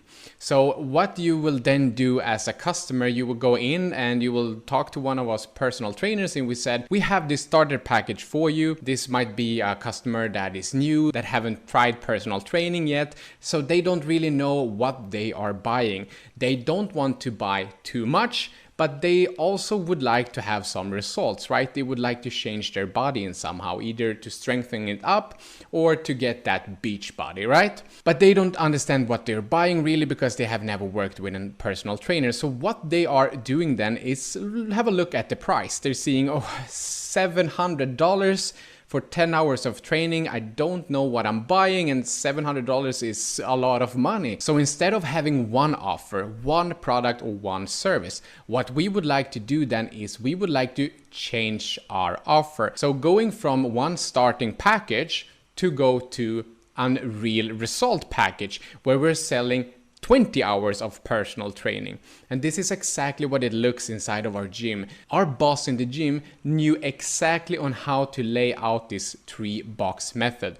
So now you can see that we're selling both 10 hours of personal training for around $700, and you can see then that we're selling also 20 hours of personal training just for the double amount of price, which is $1,400. So what the customer's brain is doing now, they're seeing that they're having 2 different options. Now the first option doesn't look too expensive, does it? So you are starting to understand that, well, okay, we have the starter package, but I maybe don't want to cheap out here because I would like to have real results. So now the customer is starting to go between which one should I pick. But then what we're doing is we're throwing in one more choice, which would be 50 hours of personal training. Now, I don't know how many packages I sold to a client that was cold traffic, meaning they walked into the door, maybe we sold them a membership of the gym, and then I said, hey, I know you're new here, but would you like to buy 50 hours of personal training for about $3,500? That's not a good sales tactic. You have to create some rapport, which means some kind of connection with the customer before you're trying to sell this. So what we're having on the screen right now is 3 different boxes of choices. We're having 10 hours for $700, we're having 20 hours for about $1,400, and we're having 50 hours for about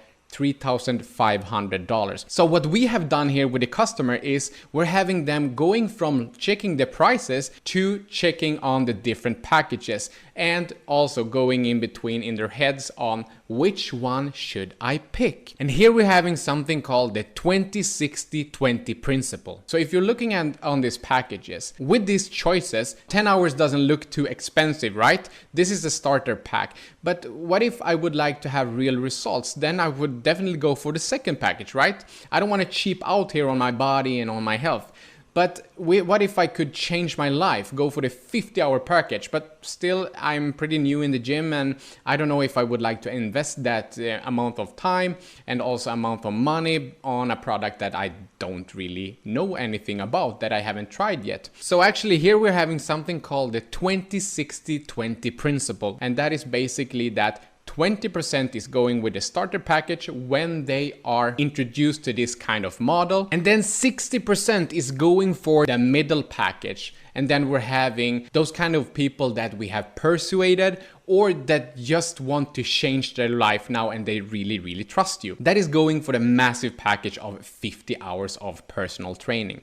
So this is a method that you can use inside of your business now, while knowing that you're having a service or product that you really want to sell and also deliver to your customer because you are confident in whatever you're selling. What if you could create 2 different other options for the customer? Now, if you still want to sell this as a core product, the middle one for us in this video, it would be the 20-hour training. Then you could also sell your product like the 20-hour training, and then you can create another product that is having a little less value like the 10-hour, and then one with massive value with all inclusive, that kind of thinking. So if you do this, then you would see that people will go from either yes or no to which one should I choose, from looking at the prices to go, I wonder which package fits me the best. Is this gonna change my life, or am I just ready to get real results? You know what I mean. And actually, a company that is using this model in their marketing is Apple themselves. If you have a look on the screen right now, you can see that they're selling one iPhone Pro, they're selling one iPhone Max, and then they're selling the regular iPhone for different prices. And this is of course because not everyone can afford the most expensive one, and maybe not even the medium priced, the regular priced ones. So they're buying the cheapest one. But if you had the money and you didn't know which one you should go for, by fact, you would probably go for the middle one if you didn't search out for the biggest one. So the 3 boxes is the same principle that huge companies like Apple is using in their strategy. So now it's time for you to use this strategy when you're selling your products and services, because it's really working. So guys, I'll see you in the next video. In this video, guys, we're gonna talk about the benefit versus the features and how you can combine those two in order to create a winning concept, whether you're creating an ad or creating a blog post or writing your sales page. So let's dive into it. Now, first off, what is benefits and what are features? Now, a benefit would be something like what it does for you as a customer. And then a feature would be what it does, or what it is, basically, what it contains of, a product in this case. Now let's take a bike, an orange bike. Now a benefit in this case would be what it does for you. What does this bike give you as a customer? Now it could be something like this. Takes you to places you have never been. How awesome, right? That is like a little bit more on the emotional level, which we are looking for when we're writing anything like a blog post or a sales page or anything like that. So it takes you to places you've never been. Another example would be go to places without paying for parking. Now, this is a little bit more humoristic, which I like, but this is something that you could write. This is a benefit. It takes you to places without paying for parking, without you having to pay for parking, that would be. And also, be the baddest biker in the neighborhood. That is awesome. Who doesn't want to be the baddest biker in the neighborhood? Now, this is benefits. Now, if this bike were for kids, for example, then you could write something like this. Give your kid a childhood to remember. Boom. If you have a kid, if you don't have a kid, if you have a sister, younger brother or something like that, wouldn't you would like to give them a childhood that they really can remember? A good one that would be, right? I would. And a feature would be something like what it does. Features are like it has 21 gears, it is orange, it has leather grip handles, or if it were for a kid, it would be for a kid between maybe the ages like 6 until 12 years old. That is features. Now, it is pretty hard to sell features. So what we really want to dig down deep into here, if you're having a product, is what value does the feature give the customer? Okay, so what's in it for me as a customer? Why should I buy your product? Why should I give a damn about your services? That is the question here.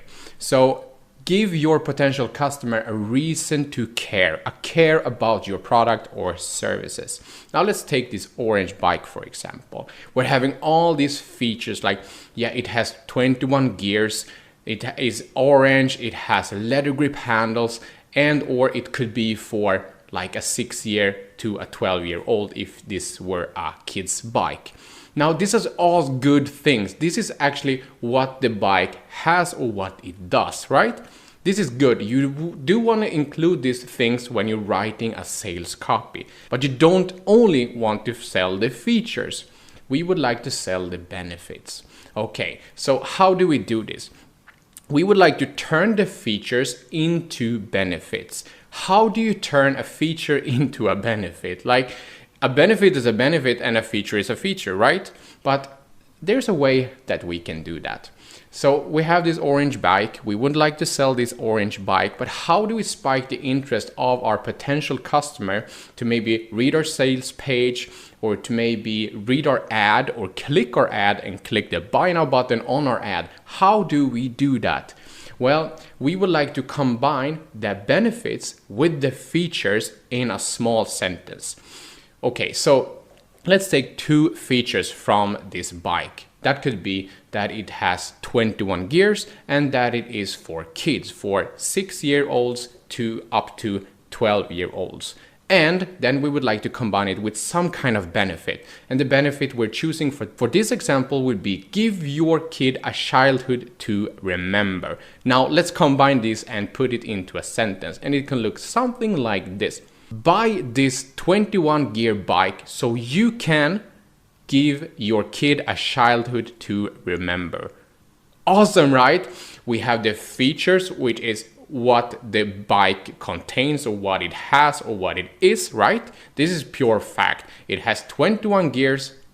Okay, now we know that, right? But we cannot only sell that it has 21 gears if we don't sell to specific group like really nerdy people or maybe bikers or something like that. But if this were like a normal Christmas gift, for example, and you were to write an ad or a blog post or something like that to like try to sell this bike to anybody, you would not be able to sell this based only, if you're selling this to general people, on that it has 21 gears. So then you can add in a small text that could be so you can. Use so you can as often as you can, because you will see that if you put a feature and then so you can a benefit, that would be in this case give your kid a childhood to remember, you can see that this will work out almost all the time. Now let's give you another example. So this could be that we're having 2 different features. Could be that it's orange and that it has leather grip handles. And then we put it in with benefits that would be the baddest biker in the neighborhood. I mean, who doesn't want to be the baddest biker in the neighborhood, right? So let's put this together in a sentence, and then it could look something like this. Now, buy this orange leather grip handle bike so you can be the baddest biker in the neighborhood. How awesome! We are taking a feature or 2 features and we're putting them together with a benefit. Now, this is actually a thing that most of the people are missing out there. You may or may not have heard it before. Sell the benefits, don't sell the features. But what if I would to sell a bike and I would only sell it like this, for example? Be the baddest biker in the neighborhood. Doesn't tell me too much other than I would be the baddest biker in the neighborhood if I bought this bike. But give me something more. Give me some features. Why should I buy this? And what is it, or what does it contain, or what does it do, or something, right?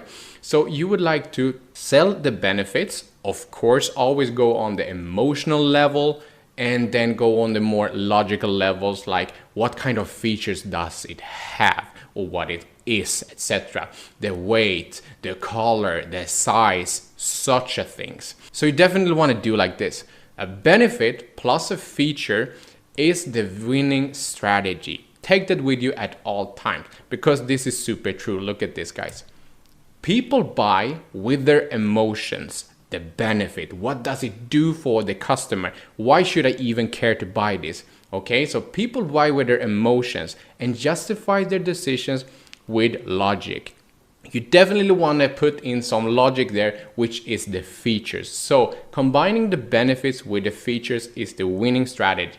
Now you know that. Let's talk more in the next video. See you there, guys. In this video, guys, we're going to talk about how to know what you're selling based on the features and the benefits, and how you can really dig down deep there and know how to write a copy on your ads, on a blog post, on a sales page, in your emails to really make people click that text. Okay, let's dive into it. Okay, so whether you're having your own product or service that you would like to sell, or maybe you're having a free ebook or free templates that you would like to give out on your website, whatever it might be, if you would like people to put in their email addresses, their phone numbers, or if you just want them to click on the buy now button, then this video is for you, because we are going to dig down deep and to make sure that you know what you're selling and how to sell that in text. Okay, let's dive into it. So first off, you would like to know the benefits and the feature of whatever you are selling. So in this video, we're gonna take an example. An example in this video would be this iPod. iPod had their first release in 2001. So if you are born after that, you might not know what that is, but an iPod is basically a music player that you can have inside of your pocket. It's like the size of a normal smartphone today. And with this, let's do an exercise. So we have this iPod that we would like to sell. Now the features for this would be that it has a 32 gigabyte storage. Now most of the people don't really know what GB stands for. Now if I were to tell my mom, how many GB do you have in your phone or in your computer, she would look at me like, what are you talking about? Same goes for my grandparents. They don't understand what GB stands for. I know that GB stands for gigabyte, which is storage size, all right? So if I were to sell like 32 gigabyte storage, it could look something like this. Buy the new iPod Silver 32 gigabyte today, or 32 GB today. Now you don't want to sell anything like this. You don't want to sell only the features. We talked about it in the last lecture, but this is not how you would like to go about it. Instead, what does this device do for the customer? What does it do? Does it help them in any way? And how does this device help them? Okay, that is what you would like to speak to your customer in text. So we would like to tell them how this device will help them. Let me show you. Now I will give you 1 minute. So just pause this video and write down how you would sell this device with benefits. How would you sell this? So pause this video and I'll see you in a second. Okay, so now that you have written down on a piece of paper, on your cell phone or in a computer, how you would sell this, let me show you on how I would sell this iPod.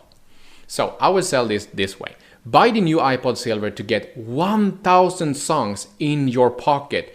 This speaks to anybody, even my mom would understand this, okay? That she will be able to download and put in 1,000 songs, 1,000 songs into this small device that she can have inside of her pocket. So all her favorite bands and all her favorite albums can she have right into her pocket, her jeans pocket, and she can listen to music when she are on the subway, when she are in the bus, when she are in the car. Don't listen to music when you're driving a car, but she can do that, which is how you would like to speak to anybody, to a potential customer, so she and he or them, they understand what you're talking about. But there's a little downside with writing this text like this, and that could be that we would like to trim it down. If you look on this text, it's way too long. If you were to write an ad or a sales page, it would look just ridiculously long. And we as human beings are super lazy, so we would like to read a text and we would like to consume it in like 0.01 seconds. So let's say that we are having this text and we're having it on our website, for example. So you can see that the headline or the title, as you can see on this website, says buy the new iPod Silver to get 1,000 songs in your pocket, which is awesome. So 1,000 songs in your pocket, like 20 years ago, was a lot of songs. Now it's no problem with the new technology, like with the smartphones and everything like that, to have over 1,000 songs. But but then it was like, wow, I can have 1000 songs in my pocket. But we would like to trim this down a little bit. And I would like to give you 1 minute to try to trim this down. So take a pen and paper, write it down and try to trim it down, or do it on your cell phone, your computer or your iPad or whichever. Okay, and then come back. Okay, so now when you have trimmed this down, how does it look? I will show you my version, and nothing here is the correct version. You can write in like 1000 different ways, but this is just an exercise for you to get your brains around this and think for yourself and understand how you can really do this with copywriting. But let me show you my version of this. I would just trim it down pretty simple like this. 1000 songs in your pocket. Because the customer can clearly see that this is an iPod. If they knew what an iPod is, they can see that it's a device. And if you look really, really close on this screen and you're zooming in, you can see that it's some kind of music playing on this device. So you know that you will get 1000 songs in your pocket. Now, if you don't think that this looks too strong, it looks a little bit weak because you don't really tell too much features. You don't really talk about maybe what the size of it is, what the weight of it is, or what the price of it is. You can add that in like this, for example. 1000 songs in your pocket for $5.99 US. Then I know exactly how much this device costs and also on what I'm getting, what this device is doing for me, because it's always the questions on any customer's minds, also on your mind if you were to buy a device like this, maybe your next smartphone or whichever. What's in it for me? What can you give me? What will this device give me? How can this improve my life or make me feel better? That is always on a customer's mind. So 1000 songs in your pocket for $5.99 would be an awesome title, whether it's an ad copy on Facebook, YouTube, Instagram, Google, or whichever, on the sales page in your email or anything like that. But you can also twist it around a little bit. Look on the screen right now. You can twist it like 1000 songs in your pocket at 15% off. Now, if I were to look for this iPod or for this new smartphone or this new computer or something like that, and I saw an ad popping up in my feed, maybe on Facebook or on Google when I'm searching for it, and I see, oh, 15% off. This is awesome. This is a deal. I would definitely click on this ad and I would definitely go in and maybe buy it depending on which price and how much it costs to deliver it and so on would be. But anyways, this is how you would like to do it. You would like to trim it down. And now for you guys, it's exercise time. So let's do an exercise. So let's take this Diet Coke, for example. And I will give you 3 features: low calories, contains caffeine, lighter taste to Coca-Cola Classic. Now it's your turn to turn this Diet Coke into something that I would like to buy, that your mom would like to buy, that your dad would like to buy, or that your potential customer would like to buy. Now, if you're having your own product, then I would like you to write down 3 different features that that product is having and turn them into benefits, and combining them features with the benefits to make it salesy. Okay, let's do it now. Exercise time. See you in the next video, guys. In this video, guys, we're going to talk about the importance on understanding who you are speaking to, who are you selling to, and how are you going to sell to that person. Let's dive into it. All right, guys, now how can you figure out who you are selling to if you have no clue? Well, there's quite a few ways on how you can figure that out. Now, the first thing we want to know is you want to know your customers' demographics. The demographics are the gender, their age, maybe their income, such an information. And how can you figure that out? Well, you can either go to your social media platform, go into the analytics, and you can see what gender they are and the age groups they are within, the most of the visitors maybe on your YouTube channel, on your Instagram, on your Facebook group, and you can also see the top countries. Now you know a little bit background information, and also in some social media platforms you can also actually see their income. For example, if you're driving Facebook ads, somehow you can figure that out.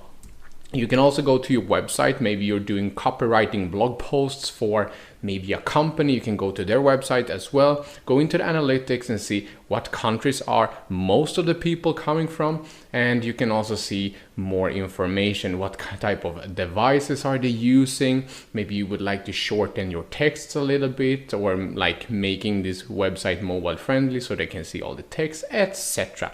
But this is how you figure that out. Now, if you don't have any data, you can just go to any type of customer that are buying like similar products or something like that and ask them on like their age, and also you can see the gender, of course, if you're talking to them, if they're male or female, and you can just figure that out and write those informations down, because that is very, very important.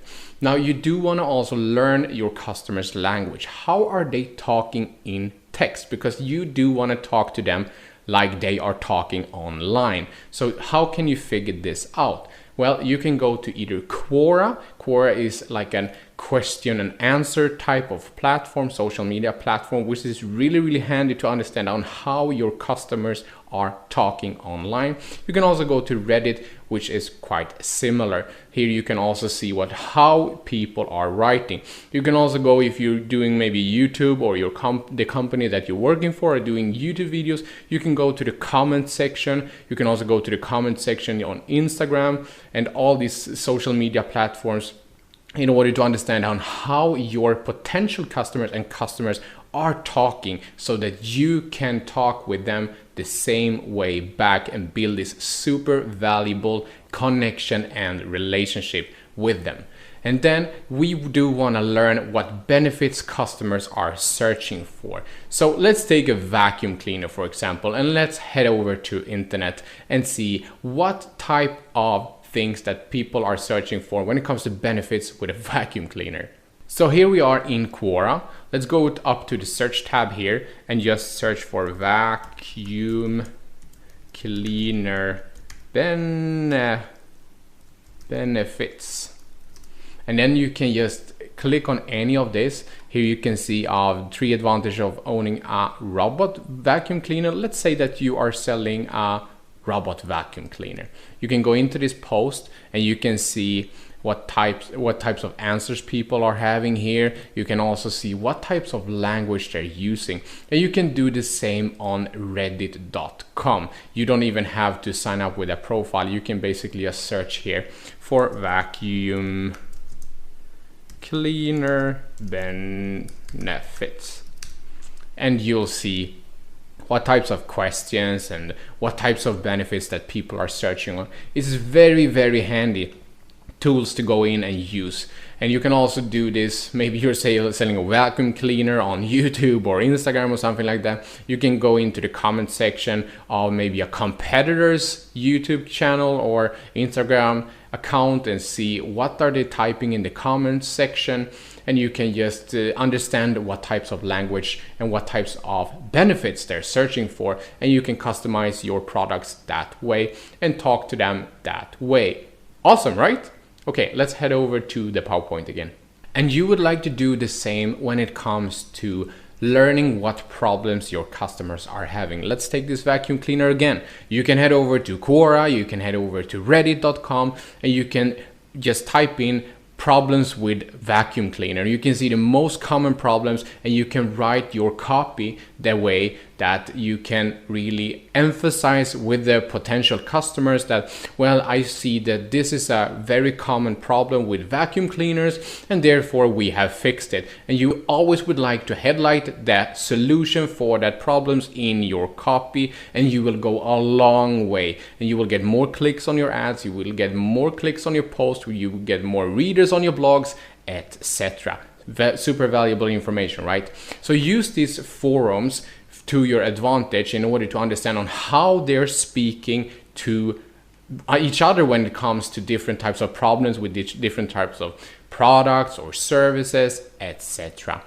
So what you would like to do now is actually to start collecting data on your customers. You can start collecting data such as countries. You can either do this in a one-on-one conversation if you're running a local business, or if you're working with a company doing copywriting for a local business You can basically just try to have a one-on-one conversation, ask a little bit about their, like, don't go on their income, maybe the first question, but you can ask a little bit like, what are the benefits you're searching for in this type of product or service?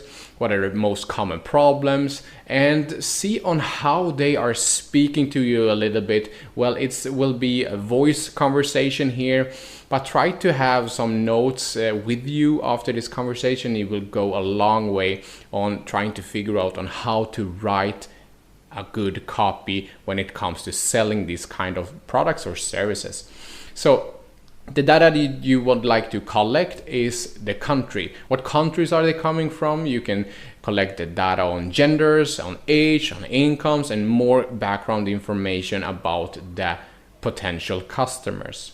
So useful platforms would be a website. Of course, you can store a lot of information on how people are clicking on different things, and you can see on what types of posts, blog posts, for example, are performing the best for you. Then you know that, hey, my headline is awesome. People are clicking on it because it's compelling and people would like more of that kind of headlines. And then you can also see information about, like on Reddit, what are people benefiting from on a certain product, or what problems do they have, and what language are they speaking. Go over to Quora, go over to Reddit, use those platforms. They are very, very handy tools to use. Okay, without further ado, see you in the next video, guys. So now when you know what copywriting is, let's go through how it works. Now, copywriting is an art, a beautiful, a very important art. However, we're going to want to focus on what's truly effective and what's really working. So let's go through this fast track in copywriting and make sure that we're nailing our headlines, we're nailing our subheads, and really getting to the point and increasing conversions. Sounds good? Okay. So starting with the basics in copywriting, there's a couple of keys we need to understand. Now, the first one is that people hate being sold. I'm sure you can relate to this. If you're in the store, someone is trying to sell you something, you're going to have resistance. It's our natural reactions. And it's the same online. You don't want an ad popping up that says buy now. There's resistance to that. You don't want to be sold anything. Now please note this down. This is very important. And the second thing is that people buy with their emotions. Whatever product you're having, whatever service you have, no one wants your actual product or your service. People want the results. Let me give you an example here. Now, I could easily sell a six-pack. I could easily sell a great physique. I could sell a great body. I could sell the summer body of the year. But I would have a very hard time selling training. Even though it's the same thing, even though I would sell training to get that body, I would not use it in the headline or in the subhead to sell the training. Because that's not what people buy. People buy with their emotions. Sell them the results, people will be interested, and that's when the conversions happen. And also, before anyone can buy anything, they need to justify their decision. They need to be assured that they're making the right decision. If you can't make sure that they justify their decision, if you cannot assure them, they're not going to be able to buy. They're going to feel too guilty, or they're not going to have enough time or money or whatever problem that pops up. Now, justifying could be, for example, giving them a limited offer. Let's say for 3 days it's going to be 50% off the sales. Now there's an urgency. The justification here is, if I don't buy this right now, I'm not going to be able to make this great deal. If I don't buy this now and I buy it later, I'm going to lose money. And no one wants to lose money. Other ways to justify it is to make sure that they deserve it, or make sure that they need it. Making sure that, hey, what's gonna happen if I don't have this product? That's a great justification.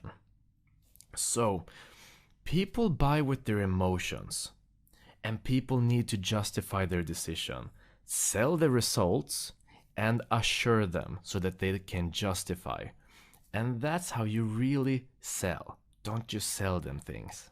So, writing personalities.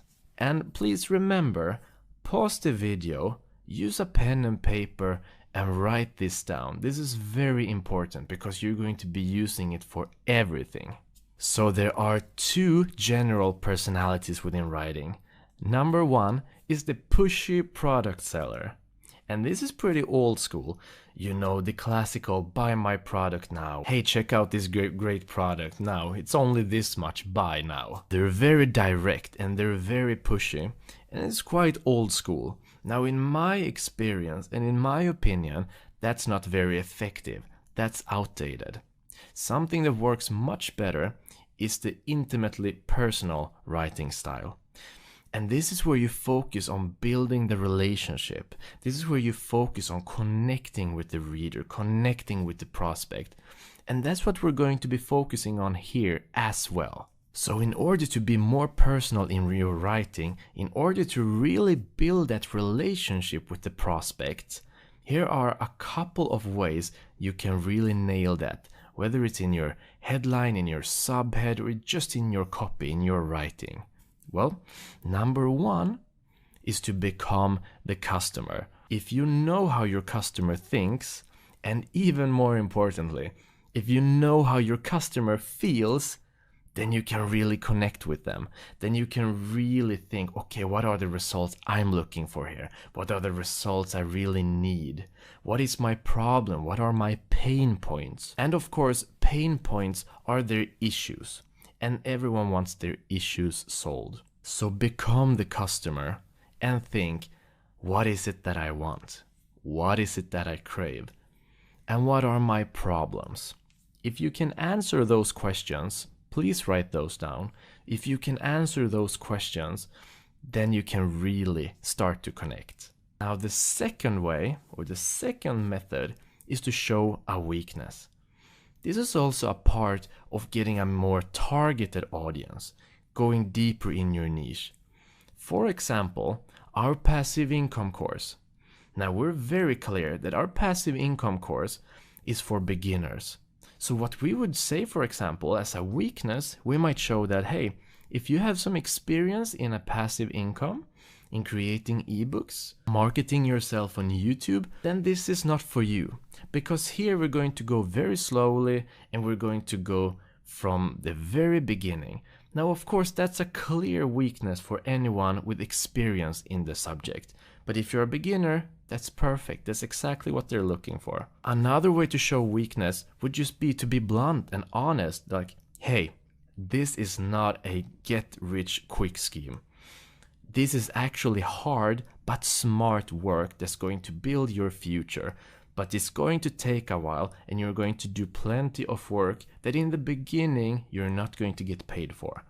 Once again, showing a weakness in your product.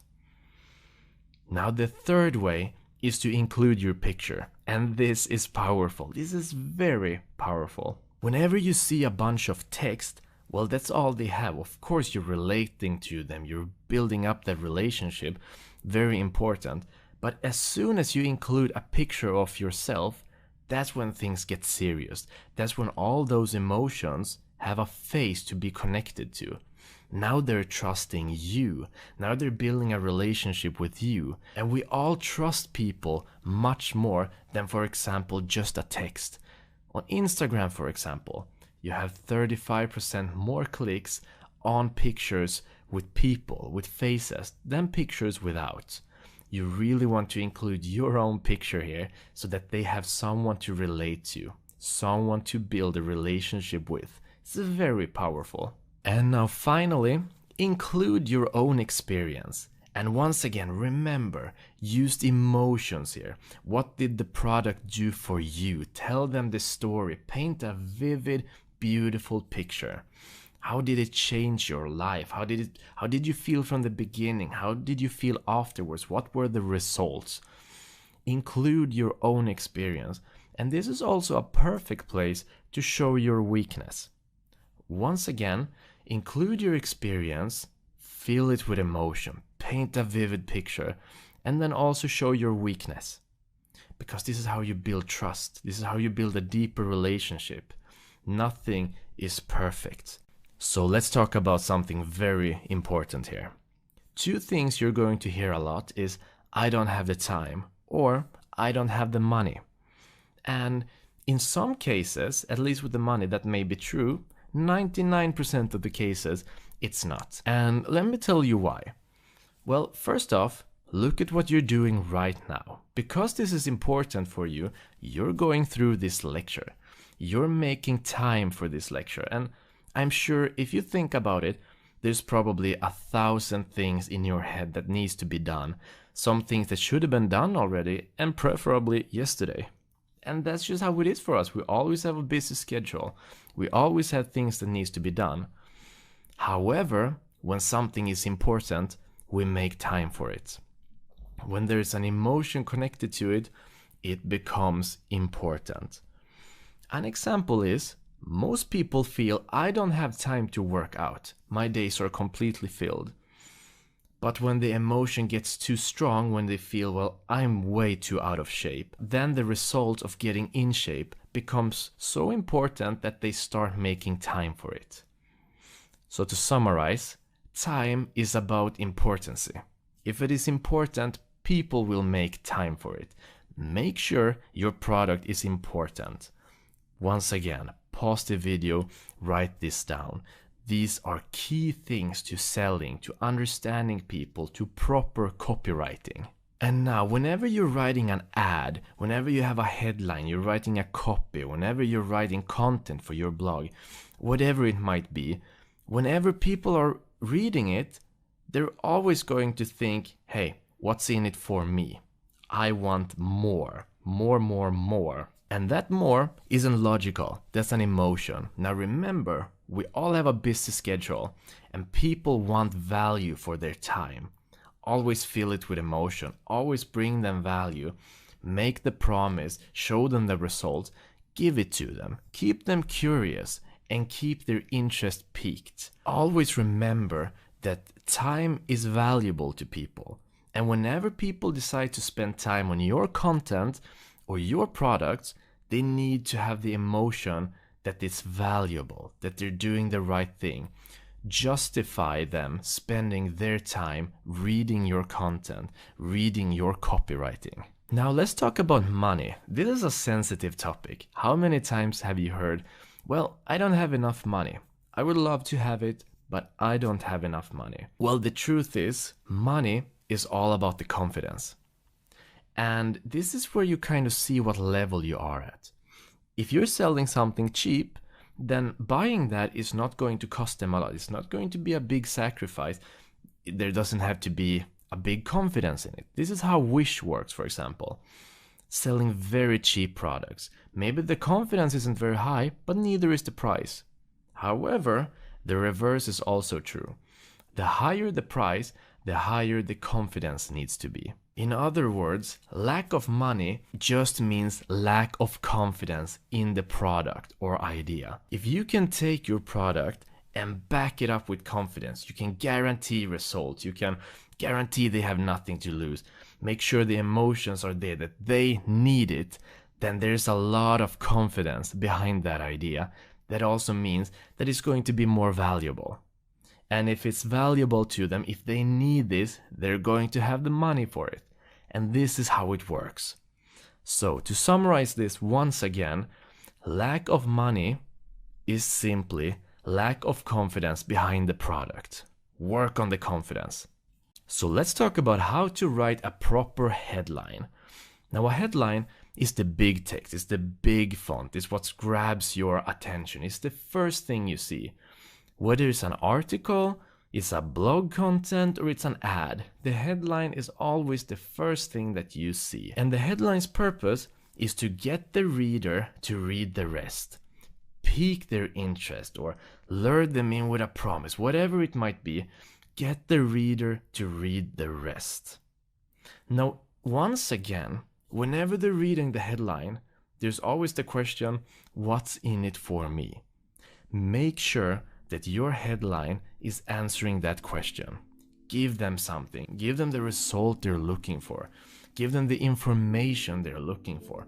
Whatever it is, answer the question, what's in it for me? If you can do that, then you can get the reader to read the rest. Once again, you need to be specific to your targeted audience. Whatever headline you're writing, make sure it is to your targeted audience, a special group, a niche. If it's very broad, no one is going to be interested. However, if it is a small targeted audience, people feel special. People feel selected, like, this is for me. This is exactly what I need. And this is what we're out after. And this is the emotion we want to trigger. Be specific to your targeted audience and then sell the big promise or the results. Remember, we were talking about this. People don't want your product. People want the results or the big promise. And if you can give them that, that's also going to answer the question, what's in it for me? So here are some attention-grabbing headlines, or rather some techniques to grab their attention. Once again, make sure you're noting this down, because this is important. When you get this, you're really going to understand how copywriting works, how to grab people's attention, and how to convert. So all in the relationship. So number 1, sound like an announcement. For example, finally, at last, presenting, just released. Whatever it might be, by making it sound like an announcement, you instantly have your interest peaked. For example, finally, the ultimate passive income course is here. At last, a method to lose weight without eating less. Presenting, etc., etc. Whatever it might be, make it sound like an announcement. The second technique is the big promise. For example, lose 10 pounds without dieting or money back. Whiter teeth guaranteed. Notice that the promise here is the results or money back. Once again, results, whiter teeth, guaranteed. You don't have to wonder, is this going to work for me? It's guaranteed. That's the promise. They have nothing to lose. And of course, that's incredibly attention grabbing and interesting. If you're looking to lose 10 pounds and you can have your money back if it doesn't work, of course I'm going to read more. I want to know more. And then we have the feature offer. For example, 50% off for 5 days. This is probably the most common copywriting today. This is how ad works generally. If you master this technique, you can sell like crazy generally. So make sure there's an urgency. That means a limited offer only for 5 days. And then make sure there's a great deal, 50% off. Now, if they don't take this deal, they're not going to be able to get what they want, the results, the emotion, and save money while they're at it. Now, what a deal. They're gonna get the results and they're gonna save money. This isn't logical. Once again, we're working at an emotional level here. And then there's the classic how-tos. Watch YouTube, for example. How-tos are everywhere. Everyone wants to learn things. They have their specific problem. They want to know how to, etc. For example, how to earn 50% more passively. How to start an online business. Now, if people are looking for these specifically, if you have done your keyword research and you're looking to start an online business, then of course, how to start an online business is spot on. That's exactly what I want to know. There already, you have their attention and they want to know more. They'll keep reading. Then we have intriguing questions. For example, are you making these common mistakes? Or are you using these 5 most effective exercises? Now you start to question yourself, am I? I want to know more, and you keep reading. It's the same principle. Testimonials, incredibly powerful, incredibly important. How do you know Facebook is so good? Well, everyone is using it and everyone is raving about it, right? I mean, that's how we know things work. For example, how I made $20,000 in a month from Robin and Jesper's passive income course from Mark Wellington. Now, when someone else who took the course is showing their results, that's extremely tempting. Because the instant reaction is, well, if they can, then so can I, right? I want to have those results. And all he did was go this course. So once again, the emotional level. And then finally, the short callouts. For example, entrepreneurs, read this. Need money? And it could also be need money. Click here. So when you're specific, for example, entrepreneurs, read this. If you're an entrepreneur, you want to read this. You kind of want to know, hey, what's the fuss all about? Or if you're a student and it says need money, well, of course, I'm a student. Which student doesn't need money? They're gonna be further interesting. Once again, here you have piqued their interest. Now you need to make sure that the subhead is spot on. So let's go through some subheads here. The point of the subhead is mainly to break down the copy into easily readable segments. As you can see in the example at freefromscratch.com, is one of our own blog contents. We have two subheads here. It's the pond you need to fish in and it's free. Both those things aren't very clear, but they're quite interesting. The pond you need to fish in, it's free. I need to know more. So continue piquing their interest, continue dragging them in. And of course, just like the headline, you want to capture the attention of people who are reading. Some people aren't going to be sure if this is what they need. They're just going to be scanning it. Subheads is an insurance. They are there to make sure that the scanner can see if it's interesting for them, if it's targeted to them. If it is, then of course they're going to go back up and read it through. Because once again, time is valuable. We scan things. We don't want to waste time on something that doesn't apply to us. So when we speak about our readers, generally they're going to be either very interested prospects, they're going to read everything, they're just going to dissect, they're just going to consume your content. They want to flip everything upside down and check it out. They're very interested. Or there's also going to be interested prospects who are not looking to spend money. These are the scanners, and these are the ones who you need to make sure that this is targeted to them, or if it's not, they're going to bounce away. They're just going to leave. Of course, there's also a third part here, and those are the ones who aren't interested. But that's not really important because they won't be reading this in the first place. They're going to read the headline, see this isn't for me, and move on.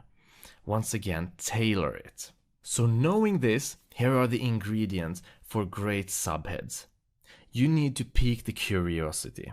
Don't make it plain and simple. Don't just spill it out. Keep their curiosity up. You need to be surprising. You want to get an emotional reaction of, really? Make them want to read the copy text. Or if it's an ad, make them want to click your ad. Just like the two above it, emotion. It's all about emotion. Everything is emotion here. People buy with their emotion. People search from their emotion. We're emotional creatures. And this is how we connect. This is how we buy. This is how we justify. Focus on the emotions. And finally, inject your personality. People want a relationship with you. People want to know you. People are building the trust with you. Be personal. Great copywriting is at a 6th grader level.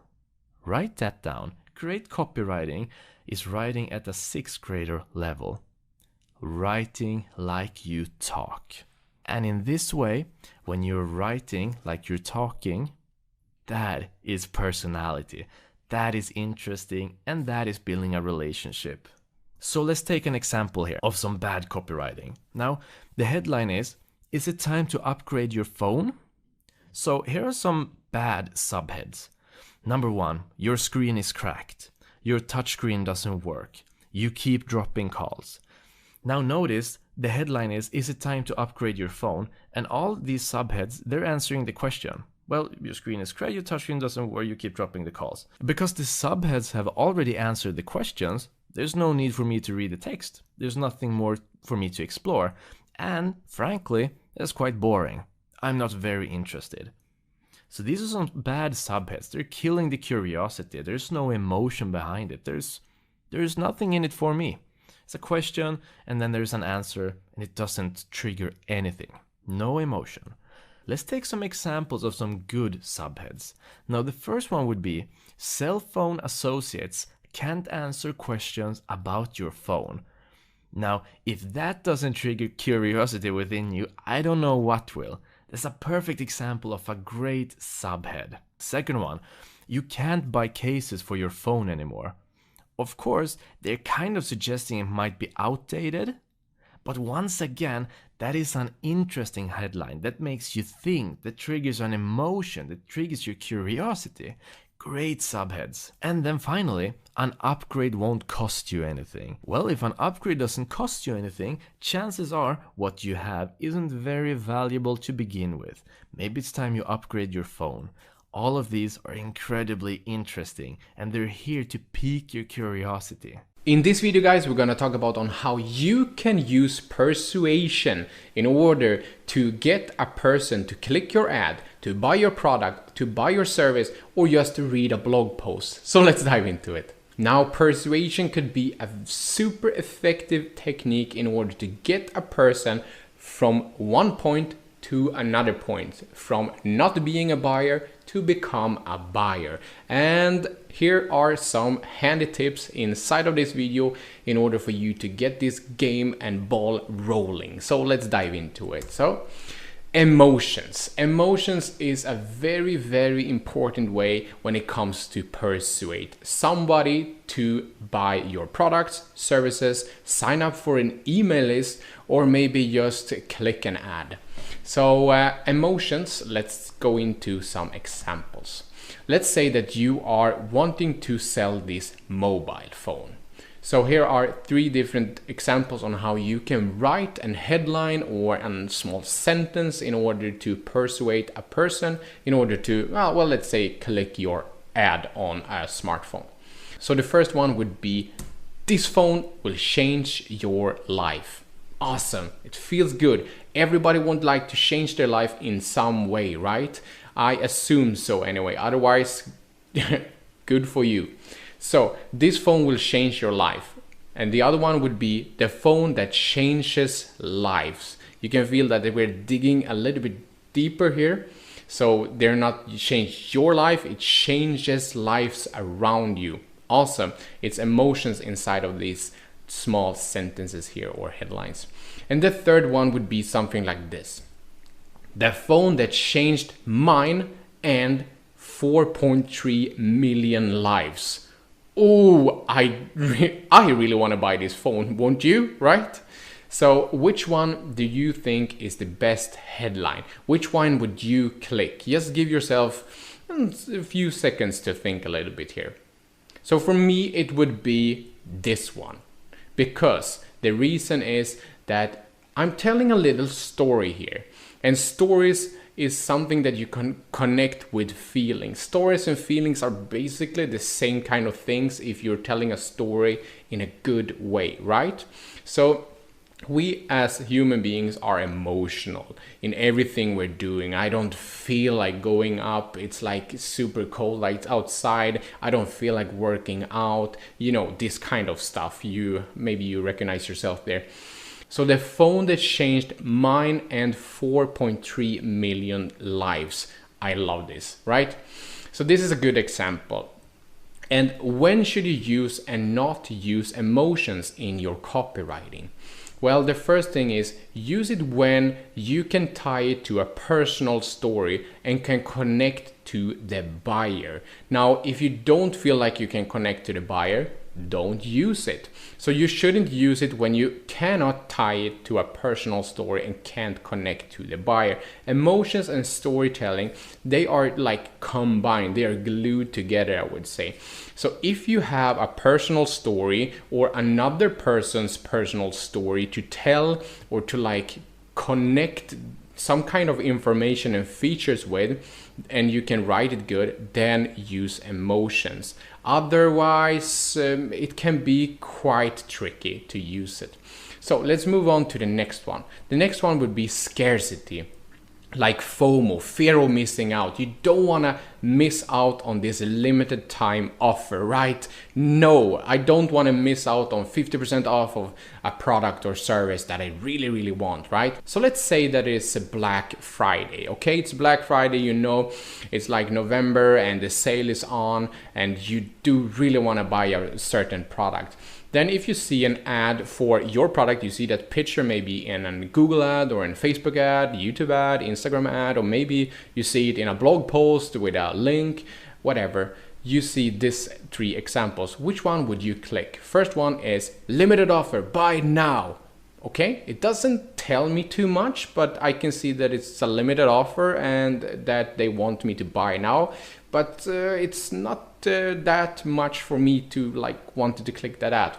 I don't know about you guys, but then we have buy now or miss out.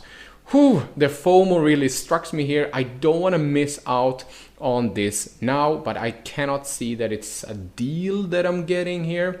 So let's have a look on the third option. Sale ends in 25 minutes. Don't miss out. This is scarcity, guys. This is FOMO. I don't want to miss out on this. So I have 25 minutes to click this, put in my card details and buy this if I'm online, right? If you're doing copywriting maybe for a company with billboards and stuff like that outside of stores, then I just want to run into that store and buy whatever you have to sell to me, because I know that now I have 25 minutes and if I don't buy this, I will miss out. I don't want to miss out on this. So these are 3 different ones. So which one would you click? Okay, for me, it's pretty clear. I would definitely click this last one, right? Because sale ends in 25 minutes. It's like pretty soon, right? So I don't want to miss out. So I'm going to click that one, or I'm going to run into that store and buy whatever I'm searching for. So that is 3 different examples. Now, when should you use this and when shouldn't you use this? I would say that you should use this when you have a limited time offer. Maybe you're having a Shopify store and maybe you're having this little bar up there where it says like limited time offer, sale ends in 25 minutes, buy now, don't miss out, and stuff like that. Or maybe you're having an email list, or maybe you're having some kind of live session where you're giving out some valuable information and you tell people that, oh, limited seats, I only have 20 more seats, you have to sign up with your email address and give me your phone number now.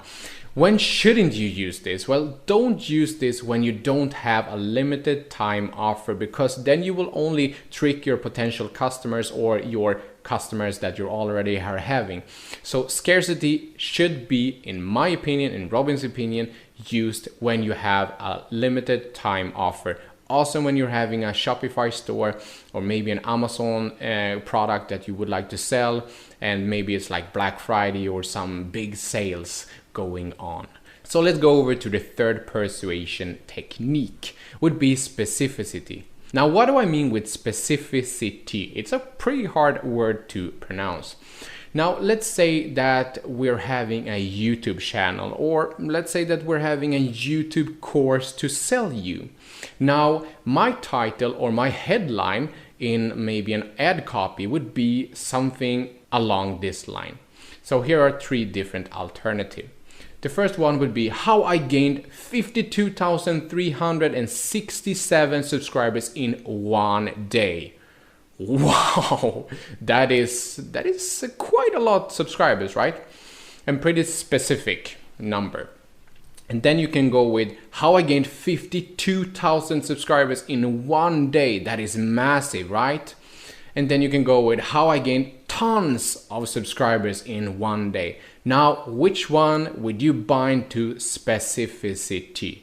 Which one is so specific, and which one do you trust? For me, I do trust the first one, because it's a specific number that are telling me on also what I will get, of course, but it's a specific number and I trust specific numbers. That's more trustworthy than just throwing out 52,000. How could that YouTube channel gain exactly 52,000? That is how my brain is spinning, at least. So if you're having a specific number, I will trust you more. Don't you feel the same?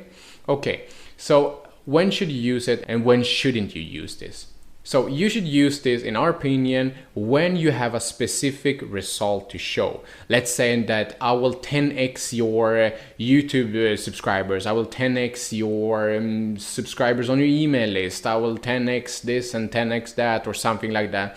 Or maybe you will get this amount if you're buying this, or you will save this amount if you're buying this, etc. So when you're having a specific result or a specific number some kind of way that you can back up, then I would definitely use this technique. Then don't use this when you don't have a specific number. So let's say that you've done a weight loss program, for example, and you have a client and that client lost, let's say 15 kilos, 15.1 kilos. Then write 15.1 kilos. If you don't have any result to show, don't write any numbers in that way.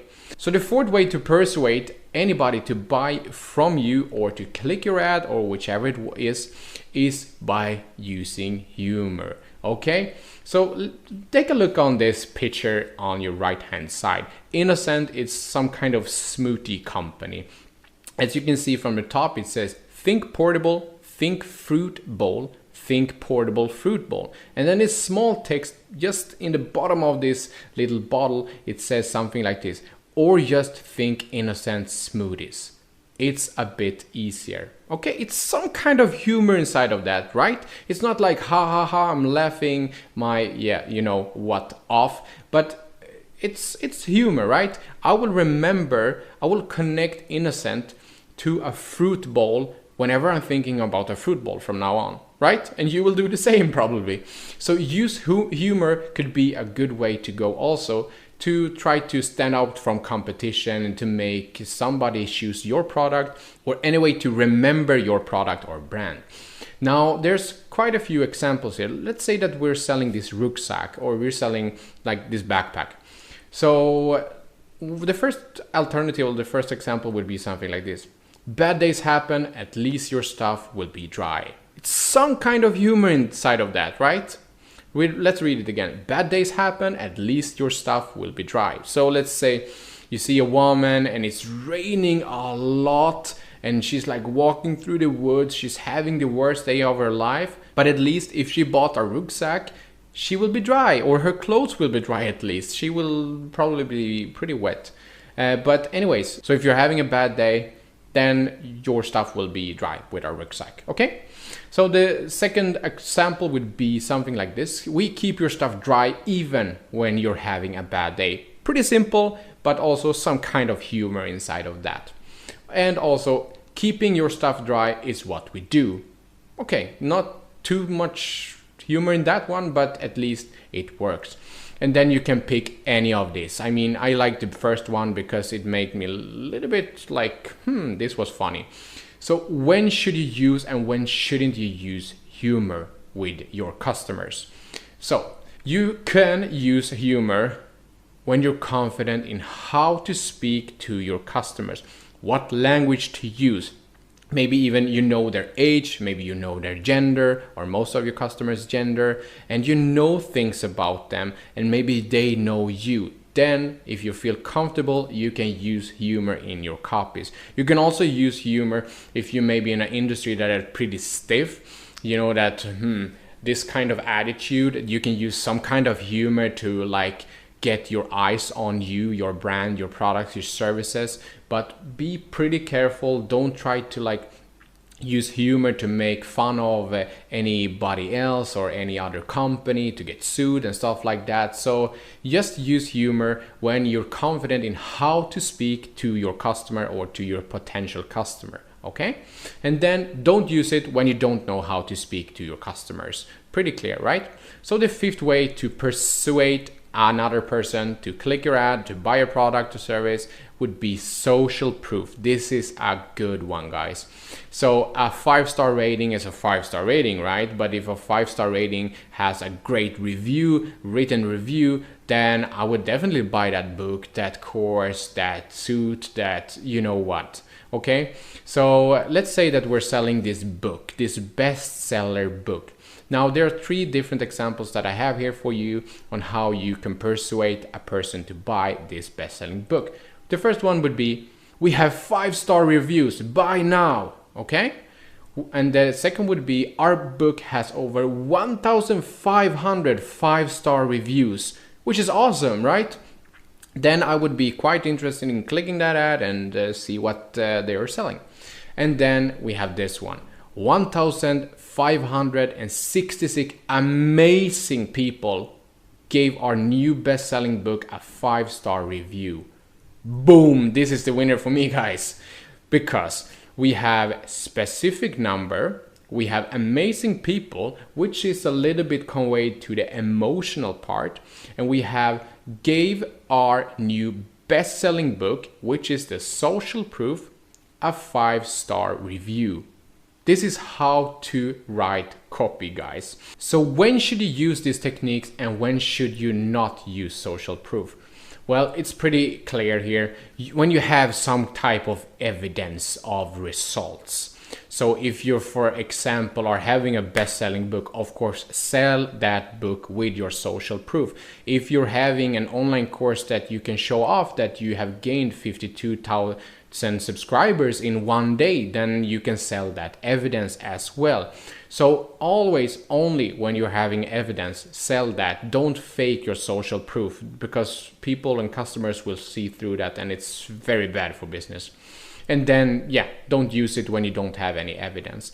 So guys, these are 5 different, very, very effective persuasion techniques if used well. You can also bookmark some parts of this video that is valuable for you. This is 5 different persuasion techniques. If you're using them well, then you will go a long way with your copywriting. See you in the next video, guys. In this video, guys, I'm going to show you on how you can use power words effectively to drive an action, to make a person or a company to buy your products, click your ad, and maybe read your blog post. All right, so let's dive into it.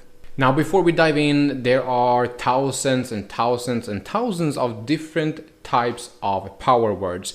I have picked 5 that I think is very, very effective when it comes to write any copy. All right, so let's have a look at them. The first one would be free. Now, who doesn't want stuff for free?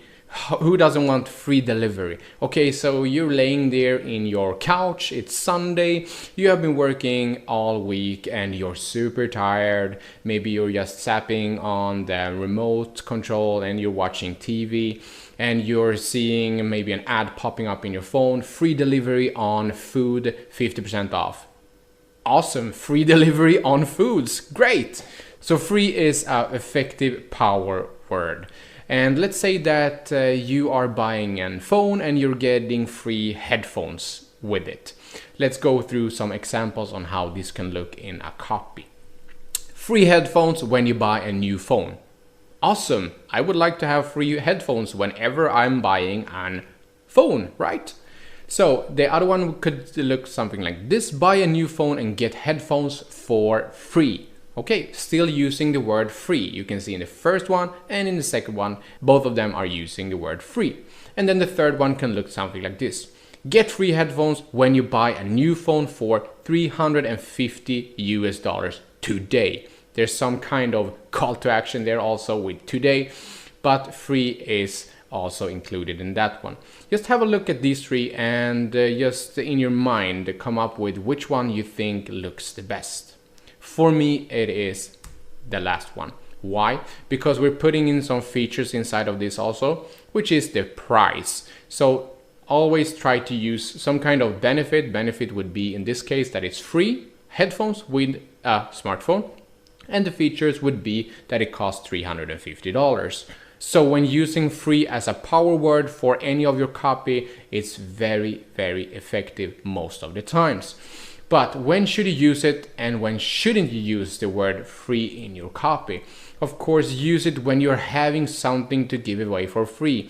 Maybe a giveaway on your website, maybe an ebook. It could be like access to a webinar. It could be a free product with your product. It could be a case for your product or anything like that, free delivery. But only use it when you're having something to give away for free. Don't use it when you don't have something to give away for free. Pretty easy, okay? So the second power word would be new. Okay, I would like a pair of new skates, for example. Let's say that you're selling a pair of new skates. Okay, so here are 3 different examples. First one would be new skates out, buy now. New design skates for sale. Third one, get the new sturdy CCM skates with free shipping today at 50% off. Now CCM is a brand. I myself have been playing ice hockey for 15 years or something like that. That's why I know the brand. But the important stuff here is get the new sturdy CCM skates with free shipping today at 15% off. You can see there's more information in here. We have 15% off, which is a feature, which is great. We're having free shipping today, which is also, we're using some kind of action here, and we're having new sturdy skates. So which one of these 3 do you think is the best? I think the last one is the best one. But you can see on how you can play around with these words. These power words are very important, and also you can play around with it, new, newest, newer, etc.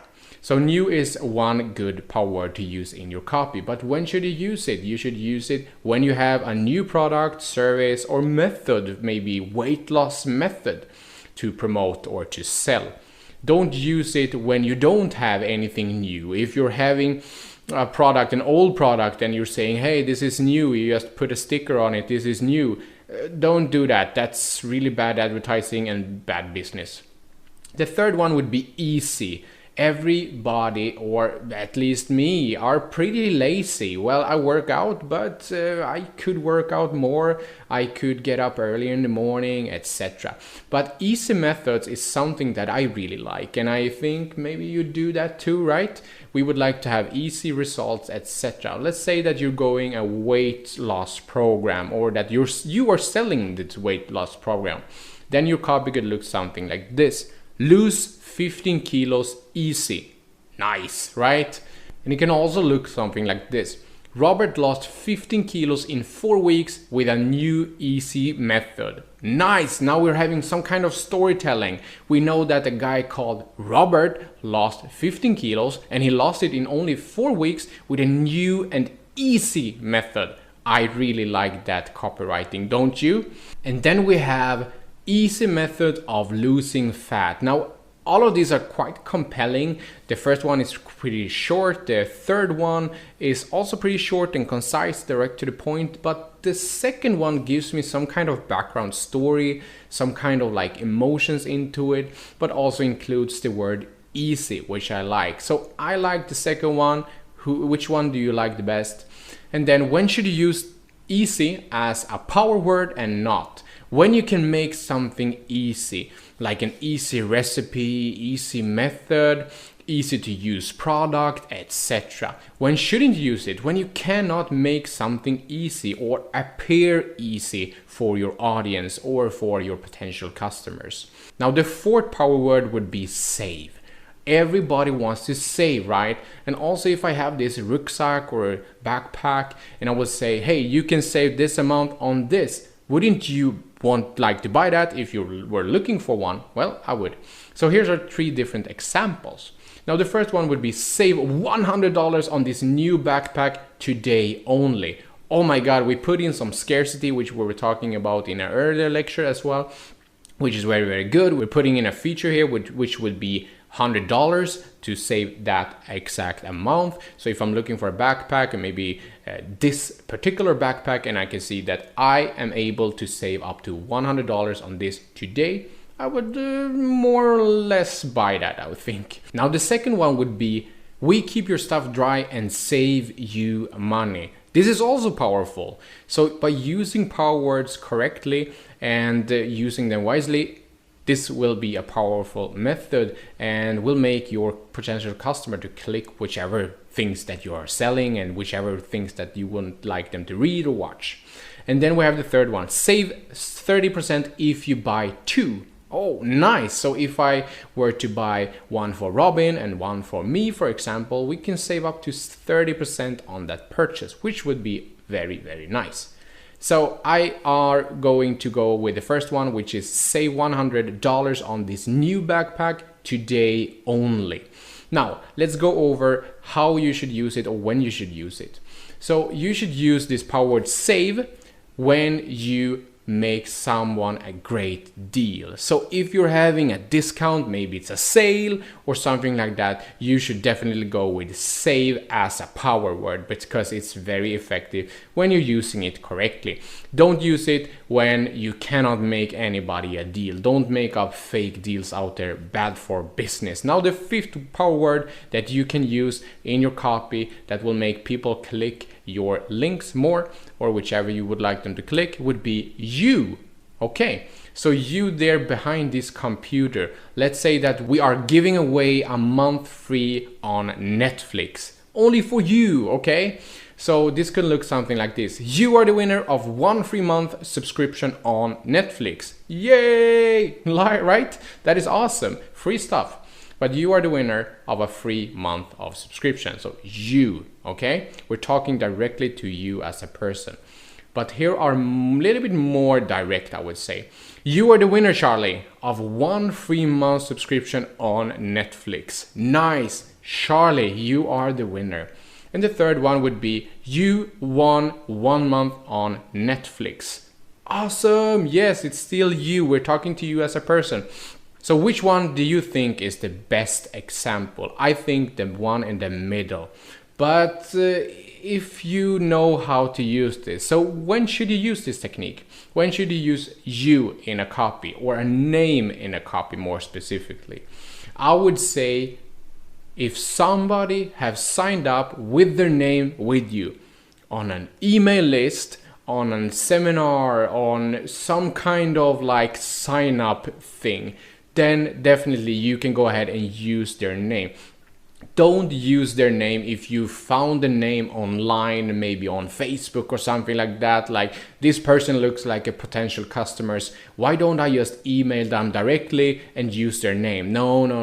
Don't do that. That just will freak people out, and that person won't become your customer. I can assure you of that. So use you and use like names only when people have signed up with their names, or they have signed up with you in somehow, and then use this technique mostly like in emails and maybe blasts if you're doing chatbot things or something like that.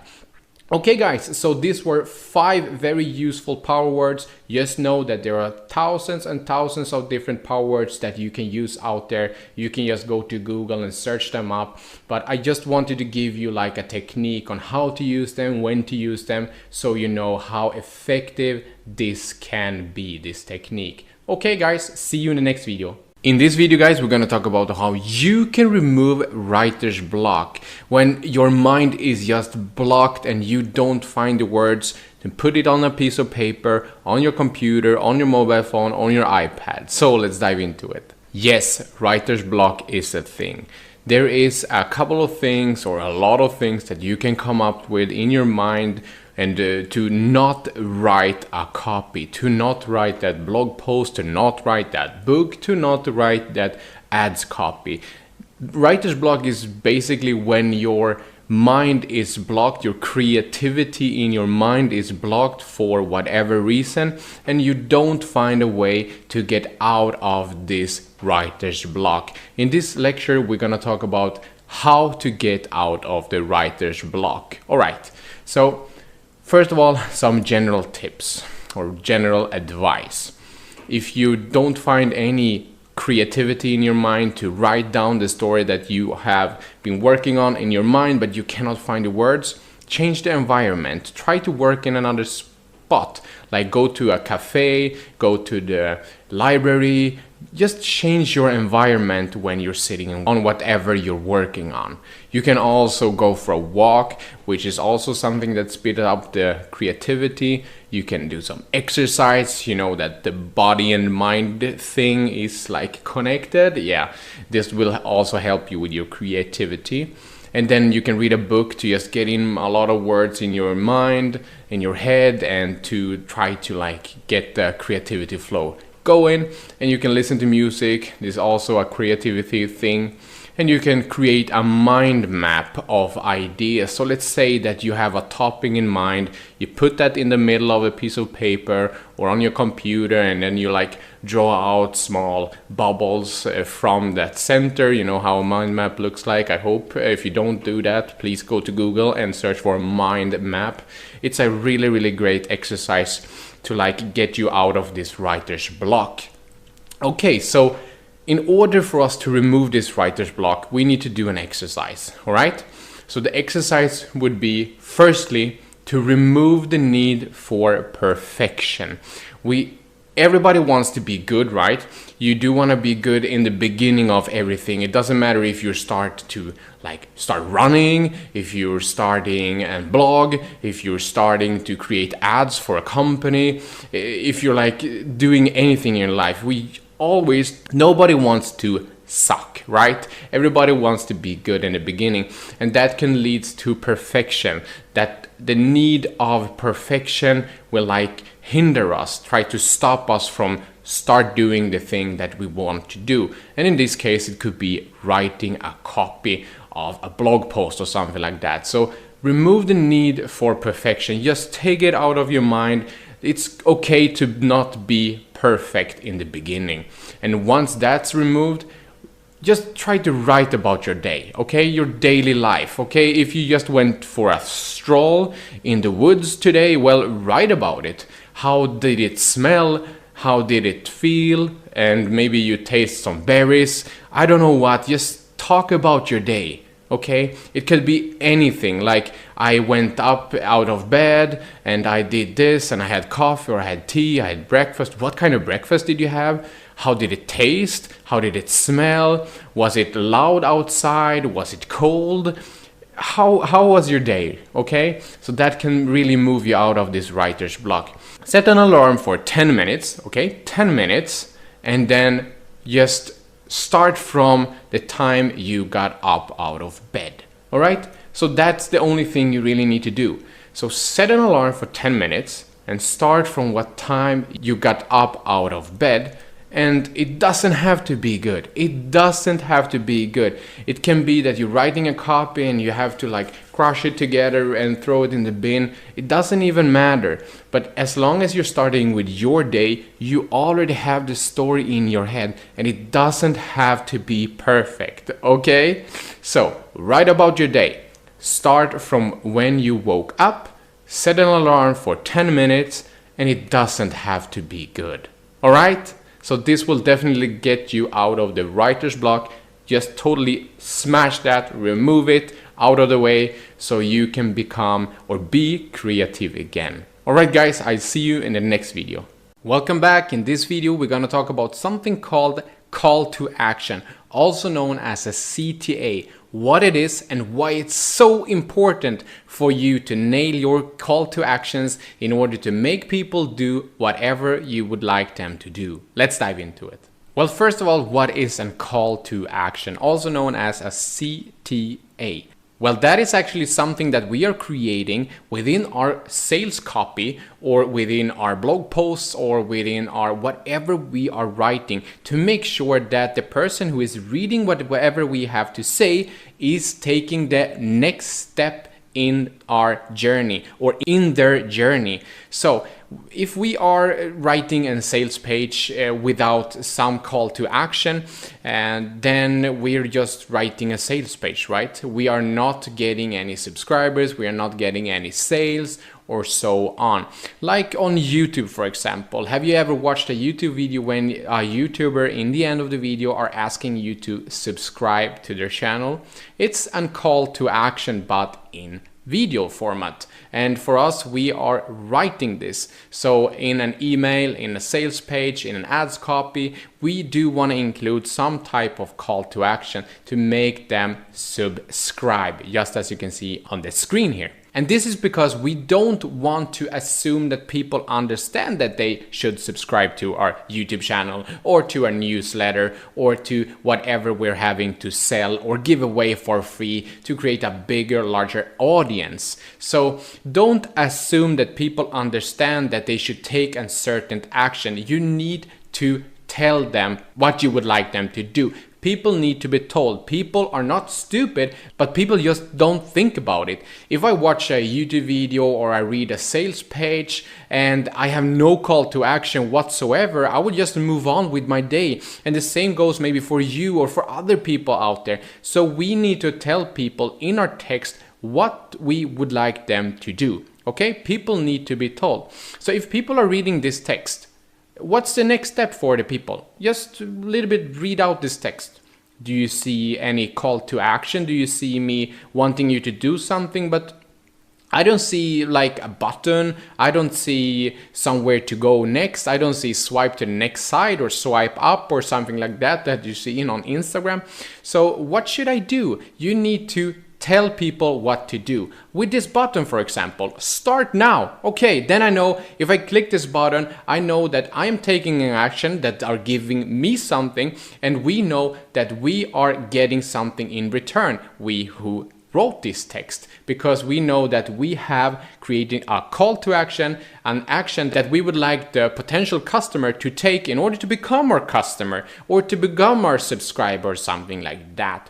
So what's the goal with what you write is something that you have to ask yourself. Is the goal to make somebody start your program now? Is the goal to make somebody buy something now? Or is it to maybe get a copy in order for them to become your email subscriber? Or what are your goals with writing this blog post? If you're just writing different blog posts or different sales pages just because it's fun, I don't assume so. I think you will become a way better copywriter if you're getting somebody to click that buy now button, right?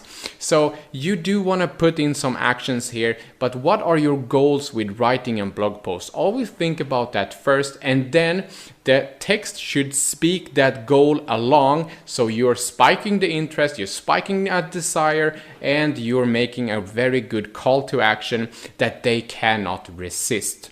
So a call to action equals reach your goals, okay? So buy now, join now, sign up, get copy, start now. That are call to actions that are very, very good. They're short and sweet and direct to the point, but your call to actions is equal to reaching your goals. So what are the goals with whatever you're writing? Do you want people to buy now? Do you want them to join a certain thing? Do you want them to sign up for a certain thing? Do you would like them to start now? What are your goals with your writing? If you already are a copywriter, what are your goals aligned with that company that you may or may not are working with, or with your own products or services? What is it that you would like people to do?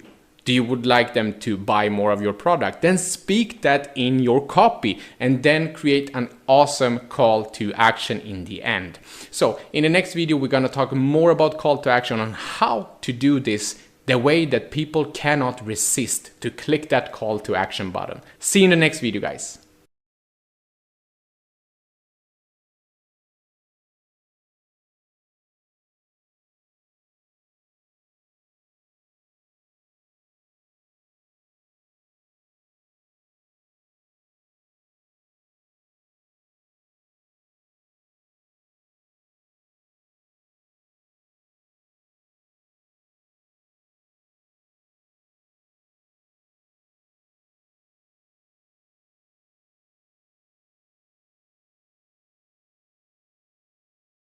So let's recap.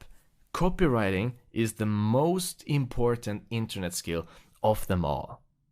You need to write like you talk, or write like you think. Make sure that you inject your personality in this. Don't keep it stiff. Stay on the talking level, stay at the 6th grader level, and keep it interesting. And build a relationship. If people trust you, people are going to buy. And that's what it's all about, building the relationship. Great copywriters build great relationships. Focus on that. Turn products into an enchanting experience. Once again, no one wants to buy your products, but everyone wants to buy the results. Everyone is interested in the promise. Make it into an enchanting experience. Make it amazing. Paint a vivid picture for them. Trigger the emotions. And finally, which is really the end result of copywriting, make readers take action. And that action, preferably, of course, is going to be them buying your product. But once again, that's going to depend on your product. But once again, that's going to depend on your relationship, how much they trust you, how much confidence that's behind your product. So we have attached some great examples of copywriting ads, and we have attached some terrible examples of copywriting ads. We have also attached templates that you can check out for formatting. What I want you to do now is check out the templates and make sure each time you're doing any content, any ads, that your headlines are all checked out, subheads are all checked out, and then that the formatting is all correct. Check out the templates. And this is how you make sure that you're always on top of your game in the copywriting. Your assignment will be watch the bad copywriting, watch the great copywriting, look at the templates and see what makes these bad and what makes these great. If you can figure these out, then you know you have nailed the copywriting skill. And once you have nailed this through this fast track course, then you'll really start converting. Remember, it's all about building that relationship. Now, good luck.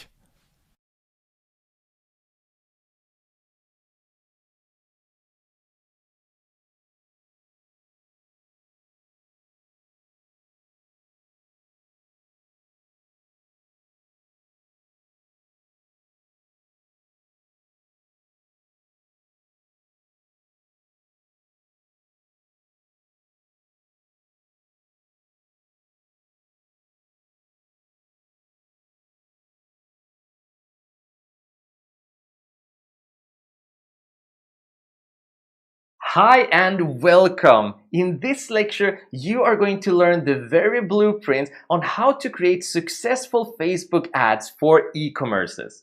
Now, we're gonna take you from the very beginning and walk through this step by step. We already created templates and we're gonna show you exactly how to follow them on the spot, right? So we're going to start with understanding how to create ads, what to set up in those ads, and then we're gonna learn how to target our audience from multiple angles, how to design our ads, how to know if we should stop our ad or if we should scale our ads, and then of course how to actually successfully scale our ads. Now, if there's something in this lecture that you find confusing or that you feel is information overload, don't worry about it. This is only an overview of the strategy itself. In the upcoming lectures, we are going to show you step by step on screen exactly how to apply this strategy. But let's start off from the very beginning by having an overview of the strategy itself. Let's dive in. Now, the first thing we're going to do is we're going to start a campaign that focuses on conversions, right? We're going to start from the very beginning and understanding the ad set name and calling this broad interest. It's going to make sense to you in a bit why we call it like that. We are going to make sure that our conversion focus is set on purchase. We're going to target the United States because those are the most consumer happy people in the world. We're going to focus on the ages between 23 and 65 plus because in our experience, those are the most happy buying people. And then we're going to move into the detailed targeting. This is going to be a big one. I'm going to show you the psychology in understanding what broad interests are and how to expand on that, right? Then we're going to aim at an audience size that's going to be between 100,000 and 1 million, somewhere in the sweet spot of 500,000 people. We're going to focus on the mobile Facebook feeds because, again, those are the most impulsive purchase happy buyers in the world. They are using their cell phones and they're very quick to click on that buy now button, at least from the data that we've been running, and we've been using this strategy for a while. Next up, we're gonna make sure we have a daily budget of $5 per ad set. We're gonna use a format that's gonna be image or video, nothing else than that. We're gonna write a primary text that's going to be very selling about our product, an attention-grabbing headline, the product benefits in the description, a product URL as our website, and finally the call to action is going to be shop now. So this is the first step of the template, and when you're setting this up, and all you need to know is if there is an option in your Facebook ads campaign or ad set or ad design that is not included in this template, that means that you should skip it. Everything that is included here are the only things that you need to change, and you need to change them accordingly, exactly to what it says on this blueprint. That is how this strategy works. The only thing we're going to focus on changing is step number 5, which is going to be the detailed targeting. So the detailed targeting is going to be our ad set, which brings us to the next step of the strategy. We are going to use 3 different ad sets. And that means that we're going to use one ad set that focuses on broad interests. We're going to focus on a second ad set that focuses on tangent keywords, and a third that focuses on websites plus engaged shoppers. All right? Now, the idea of using engaged shoppers is that these are people who have clicked on the buy now or shop now button within the last 7 days. They are happy to shop, they've done it before, and they are likely to do it again. So we always include engaged shoppers in our detailed targeting. Now, let's understand broad interest, tangent keywords, and websites. If we look to the lower left, we can see some examples. So let's say that we're selling a mobile lens. We're going to have one broad interest that is going to be a broad focus. So we're going to aim for topics such as mobile photography, camera phone, and amateur photography. These are really wide interests, right? So we're getting a wide targeting. The second ad set is going to focus on tangent keywords. Tangent keywords means what people are most likely to write in when they're searching for something, such as mobile phone accessories, or iPhone accessories, or Samsung accessories. So basically, when people are looking for accessories, they often search for accessories, right? So tangent keywords means search-friendly keywords. And then the third ad set is going to focus on websites, such as if you know that you're selling a mobile lens, then you're gonna need to have a phone that's gonna have a brand. So we can focus on, for example, Apple, Samsung, or Android. Now, websites and brands, they go hand in hand, right? Now, we're going to be setting up a product of our own, and I'm gonna show you how it looks like when we're creating these 3 different ad sets. It's very easy and it's very quick. Now, we're going to do this step by step, and I'm going to show you how it looks like when you set up these 3 different ad sets. And this is where we get individual and really need to get into the minds of our consumers. All right? Well, once we've done this, well, then we have a campaign that's set up with 3 ad sets that are running for a total budget of $15 a day. That's too much. You can scale it down to 3. But remember, 3 ad sets, $5 each. The next thing we want to know is, okay, what am I going to look for? Now, this is the scale or stop part. We are going to learn how to look at the statistics too. What we're going to be looking at is what has happened after we've spent $5, $10, and $15. And these are different thresholds, meaning after you've spent $5 on an ad set, you need to have at least 3 clicks. If you do not have at least 3 clicks, you terminate the ad set, okay? You shut it off. Now, if you do have 3 clicks after you spend $5, you move on to the next level. And that is, after $10 spent, you need to have at least 3 add to cart. Means if someone has clicked add to cart on a product, but they didn't actually check out and purchase it, well, those are known as add to carts. You're going to want to have had at least 3 people who have added a product to cart. If you have less than 3 add to carts after $10 spent, we turn off the ad set. All right. And the final step is that you need to have a return on ad spend, ROAS, of at least 3. So that means that for every dollar that you spend on your ad set, you're gonna need to get at least 3 in return. So that means, for example, if you're spending $5, that means that you should be getting at least $15 back. That is a return on ad spend that is at 3.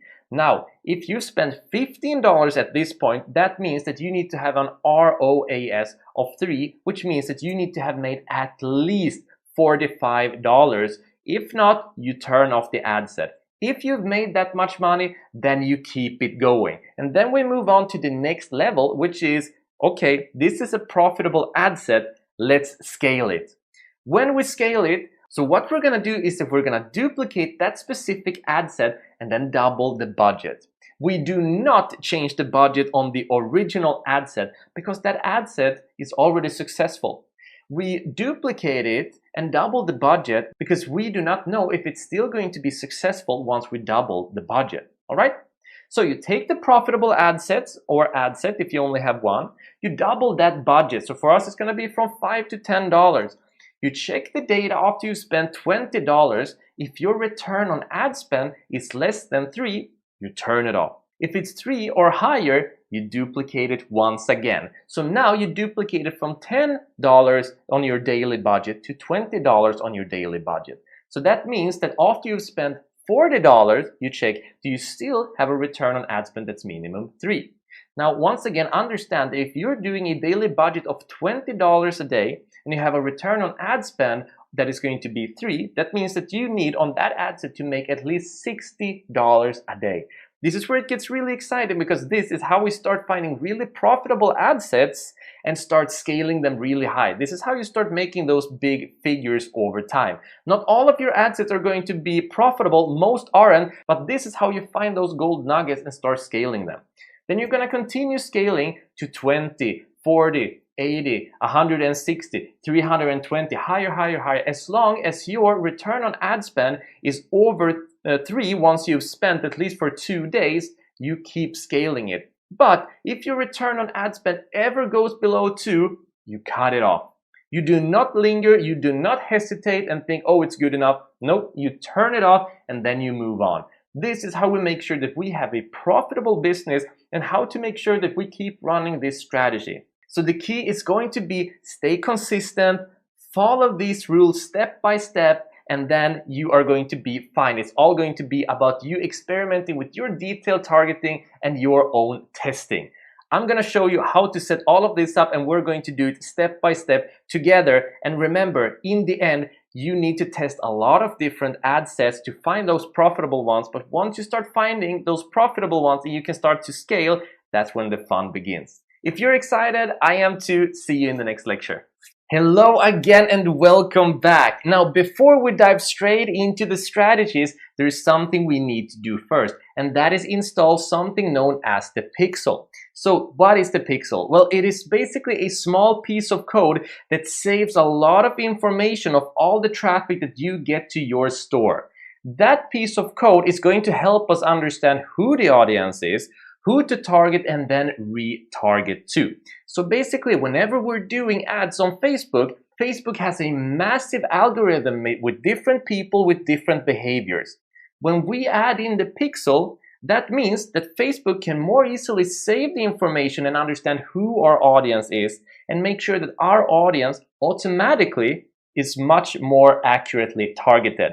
All we need to do is install the Pixel and Facebook will do it themselves. Let me show you more what I mean. Let's dive in. So there are basically 3 major benefits that you get with using the Pixel. Number 1 is to measure cross-device conversion and make cross-device ads possible. And that basically means that we're able to run ads on Facebook, audience networks, on Instagram. Very handy, but not so important for running ads for our Shopify, right? Instead, these are going to be much more useful for us. So optimize delivery to people who are likely to take action, right? So whenever we're creating ads and we're trying to sell our product on our store, there's going to be a certain type of person who enjoys our product and wants to click on the Buy Now button. When we have the Pixel installed, we allow Facebook to gather information about those people and make sure that Facebook can target more of those types of people so that we can have better results. All we need to do is install the Pixel and then Facebook is going to target our audiences much more effectively automatically. I mean, Pixel is our best friend when it comes to Facebook ads. And finally, we can create custom audiences from website visitors. The way we're going to use this is that we're going to target people through things like add to cart that we looked at and through people who have actually purchased our products. By retargeting those people, we have up towards 10 times higher conversion rates than by using normal ads. 10 times higher, that is massive. Retargeting, also known as remarketing, is one of the most powerful ways of using ads. Basically means that they went to our website, they maybe added something to cart or clicked on something, whatever it might be, and then we show an ad for them for that very product that they were looking at. Super powerful and completely enabled thanks to the Facebook Pixel. So without further ado, we are going to be installing the Facebook Pixel on your Shopify store, and it's very easy to do. So the first thing we're going to do is start off on our Ads Manager, all right? Then we're going to click on the business tools in the upper left corner here, and we're going to go down to something known as the Events Manager. We're just going to click here, and then we're going to move on where it says connect a data source. All right, we're just going to go ahead and click there, and now we get to decide it's going to be on the web, an app, or offline. And we are going to select web because we have a store, right? An online store. So we're going to click there, and then we're going to click on get started. Now we get to decide a conversion API or a Facebook Pixel, and we've been talking about the Pixel, so we are going to select that one, which is going to be our best friend here. All right, now we're going to name our Pixel, and this is not important, right? This is just going to be for us so that we understand which Pixel this is should we ever decide to use more. Probably aren't ever going to need that. I'm just going to call it RNJ Deals Pixel. Not too fancy, right? And then I'm just going to write in the site https rnjdeals.com, and then I'm going to go ahead and hit continue. You can just go ahead and grab the link from above from your website to make it easy. All right, so now they're asking how we want to install it, and installing it on Shopify is super easy. All we're gonna do is click on use a partner, right? We're gonna go down to where it says Shopify, and then we're just gonna go ahead and follow the instructions. So there's something that says grow your audience size with advanced matching. So advanced matching basically means that if you have any information on your store, such as maybe you've been collecting emails or phone numbers or whatever, are Facebook allowed to take that information and create an audience for you? I strongly recommend that you turn this on because this is only going to help Facebook make their matching and targeting your audience more accurately. So we're going to go ahead and turn this on and then click on continue. Now we're going to scroll down, and it's going to guide us on how we are going to install this code. Now I'm not going to worry about this for now. I've installed this code so many times. I'm just going to show you how it works, right? So now when we set this up, we are going to get a code to use for our setup. Sometimes we get this code that's right down here, but sometimes when you're using a certain browser, I think it's because I'm using the Brave browser, I'm not actually getting the code down here. So that means that we cannot set it up. So if you're getting the code down here, all you need to do is select it and copy it. If you're not getting the code like me, you just click this one down, and then you find the ID here, and you're gonna go ahead and select it, and then we're just gonna copy it because this is the ID, the Pixel ID that we're looking for, all right? Then we click on continue Pixel setup. Use a partner, once again, go down, click on Shopify, and then continue, and we just continue where we left off, right? And I'm gonna click on continue, right? And then I'm gonna click on continue again. So now here we are into test our website, but before we test our website, we're actually gonna paste this in and install this code on our website. And it is this crazy simple. All you need to do is go to your Shopify, all right? Go to the back end of your Shopify, click on online store, click on preferences down here. Then we're gonna scroll down until we see something that says Facebook Pixel. We're gonna click here. I'm gonna click on paste, just like that, and then hit save.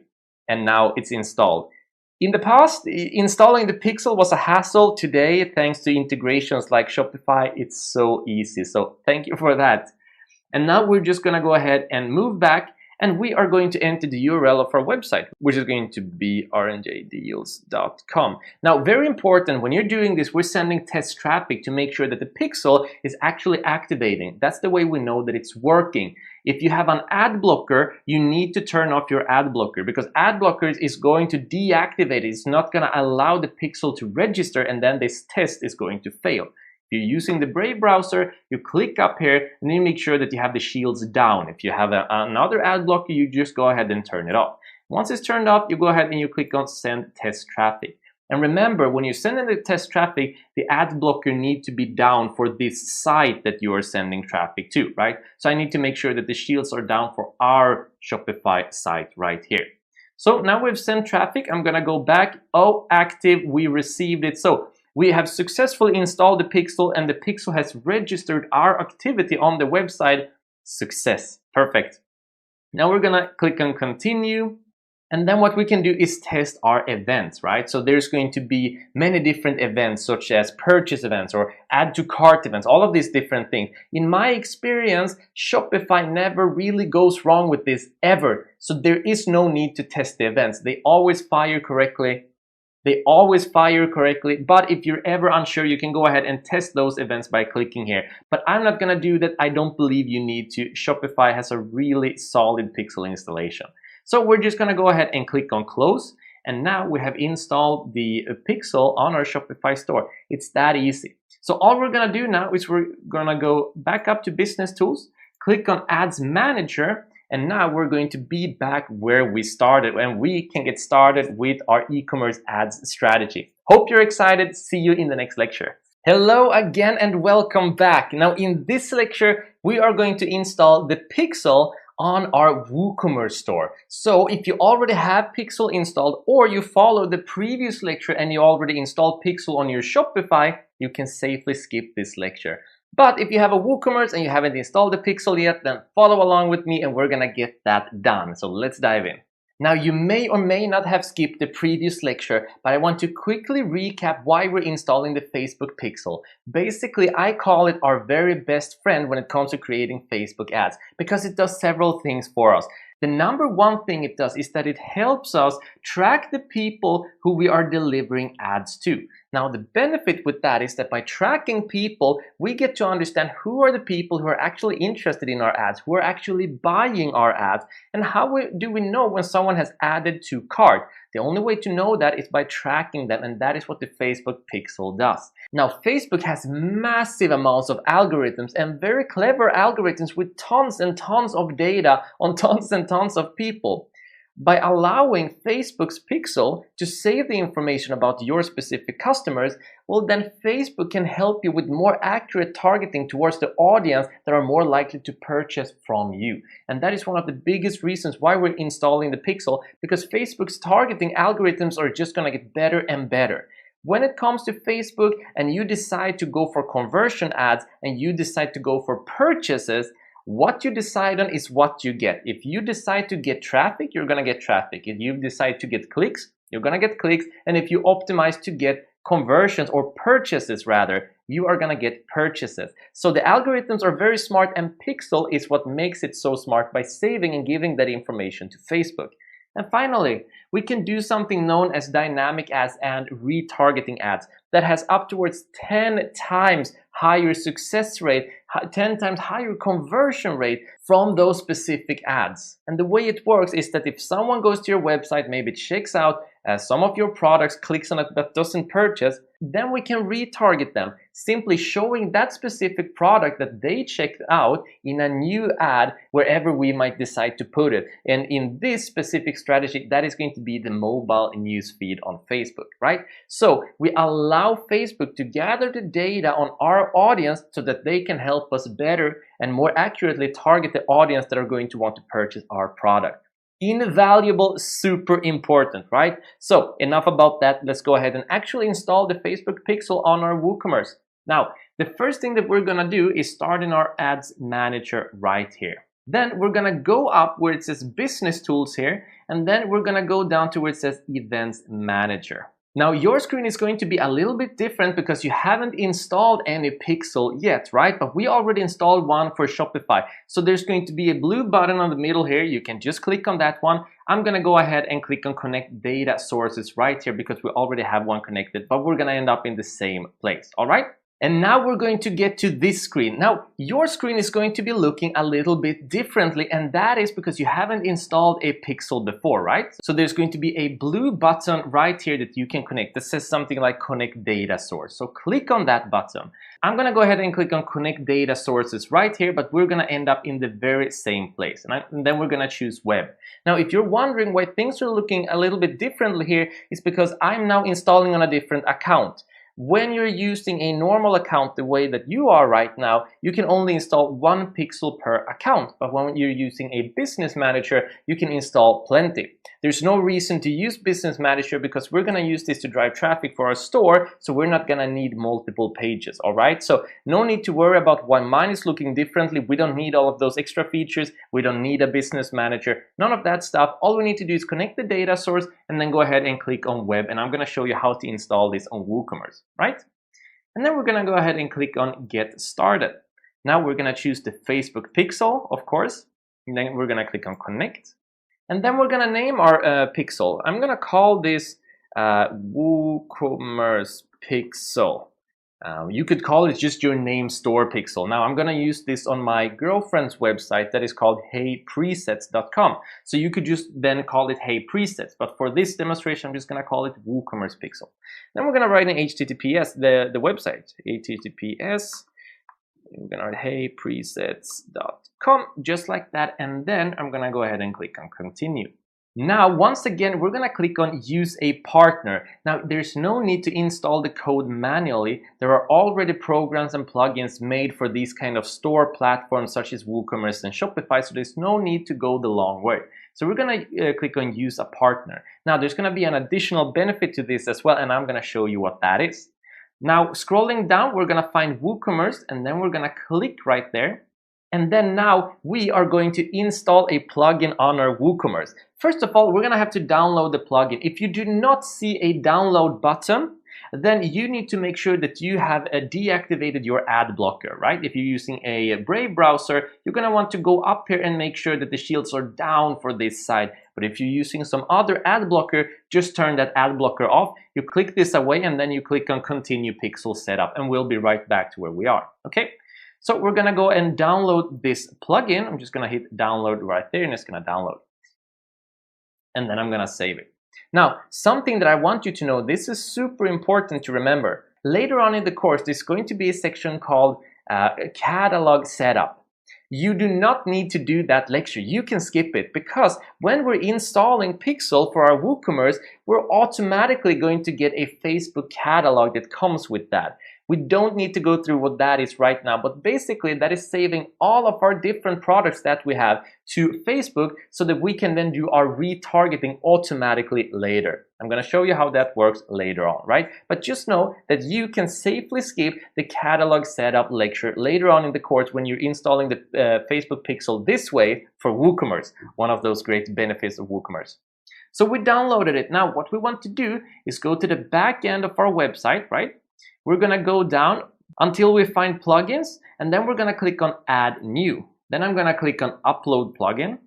And now I'm just going to go ahead and grab this one, and then I'm going to let it go right here. And then I'm going to hit Install Now. Now you can also click on Choose File and just find it. I just find this to be an easier way.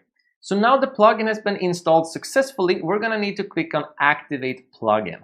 And then we're going to move on to up here where it says complete the setup steps. And if you don't see this one, just scroll down to where it says WooCommerce Facebook Pixel and click on settings. But you're probably going to see this. We're going to click on complete the setup steps. And then from here, it's very easy. All we're going to do is move down and we are going to click on Get Started. All right. So this is where we get a couple of additional features, right? We get to add in our Facebook page, we get to install the Facebook Pixel, and then we also get to import our products. This is why we can skip later on the catalog setup lecture, all right? For the Shopify users, they're gonna have to do that setup manually, and we're gonna go through that. So we're gonna click on Next. So now we're gonna want to connect our Facebook Pixel to our Facebook page. Now, we already created a pixel, right? And we already connected that to our R&J Deals Facebook page that we created in the very beginning. And you can only have one pixel per Facebook page. So that means that I had to create a dummy Facebook page just for this example, but you of course choose your own Facebook page that you created specifically for this example. And then we're gonna go ahead and click on Next. And then we're just gonna go ahead and choose our pixel. Now you're not gonna have this problem, right? Because there's already a pixel on this site. Makes sense. We're going to install a new one just to show you how it works to install for WooCommerce. So you're probably not going to get this error. You choose the pixel that you're going to use and then go ahead and click on Next. And now, because you have a WooCommerce and you have a bunch of products here, right? Then you can automatically import all of those to your inventory, or rather to your Facebook catalog. Now, normally you have to do this manually or use a feed, but because we're using a plugin, we're getting this kind of on the purchase, or that just comes with this plugin. So that's fantastic. So we're absolutely going to leave this on, and then we're going to hit finish. And there we go, it's done. So then I'm just going to go ahead and hit continue. So then we're done. We can go ahead and check out the advanced options. We can see that we connected a Facebook page. We have installed a pixel. Right now we installed a previous one, but you're going to install the pixel that you wrote up, because that would be a brand new one connected to your specific website and your specific Facebook page. And then you also imported your products. Well, once this is done, it's done. We can click this down.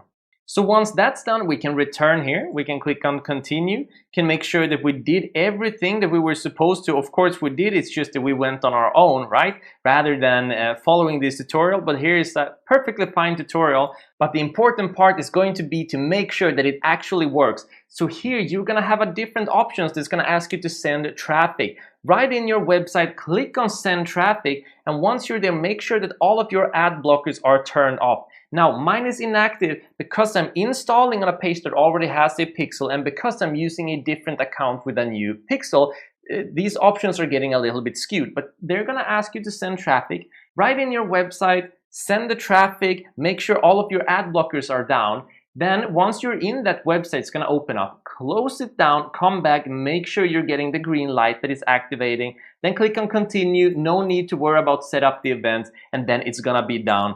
And you can click this one down and you have successfully installed the pixel for your WooCommerce. Super fast, super easy.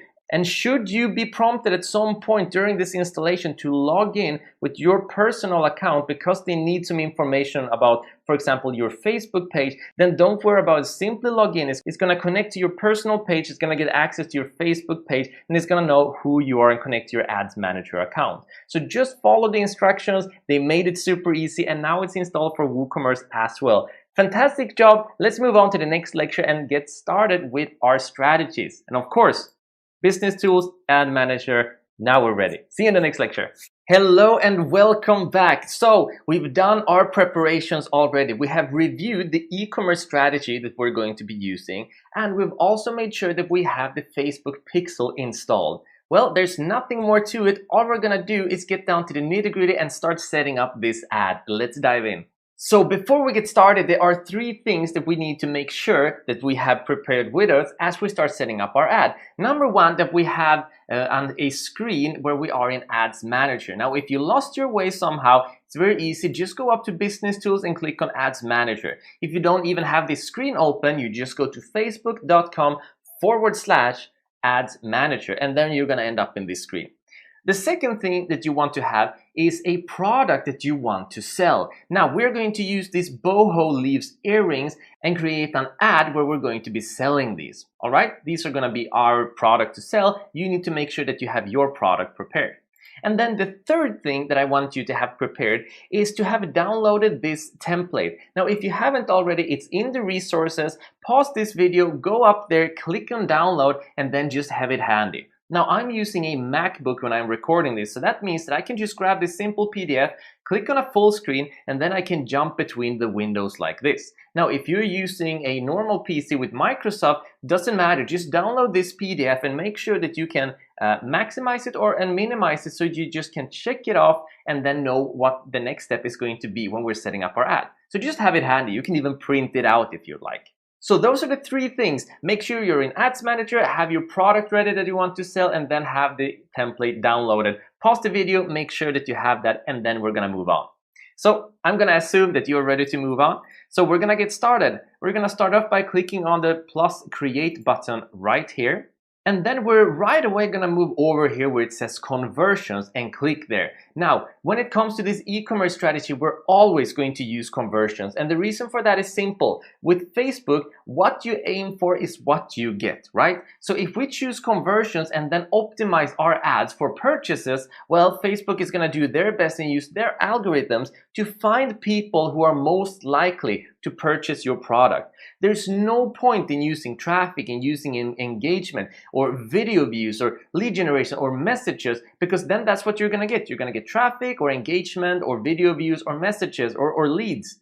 What we want to have are purchases, so we're gonna make sure that Facebook does everything in their power to optimize for purchases with us. So we're gonna select conversions, then we're gonna scroll down, and we're first of all gonna give it a name. and we're just gonna call this boho leaves. So the campaign name generally should be the product that you're trying to sell, right? So all of the ad sets are going to reflect this product. So just write in the product name or a description of the product that you're trying to sell.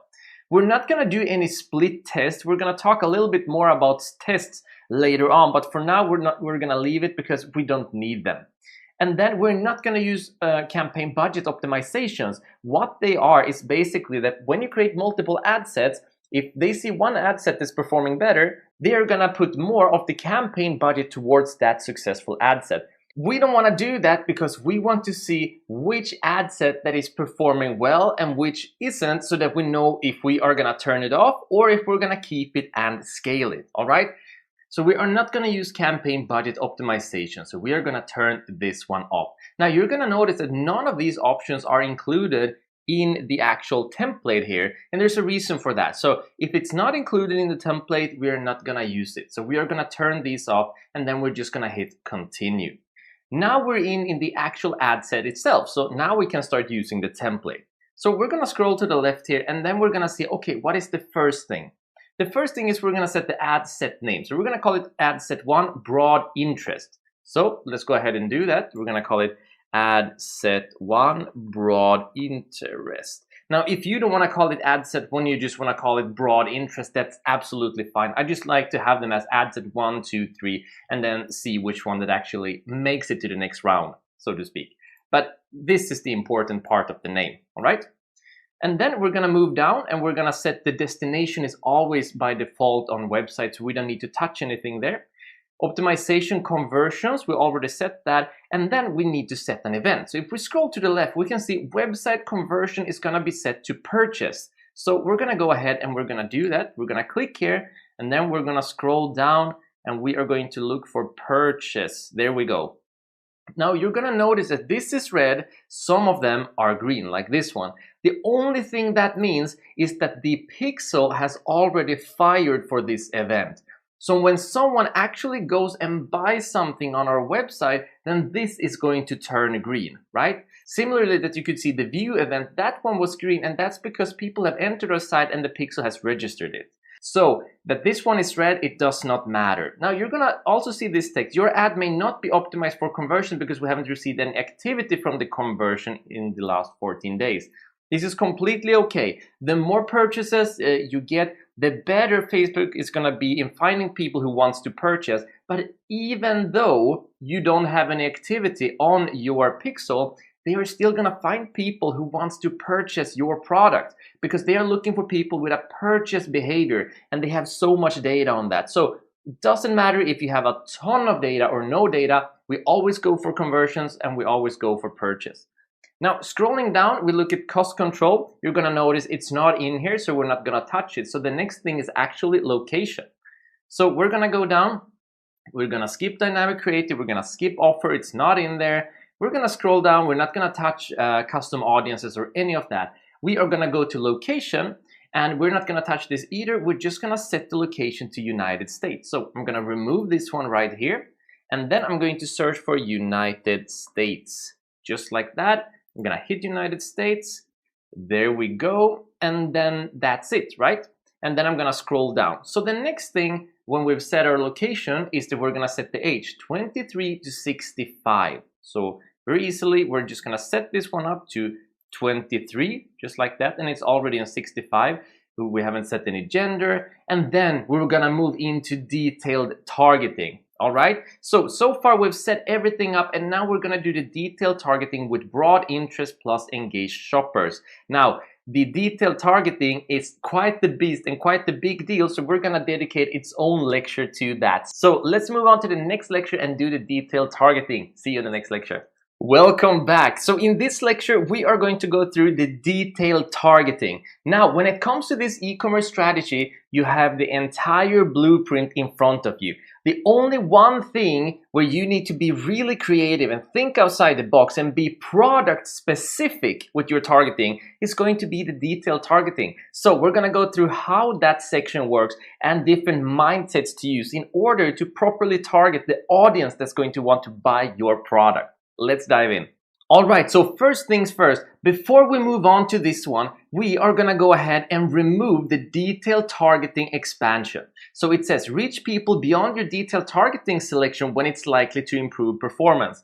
In other words, we are gonna give Facebook the control to reach more people if they think it's gonna be successful. Well, the problem with that is that if we have a good targeting, they can go way, way, way outside of that targeting and we lose our control, and we're also gonna lose our statistics because we're doing this targeting to see if the ad set is working. So we always remove this one, always, always. There's no reason to give Facebook that amount of control to go outside our targeting with our primary audience, right? You're also going to notice that detailed targeting expansion is not in the template, and that is because we don't use it and we're never going to use it. All right? So what we're going to do is we're going to move into detailed targeting here. And if we go ahead and look at the template, it says broad interest plus engaged shoppers. So we are looking at a broad interest when it comes to this product, Boho Leaves earrings. All right? So when it comes to a broad interest, that means looking at the whole picture. In total, at the end of this, when we've set this up, we're going to create 2 more ad sets and we're going to target the detailed targeting a little bit differently. But now we're going to do broad targeting. And for Boho Leaves earrings, a broad targeting could be, for example, focusing on bohemian, because Boho stands for bohemian, or boho chic, as it's also called in the fashion industry. We could also be targeting jewelries, right? We could also be targeting fashion, etc. Now notice, these are not specific, these are really broad, and that is the entire point of this targeting. We are doing a broad targeting, but still being specific enough to what our product actually is. So we're gonna go ahead and actually do our targeting, and I'm going to write in here boho, and then I'm gonna write chic. Usually you could write boho only as well, but you're gonna notice here that you have boho and you have boho chic, and that's usually what people refer to. And you're gonna see that there are 12 million people who likes the page and have shown interest in the topic that is boho chic. So that is exactly what we're going to choose. Now looking over to the right, you can see that now we have targeted 6.7 million people, right? Now, if we go ahead and we look at the template, our goal is to target between 100,000 and 1 million people. The sweet spot is around 500,000, but just stay within these limits. Now, remember we turned the detailed targeting off. Let me show you why. So right now we have 6.7 million people. Look at what happens when I turn this on.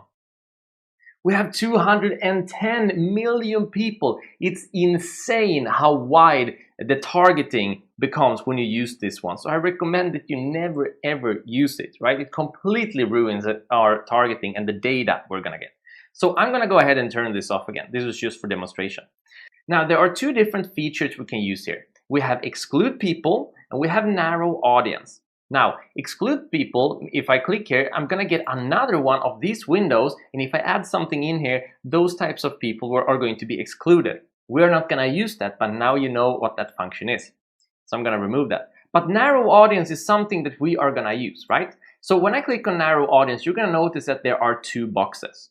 Now, when there are 2 boxes, that means that the targeting that we write in here needs to match this box and also this box. So for example, if I were to add something in here, let's say that I wrote bohemian in here. Now, notice that I have 6.7 million people that I'm targeting right now. If I write in bohemian in here, I'm going to be targeting 7.3 million people. So that's actually more, because now we only need to hit one of these to be counted as a targeted audience. Now, should I remove bohemian and I add it in here instead, bohemian, then notice that it's going to go from 6.7 million people, and now it's going to go down and it goes to 780,000 people, because now it's only going to target people who have liked or shown interest in boho chic and bohemian. All right? So what we're always going to do in all of our detailed targeting is that we're going to have one main interest, and in this case it's going to be the broad interest. And right now we're going to use boho chic, and then we're going to narrow it down, and we are going to use something known as engaged shoppers. Now this is fantastic. It's an e-commerce strategy. Oh, let's go with engaged shopper. There we go. Because as you can see, it says here, people who have clicked on the call to action button shop now in the past week. That is fantastic. So now we're only targeting people who we know have a shopping behavior as of recent. So they know how to shop online. They know how to click on a Facebook ad and then go and actually purchase the product. They've done it before and they know how to do it again. So we are going to go ahead and we're going to use that in all of our targetings. Now you're going to notice that we still have too big of a reach. Now, because if we check out the template, we want to be between 100,000 and 1 million. So what we're going to do is that we're going to click on narrow further so we can go even further down. Now, if you need suggestions to what more to add in here, what you could do is that you can click on the suggestion box and go through these different suggestions. I'm going to show you how you can use the suggestion box later on as we create the other ad sets as well. But for now, I'm just going to write in another match that I think is going to be handy. So right now I've targeted boho. That's very wide, right? Now I'm also going to target earrings because that's also going to be very broad, but still product specific. Now earrings can mean thousands of things. So it's still a broad interest, a broad match. So I'm going to write in here, must also match earrings. And then I'm going to click on that one and then let's see what happens with our targeting. So now we have 1.1 million people, right? So I want to reiterate and say that when it comes to your broad targeting, that should always be the first. The second should always be engaged shoppers, just like it says there, first broad interest and then the engaged shoppers. And then if you need to narrow down the reach, you click on narrow further and then you add in more things. Now, if you can keep it to a broad interest in here as well, that's great, but it's not mandatory. If I would have written something like, I don't know, bohemian accessories, or let's say a certain web store that I know sells boho products, that would be absolutely fine. The most important is that the broad interest is the first one, engaged shopper is the next one, and then we narrow it down with what's needed in order to reach the right amount. Now, this is still a little bit too big, but we're still gonna keep that as okay.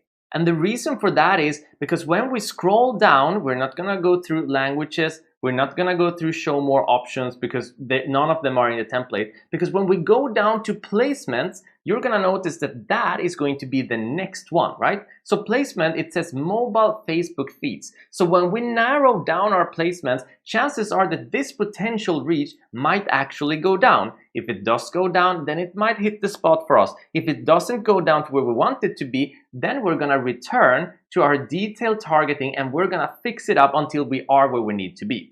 But first of all, we've set up a good targeting, so I'm gonna go down and I'm gonna check the placements and make sure that it is where I want it to be. Moving to the left here, we see placement mobile Facebook feeds. So I'm gonna click on manual placements. I'm gonna go to where it says devices. I'm gonna uncheck desktop. So now we only have mobile checked and it says Facebook feeds, right? So that means no Messenger, no Instagram, no audience network. And I'm gonna uncheck everything else. The marketplace, I'm gonna uncheck the groups feed. I'm gonna uncheck the Facebook stories, the in-stream, the search, the in-article, and that's all. So now we only have one, and that's the Facebook news feed. And look at that, the potential reach is now 610,000 people. And that is well within the range, almost at the very sweet spot of 500,000. So I'm super happy with that, and I'm going to be keeping that targeting, right? But if I lowered this one down and it still wasn't enough, well, then I would move back up to detailed targeting and I would either narrow it further, or if the targeting became too narrow, I would just change the last one, right? So in order to make sure that we are within the range that we need to be. So this is how detailed targeting works, and detailed targeting is completely based on what they are showing a like for and interest in. Now, if you find yourself kind of at a stall, you don't know what to choose or don't know where to start, well, you need to understand who your audience is, who is going to be likely to buy a product like this. And if you still have no idea who that might be, you can go ahead and click on, you see where it says browse here. You can go through the demographics and check out the different options. You can go through interest and then click down until you find the interest that's going to suit your product. And then you can go down to behaviors and make sure that there is a behavior that is likely to be of those people, your targeted audience, that is going to like your product, right? So this is how you use detailed targeting, and I'm going to show you in an upcoming lecture when we finish this ad how to use suggestions and how to use Google in order to get more options for your detailed targeting, right? This is just your first ad set. When we've created this entire ad, we're going to create 2 more ad sets. But for now, we're happy with our reach, right? And we set our placement. So what we're gonna do is that we're gonna scroll down.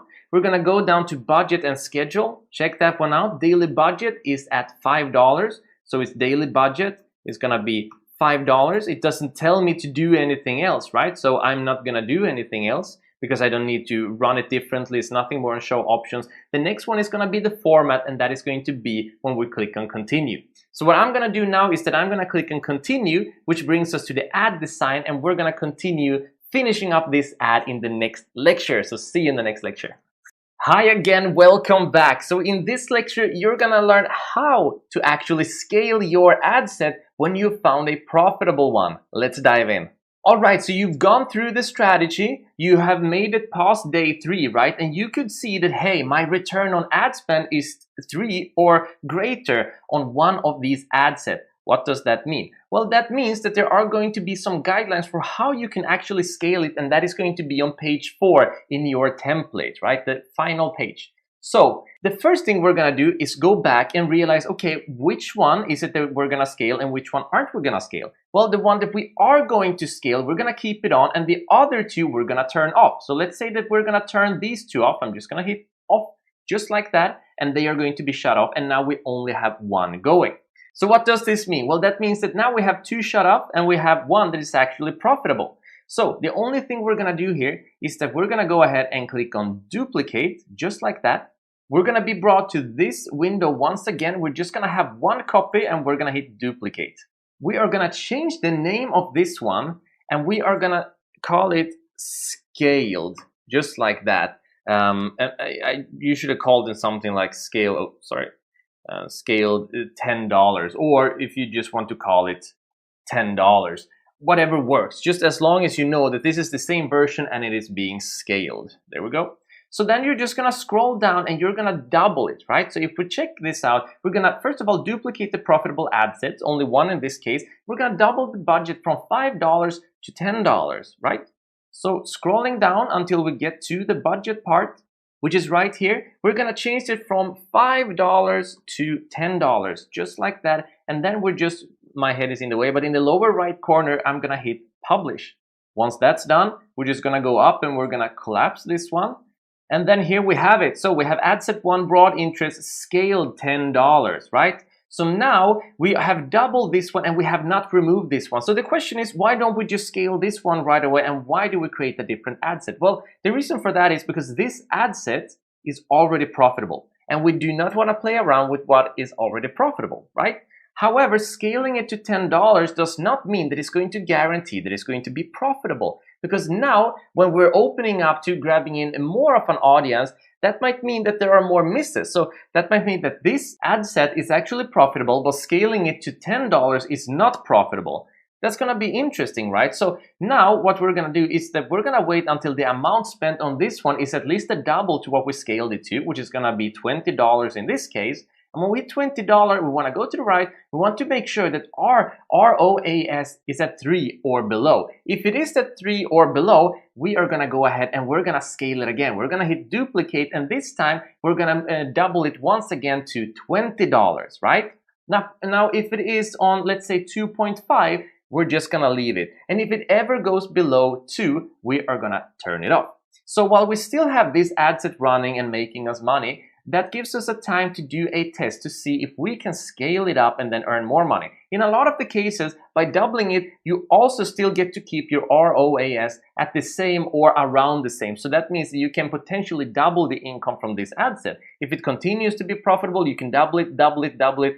And before you know it, if you're striking one of those gold nuggets, you could be earning thousands of dollars from a single successful ad set, right? It might take a lot of ad set before you hit such a gold nugget, but when you do, those are worth its weight in gold, all right? So heading back here, it's pretty easy to understand once you actually get to apply it. All you do is you duplicate the profitable ad sets, whether that's 1, 2, or 3.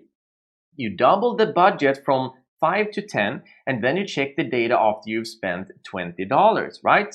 So that means that if your ROAS is at 3 or above, then you duplicate the new $10 ad set and set it to 20. And then the same is going to be with 20. Once you've spent $40, you're going to see if your ROAS is at 3 or above. If it is, you're going to duplicate that to 40. And then you're going to do the same to 80, 160. And if you're lucky, you're up in the $500 and $1,000 and scaling up, right? And you still have all of these other ad sets that are profitable running in the background. And if any one of those ever go below 2 in ROAS, any of the ad sets that you've left behind there, then you turn that ad set off and that is done with. Now understand that ad sets do not live forever, but this is how we find profitable ad sets, and we continue using this strategy for new products, creating new ad sets and then scaling those while they're successful, right? So that means you're going to get an income, and that income is going to allow you to try out more products and then scale those ad sets and then make a profit there and then try out more products. And before you know it,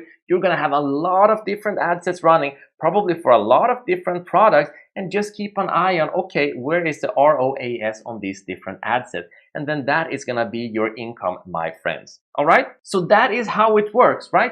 We need to keep an eye on the ROAS, and if you ever want to go back to the default view for some reason, remember you can click on column and go to performance, which is the default here. And if you want to go back to continue follow this strategy, you go down where it says e-commerce strategy and you're gonna get this view. So that is this strategy in a nutshell. Now you know how it works, now you know how to use it. Now, before we wrap this up, in the next lecture, I want to show you something known as the ads library. So if you're thinking, well, that's great, Robin, but how do I design my ads? Do you have any tips and ideas for how to improve them? What are my competitors doing? And where do I draw the inspiration from? Well, in the next lecture, I'm going to show you something known as the ads library. So you can actually look at how your competitors selling similar products to you are designing their ads, right? So then all you need to do is copy success, or at least follow a similar line. So that means that if you copy success, you're probably gonna be successful as well. So we're gonna look at that in the next lecture. So see you in the next lecture.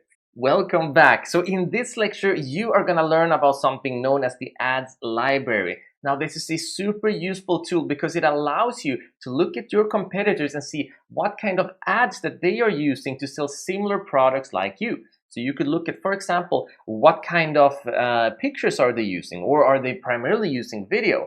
How are they aiming their headlines? What kind of descriptions are they using? Now, all of these things are going to be very important because you're going to get some statistics as well. And if you're finding those really successful ads, then look at what makes them so successful and then copy that for yourself and then give it a run and see what the results are. So this is a way for us to understand what actually works for this specific niche, for these specific products, and then run ads in a similar fashion that our successful competitors are. So let's dive in.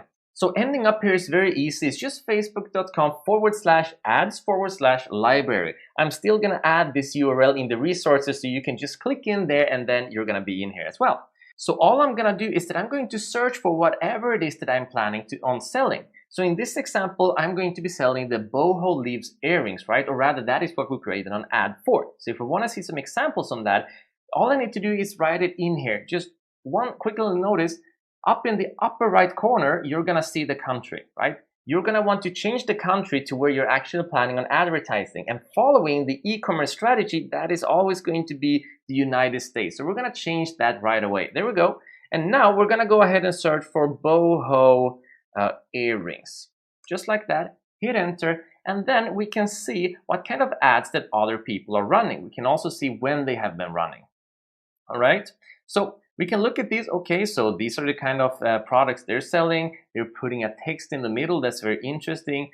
Go for green and all things boho chic and made from sustainable products. This is very interesting because made from sustainable products, clearly that's their type of branding. And understanding branding is, of course, very important. So understanding what is your branding, what kind of angle do you have on your store, and how can you advertise to make sure that you are reaching your audience in a personal way. Now let's scroll down some more. So these are really nice earrings, right? And they're not too far away from what we have. So what I can do is scroll down and then click on see ad details, right? Now, if I click on the ad itself, I'm gonna see where the ad actually takes me. But if I click on see ad details instead, I'm gonna get all of the data on this ad. We can see the amount that was spent on this ad, the impression they were getting, and then the hits they were getting, like age and gender, where the ad was shown, all very valuable information. Now we can see that the amount spent really isn't that much on this ad. So this may or may not have been a successful ad for them, but it's still very interesting to see the way it is angled and then trying to find those ads that have a little bit more money spent on them. So check out our collection of boho style handmade earrings in our shop. Now, so two things that we have seen already, that is sustainable material and handmade. Now, this is already inspiration, not only to understand what kind of products that might be available and good to sell, but also in what way that is going to be effective in selling them. So this is a way not only to understand what actually works for competitors, but also to draw some inspiration for ourselves for when we are designing our own ads, and perhaps even for our stores, what kind of products that might be more popular within any given niche, right? So that's all I wanted to show you. It's the ads library. Just search for whatever here, change it to the country you're going to be looking for ads in. That is going to be the country that you're targeting, and then just feel the inspiration. There's so much valuable data in here, and then try them out. Just wanted to show you this. Fantastic job. See you in the next lecture. Hello again and welcome back. So in this lecture, you are going to learn how to create dynamic retargeting ads. So a couple of questions. What are they and why are they so good that we're learning them more than just the blueprint that we have already learned?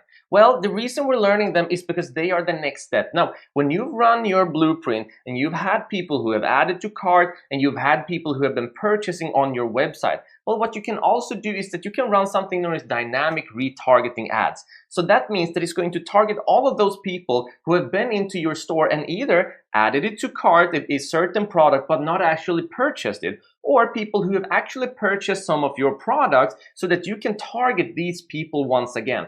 Now, the benefit of using dynamic retargeting ads are twofold. One, they're super easy to set up. They basically handle themselves. And two, we've seen up towards 10 times higher conversion rates. That is 10 times better results actually using dynamic retargeting ads than any other ad. Now, of course, the prerequisite is that you need to actually run some ads before you can have people on your store clicking around, adding to cart and purchasing, etc. And that is why we have the e-commerce strategy. So the e-commerce strategy that you have learned, that goes perfectly hand in hand with afterwards and on the side running dynamic retargeting ads, right? So these two, they are best buds. Okay, so I'm gonna first of all show you basically how this works, and then we're actually gonna set one up. Let's dive in. So the way that this basically works, so say that I am a customer and I am currently on your website. So let's say that I decide to go into earrings, for example. Oh, Boho Leaves earrings, looks great, you know. So I'm gonna click on those.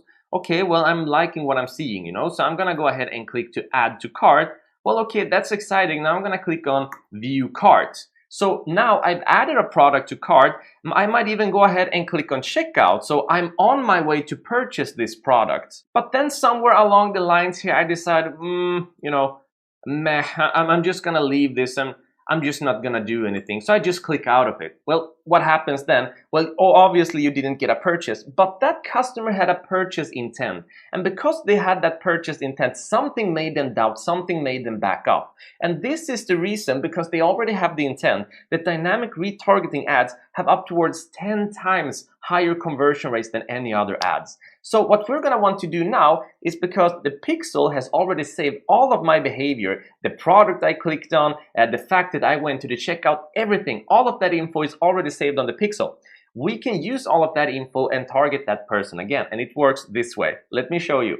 So all we need to do is that we're gonna go ahead and click on the plus create button right there. So what we're gonna go ahead and do is that we are then going to move down and choose catalog sales, because dynamic retargeting ads are known as catalog sales. We're gonna use the catalog that we have already just set up and use those specific products to retarget people, all right? So all we need to do is go down and click on catalog sales right here. Scrolling down, we're gonna get a couple of additional options. Now, we're gonna get create A/B test or campaign budget optimization. We're not gonna use any of them, right?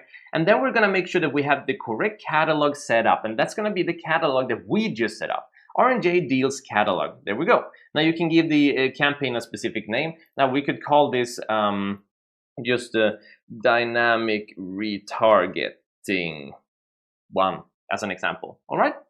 And then we're gonna go ahead and click on continue. Now, the first thing we get to do is that we get to set up our product set. Now the product set, remember that we could decide to upload, we decided to just upload all of our product, and that is going to be the easiest way so that we can have dynamic retargeting ad. It's just going to retarget people whichever product that they're clicking on, and they'll just let this one run. So we're just going to go ahead and click on all product, make sure that we have that clicked on. But of course, later on, you can create your own custom sets for certain products, for example. But Facebook is going to take care of this all by themselves. Scrolling down, we have if we want to create a new or use a sale. Of course, we're going to create a new audience because this is where the magic happens. Check this out. We have retarget ads to people who interacted with your products on and off Facebook. So this is the dynamic retargeting that we are talking about, all right? So here we get to choose if we want to have this as a viewed or added to cart but not purchased. Do we want to have added to cart but not purchased? Do we want to have it as an upsell, a cross-sell, or a custom combination? Now, if we use it as an upsell, for example, for the last 14 days, we're going to make sure that these are all people who have actually viewed or somehow went into our products, and we're going to be interested in selling them a more expensive product. But most of the cases, what I recommend that we use is going to be the added to cart but not purchased up towards 28 days. So for this example, you're also going to want to make sure that you call this, for example, add to cart retargeting. Just like that, so that you know what it is. Now you could also have viewed or added to cart but not purchased. You can also create custom combinations. So let's say, for example, that let's click on this one. You want to use the product set from all products. You want to include audience who interacted with your product. For example, people who actually purchased your product but did not, well, let's just remove that one. So now we're only targeting people who have actually purchased our product, and this might be something that we could do upsells to.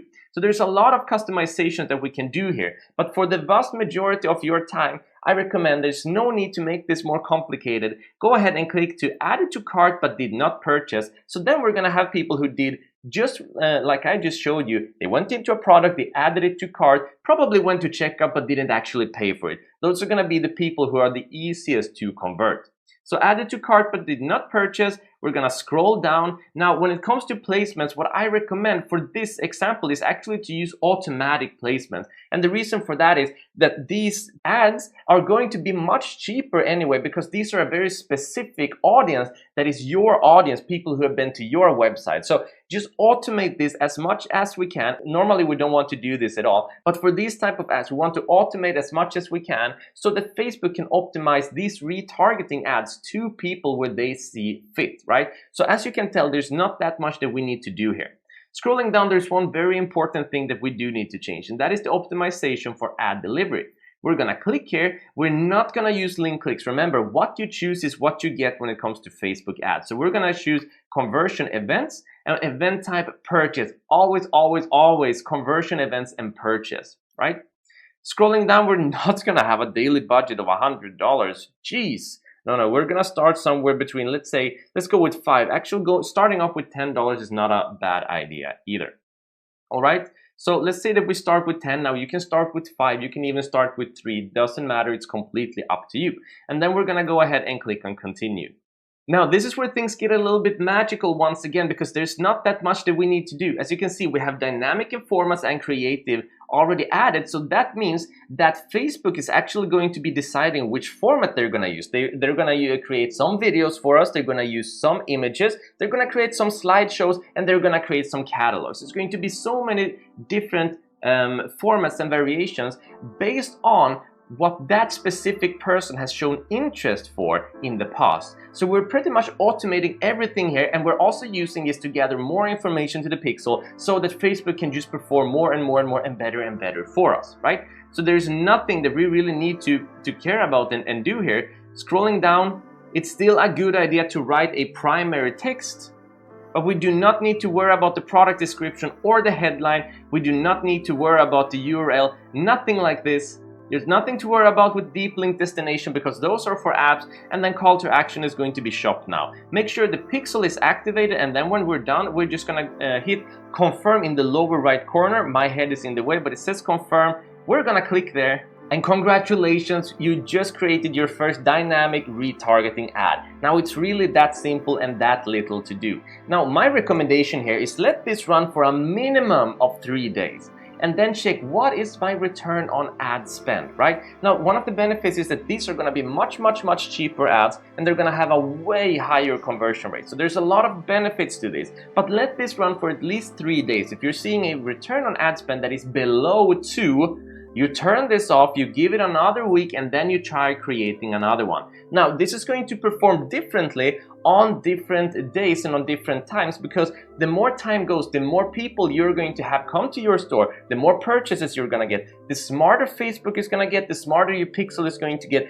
and the better it is going to perform over time. So these ads may not perform that well today, or they may perform super well, but they are going to get better and better and better as time goes. So if after 3 days the return on ad spend is below 2, well, then you turn it off, you give it a week, and then you create a new one, you give it a go once again, and then see the stats. If it's still bad, you give it another week and keep going. And then when you notice that it's actually profitable, well, when you're at 3 and above, you just start increasing that budget, right? It is that simple. So once again, great job in making it this far. The very basis and foundation of the e-commerce strategy and driving traffic to your store is going to be using the e-commerce blueprint that we've already gone through, and this is going to be something that you want to do on the side that's going to make you extra money, because they are such cheap and effective ads, right? But they are not possible without actually following and going through with the blueprint and finding your profitable ad set and focusing there. The idea is to automate this as much as possible, so we don't have to care about it. We can focus on actually finding products and creating profitable ad sets for our blueprints for our e-commerce strategy. Fantastic job making it this far. See you in the next lecture.